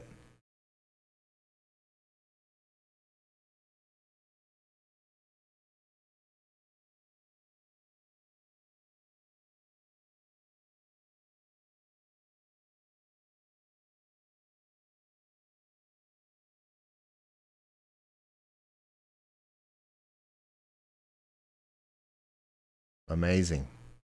Our storm chaser feeds seem to be working nicely.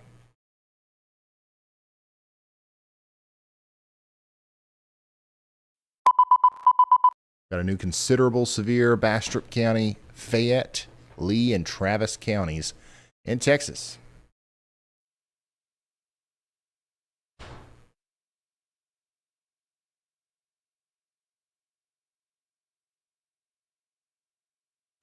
Wow, this is from Josh. Josh says, my brother lives in Marble Falls, Texas.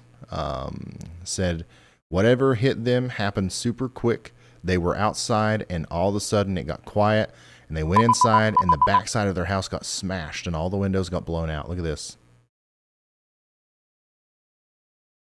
Wow, this is exactly why we say don't be around windows. A lot of times, people think about it and they're like, oh, I'm going to sit right here next to this window because, I'm going to look out the window and I'm going to see it get bad. And if it gets too bad, I'll step away from the window. I would just about bet that this happened almost like an explosion. It didn't like slowly, gradually get worse and worse. And then boom, the window breaks. Like, this was a surprise. This came out of nowhere. And that can happen. So that's why we say get away from windows, the glass. will fly in at 60 mile an hour or however fast the wind's blowing and cut you to pieces, and it's just a dangerous thing. And this likely was not a tornado. This was just a lot of hail and wind, and that's why we take those considerable and destructive severe thunderstorm warnings very seriously, and we treat them as if they're tornado warnings. Josh, thanks for sending this in.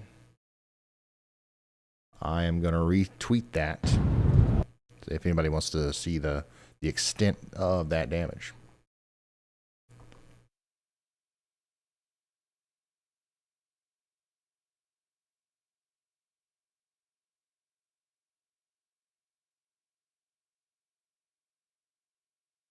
Hey Ryan, do you copy? Yes, sir. What's up? So keeping an eye on this storm that's over South Toledo Bend right now. We're on up to the northeast of it, but getting in position near Leesville, Louisiana, and just gonna keep an eye on it. Just want to let you know where we were. All right, that was Storm Chaser Jordan Hall. Chandra, if you can hear me, let's put Jordan in slot number 2 as a replacement for Shoal at the moment. Ryan, it's Brad again. I would be I don't want to raise too many warning signs, but I would be completely shocked if the storm that's west of Burr Ferry does not produce a tornado, or at least get a tornado warned within the next 5 to 10 minutes. That's west of, what do you call that? I'm assuming he's talking about this storm right here. Sorry, I don't even see that. I don't think that town. Hey Ryan, it's Chris. I would not be completely shocked to see a tornado warning come for our storm here very shortly. All right, neither of them would be shocked. Let's hear if Andy would be. Go ahead, Andy. No, I think he's right. It's right where Brad is. Burr Ferry is on the state line, so it's that storm that's approaching the state line of Texas and Louisiana. It is pushing forward a little bit. But what I will say is that the rotation here does not go up in height very well at all. I don't know if that's just because we're looking along the radial, but if it does produce a tornado, I guess I would actually be surprised, but it could all be concentrated in those lower levels, and Brad's there to see it if it does happen, so we'll have an advanced heads up and perhaps a visual of it as well. Thank you very much, Andy. There it is. This is what we're talking about here. We've got to be aware, because right now there's no warning in Kirbyville, not a severe thunderstorm warning, not a tornado warning or anything. So I want to make sure everybody knows that we are telling you to, watch out, y'all. Okay, this is a dangerous storm. Even without a tornado, which it does look like it's trying to produce one, this is going to pack a punch in flash flooding, prolific lightning, yada, yada, yada. You know how it goes. This is going to be a big storm for you from Kuntz all the way up to Kirbyville. And we're considerably kind of honed in on this area right here because it looks like we have rotation. And if that continues for at least probably just one more frame, we'll likely get a warning from the National Weather Service on that one.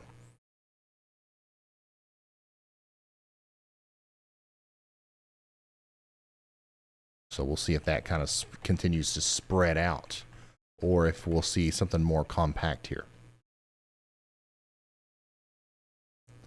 But Brad and Chris are both up here. Brad, Chris, Jordan, a lot of our storm chasers are up here near Leesville. And they've got their own storm to worry about. Like this one's probably going to eventually do the same thing near South Toledo Bend and Burr Ferry. That's the town that I couldn't find a minute ago. And then we're also watching the storm down here near Kuntz as well. Okay. Pretty telling of the atmosphere. You know, whenever we get these little cells that pop up out in front of our main storm and they take this shape, you know, that kind of shows that there is definitely some spin in the atmosphere as the storm grows taller. The top of it's getting kind of veered west to east. Bottom of it's drawing in moisture from the southeast to northwest, which is kind of exactly what we look for, when forecasting tornadoes. So this storm has a lot going for it in terms of having a favorable environment for tornadoes.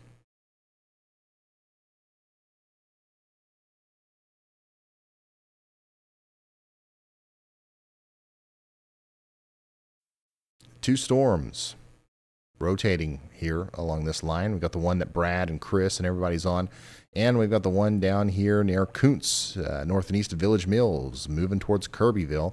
The storm that Brad and them on, if it doesn't immediately cause any problems, we are going to see something eventually downstream here for Leesville, maybe Anacoco, Kurthwood, Flooring, and also Gorham in Mississippi.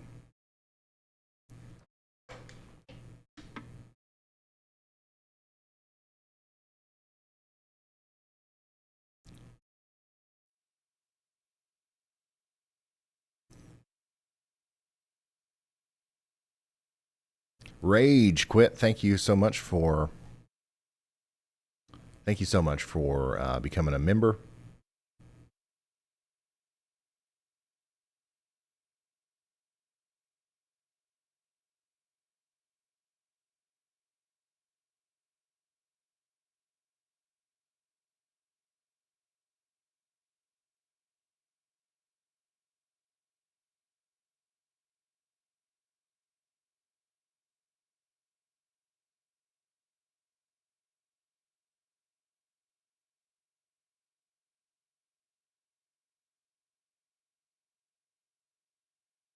So far, today we've had, 3 tornado warnings and a bunch of considerable and destructive severe thunderstorm warnings.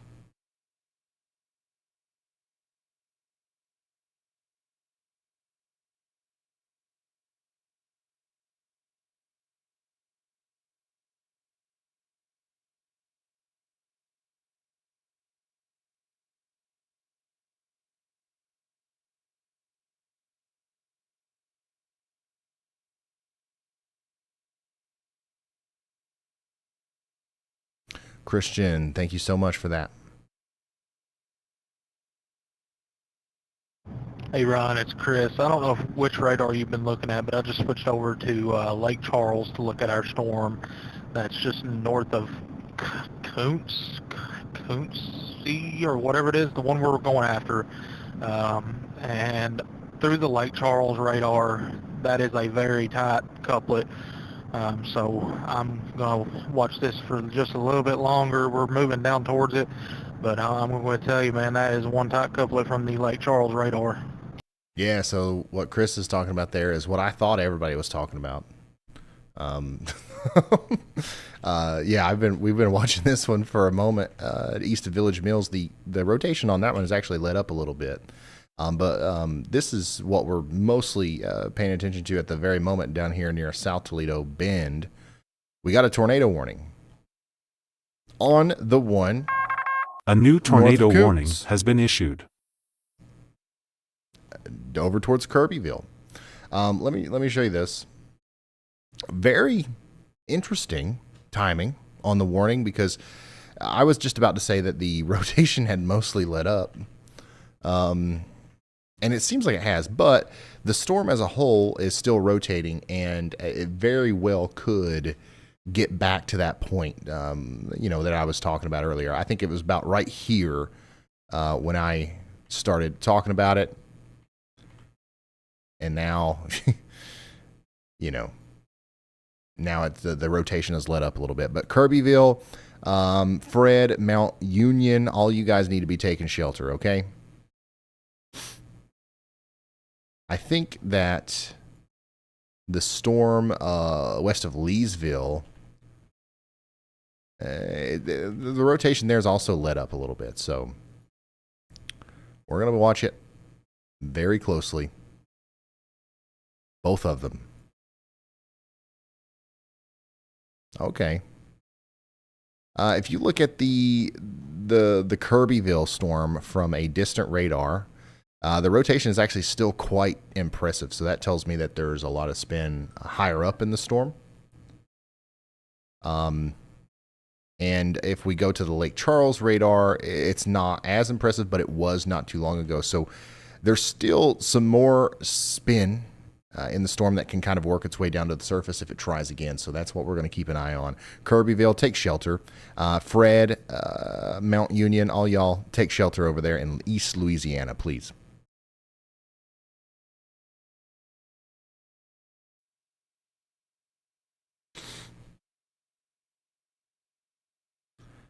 Thunder, thanks for being a moderate risker. Zach says, I appreciate the hard work, Ryan. Thank you, Zach. Lots of people working hard here to make this happen. Thank you so much for the support.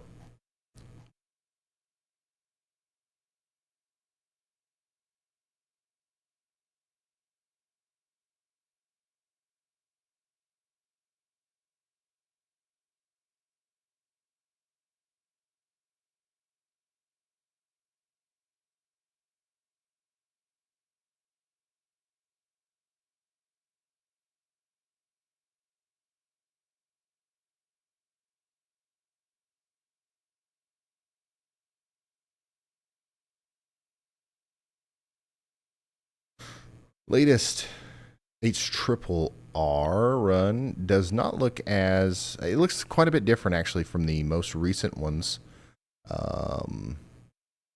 Actually, no, it doesn't. It looks quite similar.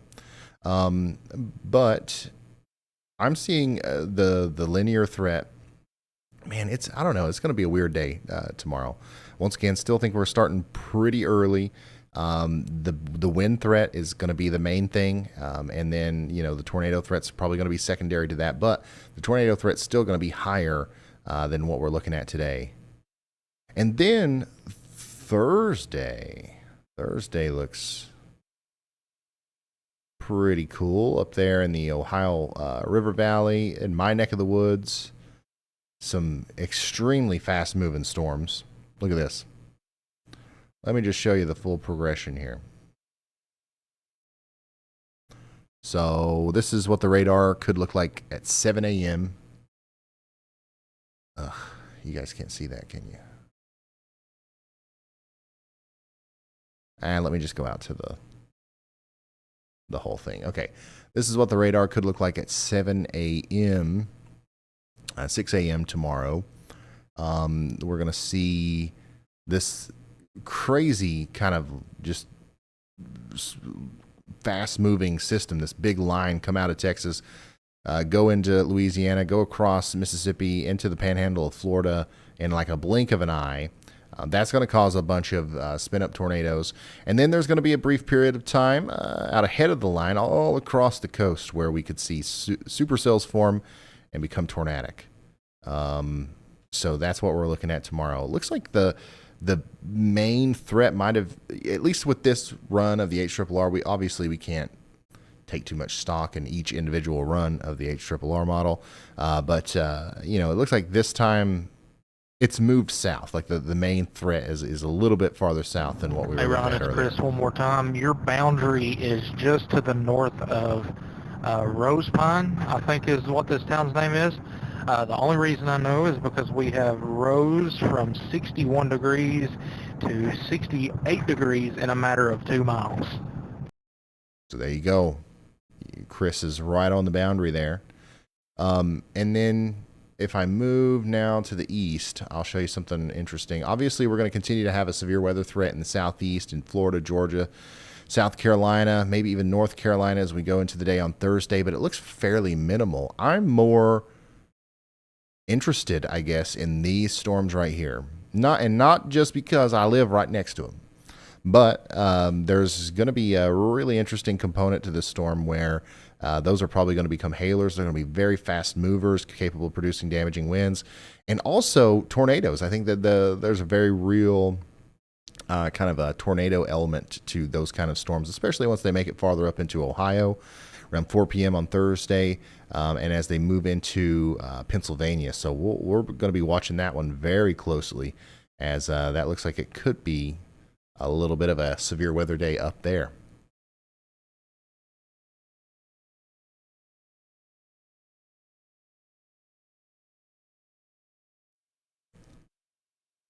If you're just now tuning in, we've got one tornado warning right now for Hardin, Jasper, and Tyler counties in Texas. The original area of rotation that kind of prompted this warning is just not really there anymore. We were talking about this for forever. And then the moment we was like, okay, this is something we got to really look at here, and the warning came out, the rotation kind of let up. But it's still a big storm capable of producing a tornado. In fact, that last scan there shows a really big uptick in the winds coming out of the storm here. So Kirbyville needs to stay in their safe spot. How about you over there in Leesville? You've got a big storm still off to your west. It's rotating, but it's not doing much.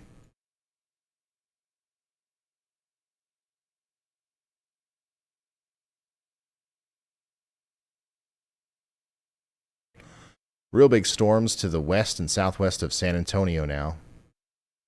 Inch in diameter hail, 60-mile-per-hour winds. Austin, I think you're done for the night for the most part. I don't want to speak too soon.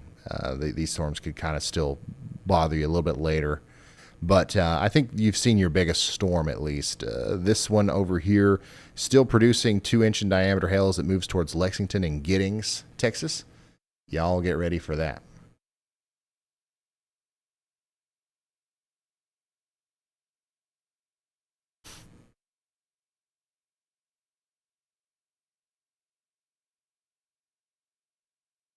Go ahead, Elijah. Hey, Ryan. So the National Weather Service in Jackson, Mississippi put out a special thing. They do it all the time, but I just happen to notice it. The river forecast area. And there are several rivers that they're expecting, and I quote here, devastating flooding of agricultural land to occur from the floods, including the Big Black River, which is expected potentially to crest 6 to 10 feet above its flood stage, and the Big Sunflower River as well. All right. Thank you so much, Elijah. Guys, I want to take you over to Jason Cooley's feed, who is actually in that storm that's coming into Lexington, Texas right now. It's looked intense over the past little bit. This is actually less intense than what we were just seeing. But, this is, the storm that's warned for 2-inch in diameter hail and up to 60-mile-per-hour winds. And once again, this is Jason Cooley right next to Lexington, Texas. So we'll see that storm come into Lexington and Giddings over the next little bit.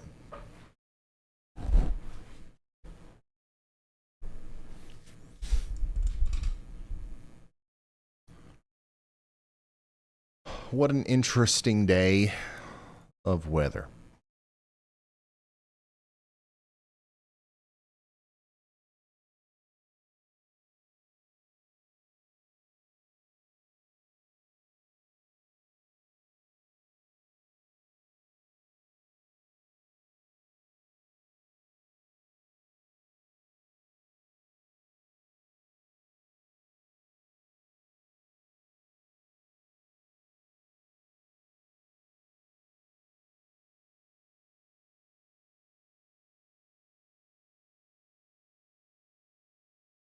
If you're just now tuning in, this is a live look from Lexington, Texas, or the area just outside of Lexington, Texas, that's currently experiencing a considerable severe thunderstorm.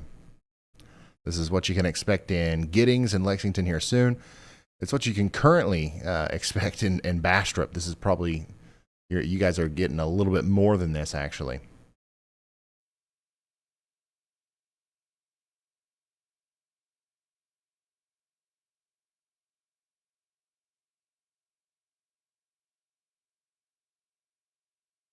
We do have a moderate day one excessive rainfall risk in East Texas up through Louisiana down into the mid-Mississippi River area between extreme southeastern Arkansas and western Mississippi.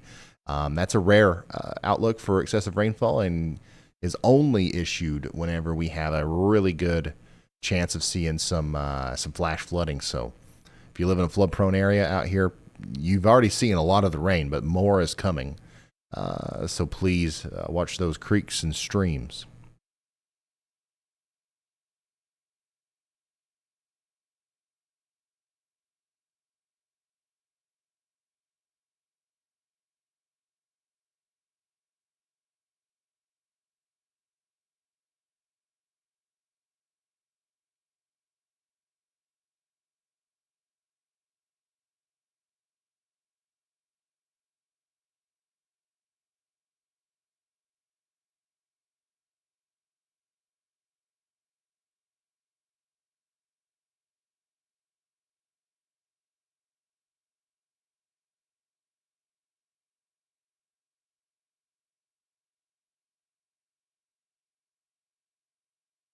Yep. At some point here, we're going to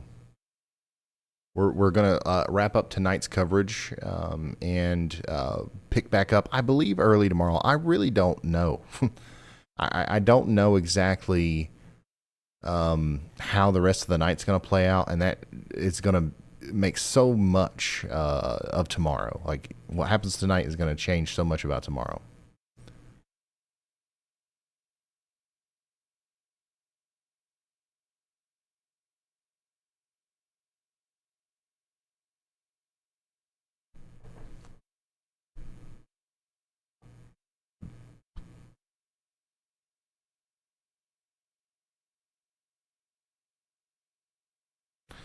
Joe, thanks for becoming a slight risker.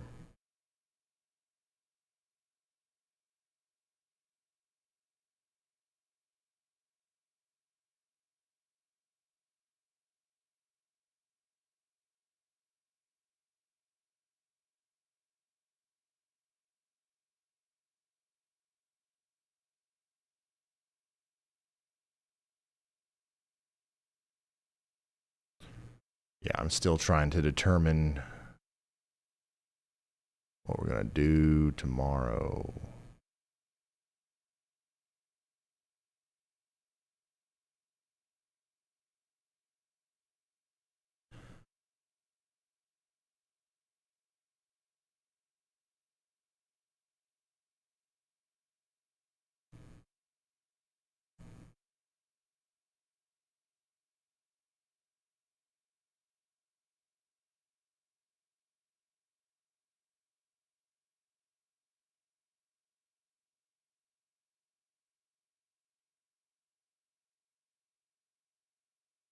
Hey Ryan, do you mind if I just answer a few questions I've seen in chat real quick while you're looking at that?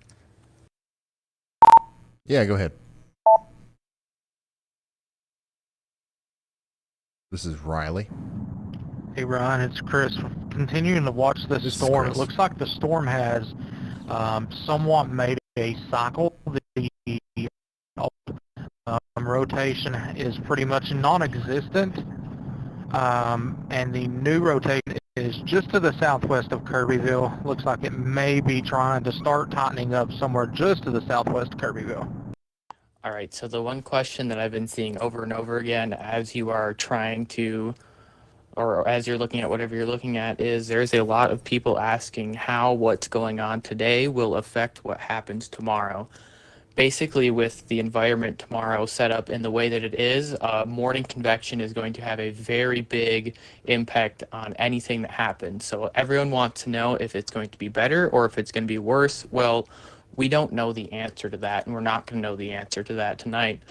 And that's one of the reasons why tomorrow's threat as a whole is just so conditional, where if we see morning convection be almost nothing and then we have a perfect environment tomorrow, we could see a more favorable environment for tornadoes. But if we see a lot of morning convection and it lasts for a really long time, there's not going to be a lot of surface heating and the environment is going to be less favorable for tornadoes. That's really just going to have to be played by ear tomorrow, and there's nothing we can do tonight to tell you what that's going to be like.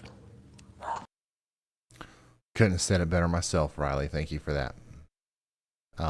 Yeah, these kinds of storms are extremely hard to forecast. You know, unfortunately, we've had to deal with a lot of them so far this spring. But this one especially, there's so much riding on this boundary, literally, that the littlest thing could change its location and its position. And that, you know, that is going to change everything about the eventual track and progress of our storm tomorrow. So just know that we're going to be here as long as that, 10% hatched is maintained, and I believe it will be. We're going to be here, and we're going to try to make sure that we're here for the biggest part of the event, so that we can help as many people as possible.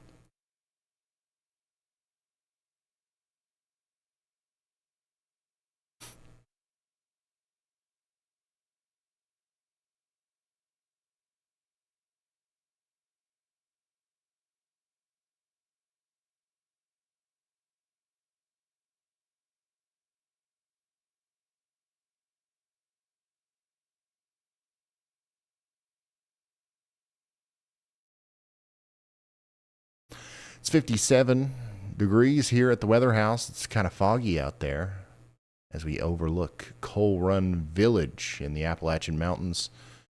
Humidity 96%. Woo!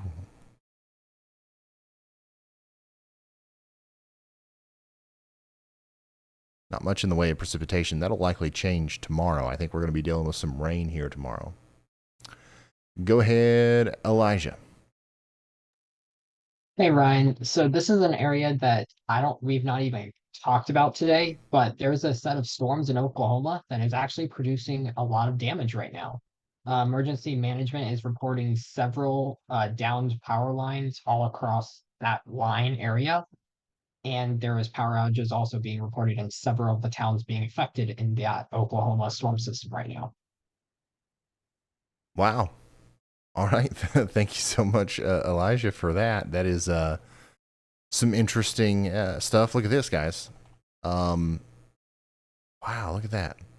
So this storm up here now in Lawton, Oklahoma, is now warned. It's a considerable severe 70-mile-per-hour winds moving into Lawton. We got a ton of reports out here, damage, power outages. Yep, everything that he just said.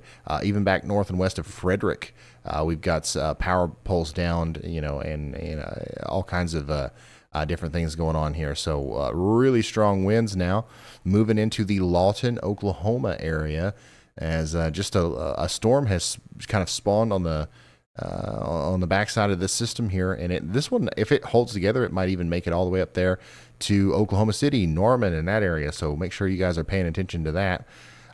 Whatever is fueling that storm is probably still going to be there in a couple of hours. So keep that in mind. Still got big velocity showing up on our storm west of Leesville. Strong winds for sure. It's going to try to produce a tornado again. I don't know how many times it's going to do this, but it's going to try here again. I don't know if it'll be successful. The storm to the south and west of Kirbyville now is also trying again to get a new area of rotation going. I also don't know if it's going to be successful. The storms haven't had a good time today attempting that, so we'll see what happens.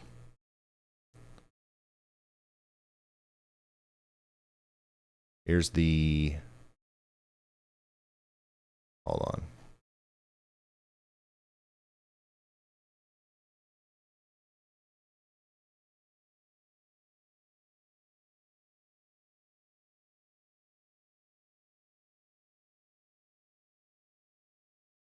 Here's the risk for tomorrow. Wednesday, April 10th, 2024, moderate risk.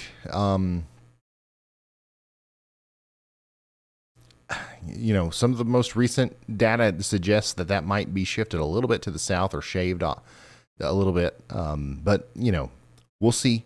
We'll get some new data in a couple of hours, and we'll probably have the final decision on what the day one outlook's going to look like for Wednesday here soon. And in the morning, we're just going to look over all this stuff and just figure out what we're going to do. I still think that there's a good chance that we'll be live around 8 a.m.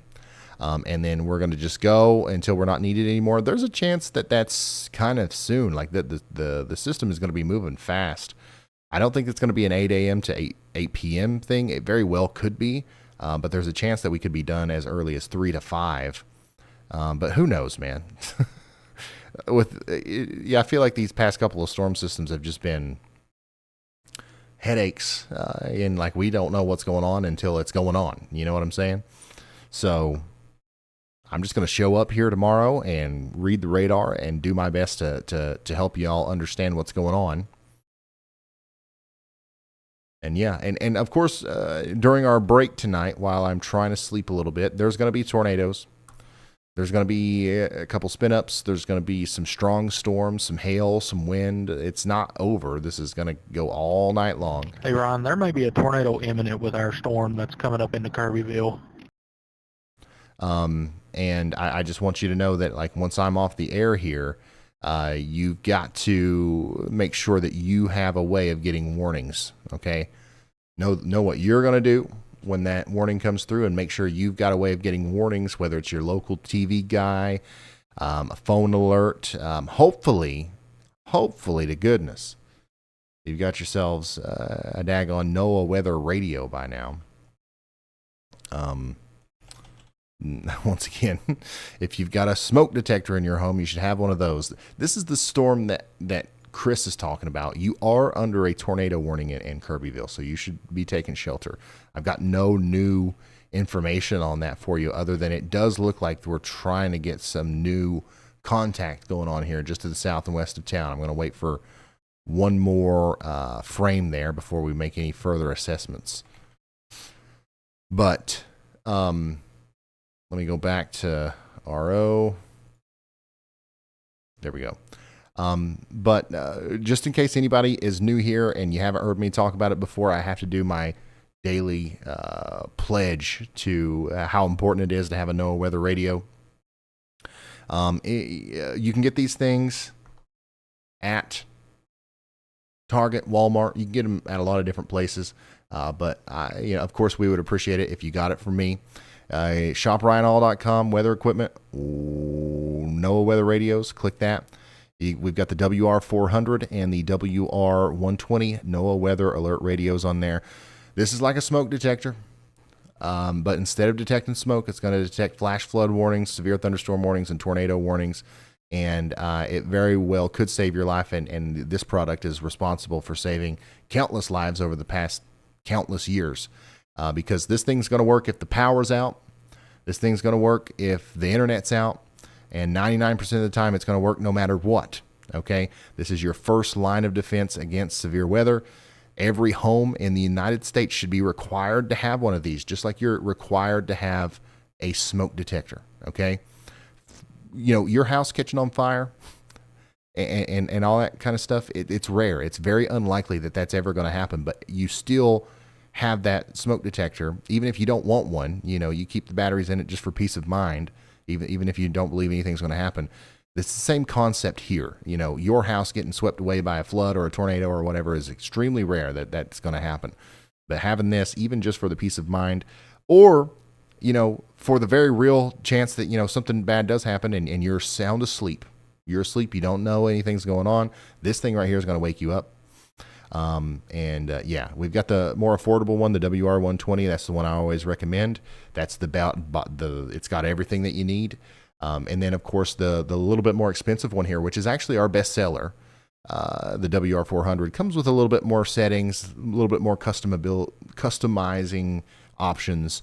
And it's just overall a slightly better, higher end product when it comes to weather radios. So, if you want the best of the best, that's the one for you. So you don't have to get it from me, but we do sell them on ShopRyanHall.com, and we ship them from right here in East Kentucky. You're giving people in rural Kentucky jobs, which is something that we desperately need out here, and we appreciate it. So don't be scared. Be prepared and get yourself a weather radio. Weather radios are going off right now in Kirbyville because we do have a tornado warning.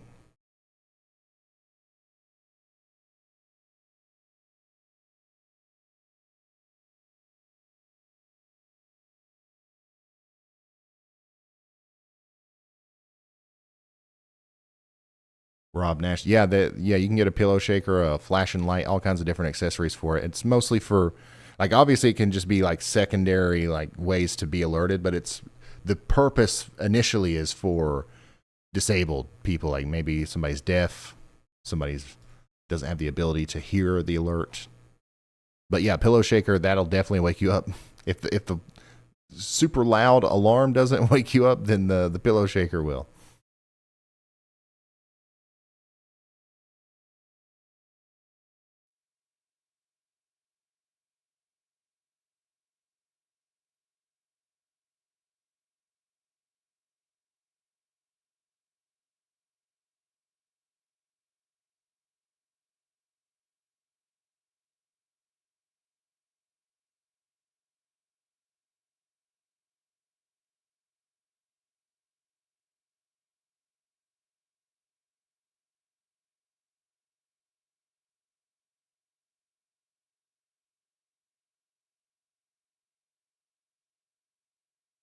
We've been going now for 7 hours and 54 minutes. We're going to go for 6 more minutes. It looks like the strongest of the rotation now. If you loop it, it's starting to go out of the warning box.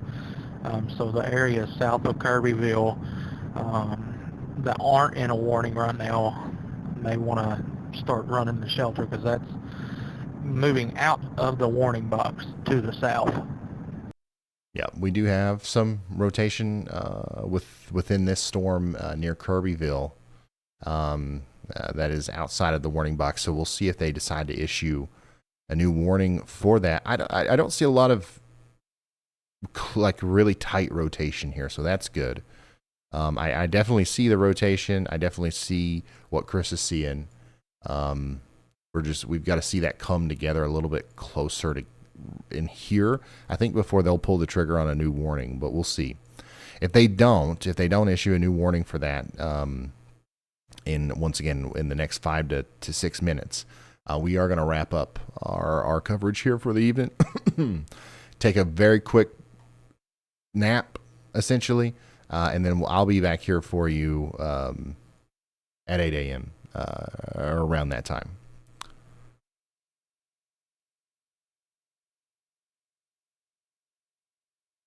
What state is Kirbyville in? It's in Texas.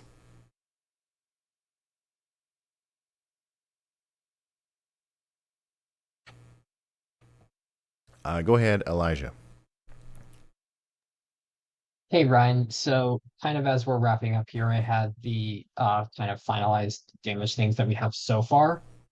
We have more damage that is reported in Beechwood, Mississippi, and that is numerous trees blown down on multiple vehicles across I-22 East.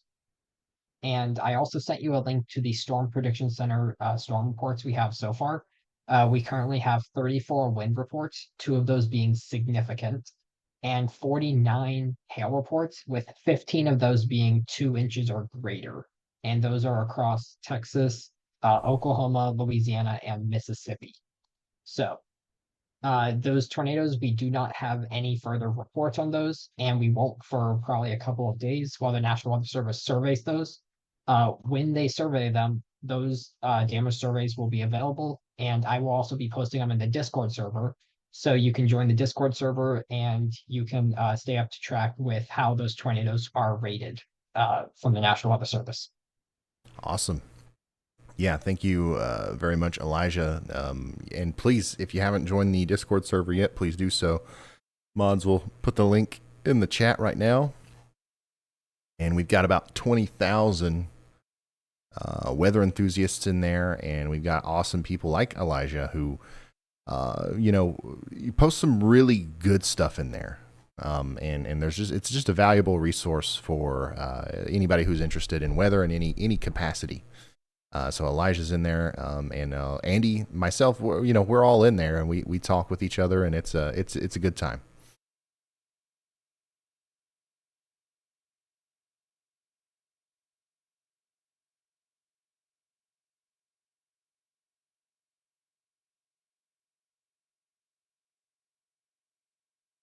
Yeah, and I do want to mention too, if you don't have a weather radio, your second line of defense is most likely going to be your phone.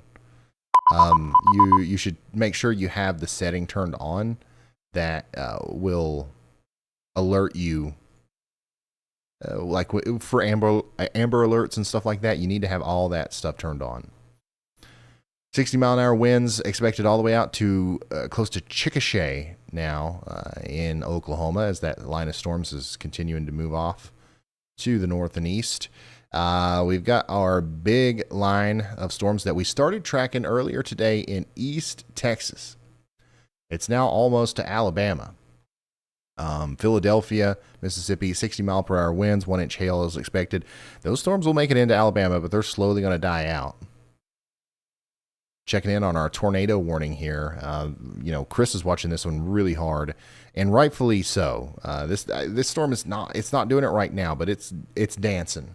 Okay, it's got lots of inflow. It's a powerful storm. It's rotating. It's extremely broad rotation right now. It's not producing a tornado, but it could at some point here in the future. So we're going to keep watching that one in Kirbyville. You guys need to stay in your safe spot.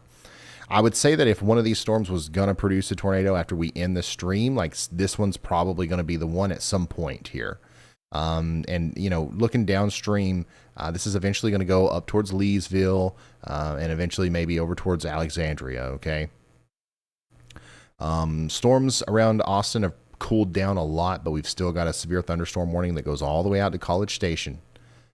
And then San Antonio, you guys are going to be dealing with a lot of noise tonight, as these are some powerful storms that are just kind of really stationary to the west of you. They're going to take off here soon. They're going to bolt across Texas after they start moving, but for the time being, flash flooding, and just a lot of noisy storm activity is what you can expect here between San Antonio and Hidalgo and Colombia, right along the border of Mexico and Texas there up through San Antonio. So that's what we're looking at there.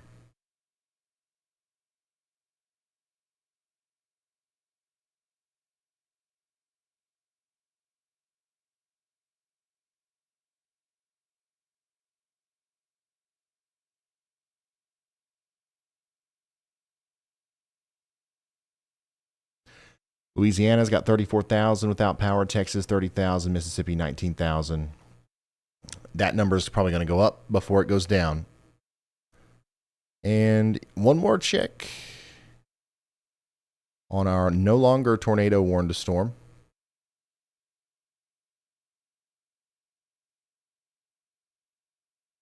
I got too many buttons. Big time lightning uptick now on this as well now, Ryan. Don't think it's tornado warned anymore, but don't be shocked to see another come out.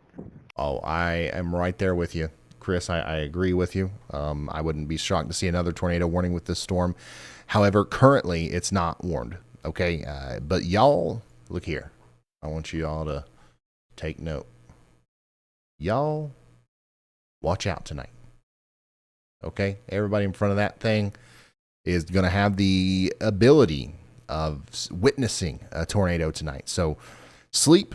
Don't stay up. I never encourage anybody to lose sleep over this stuff. Go to sleep. Just make sure you have a way of getting warnings and a very quick way to access the radar and make a plan right now. What are you going to do if you're under a warning?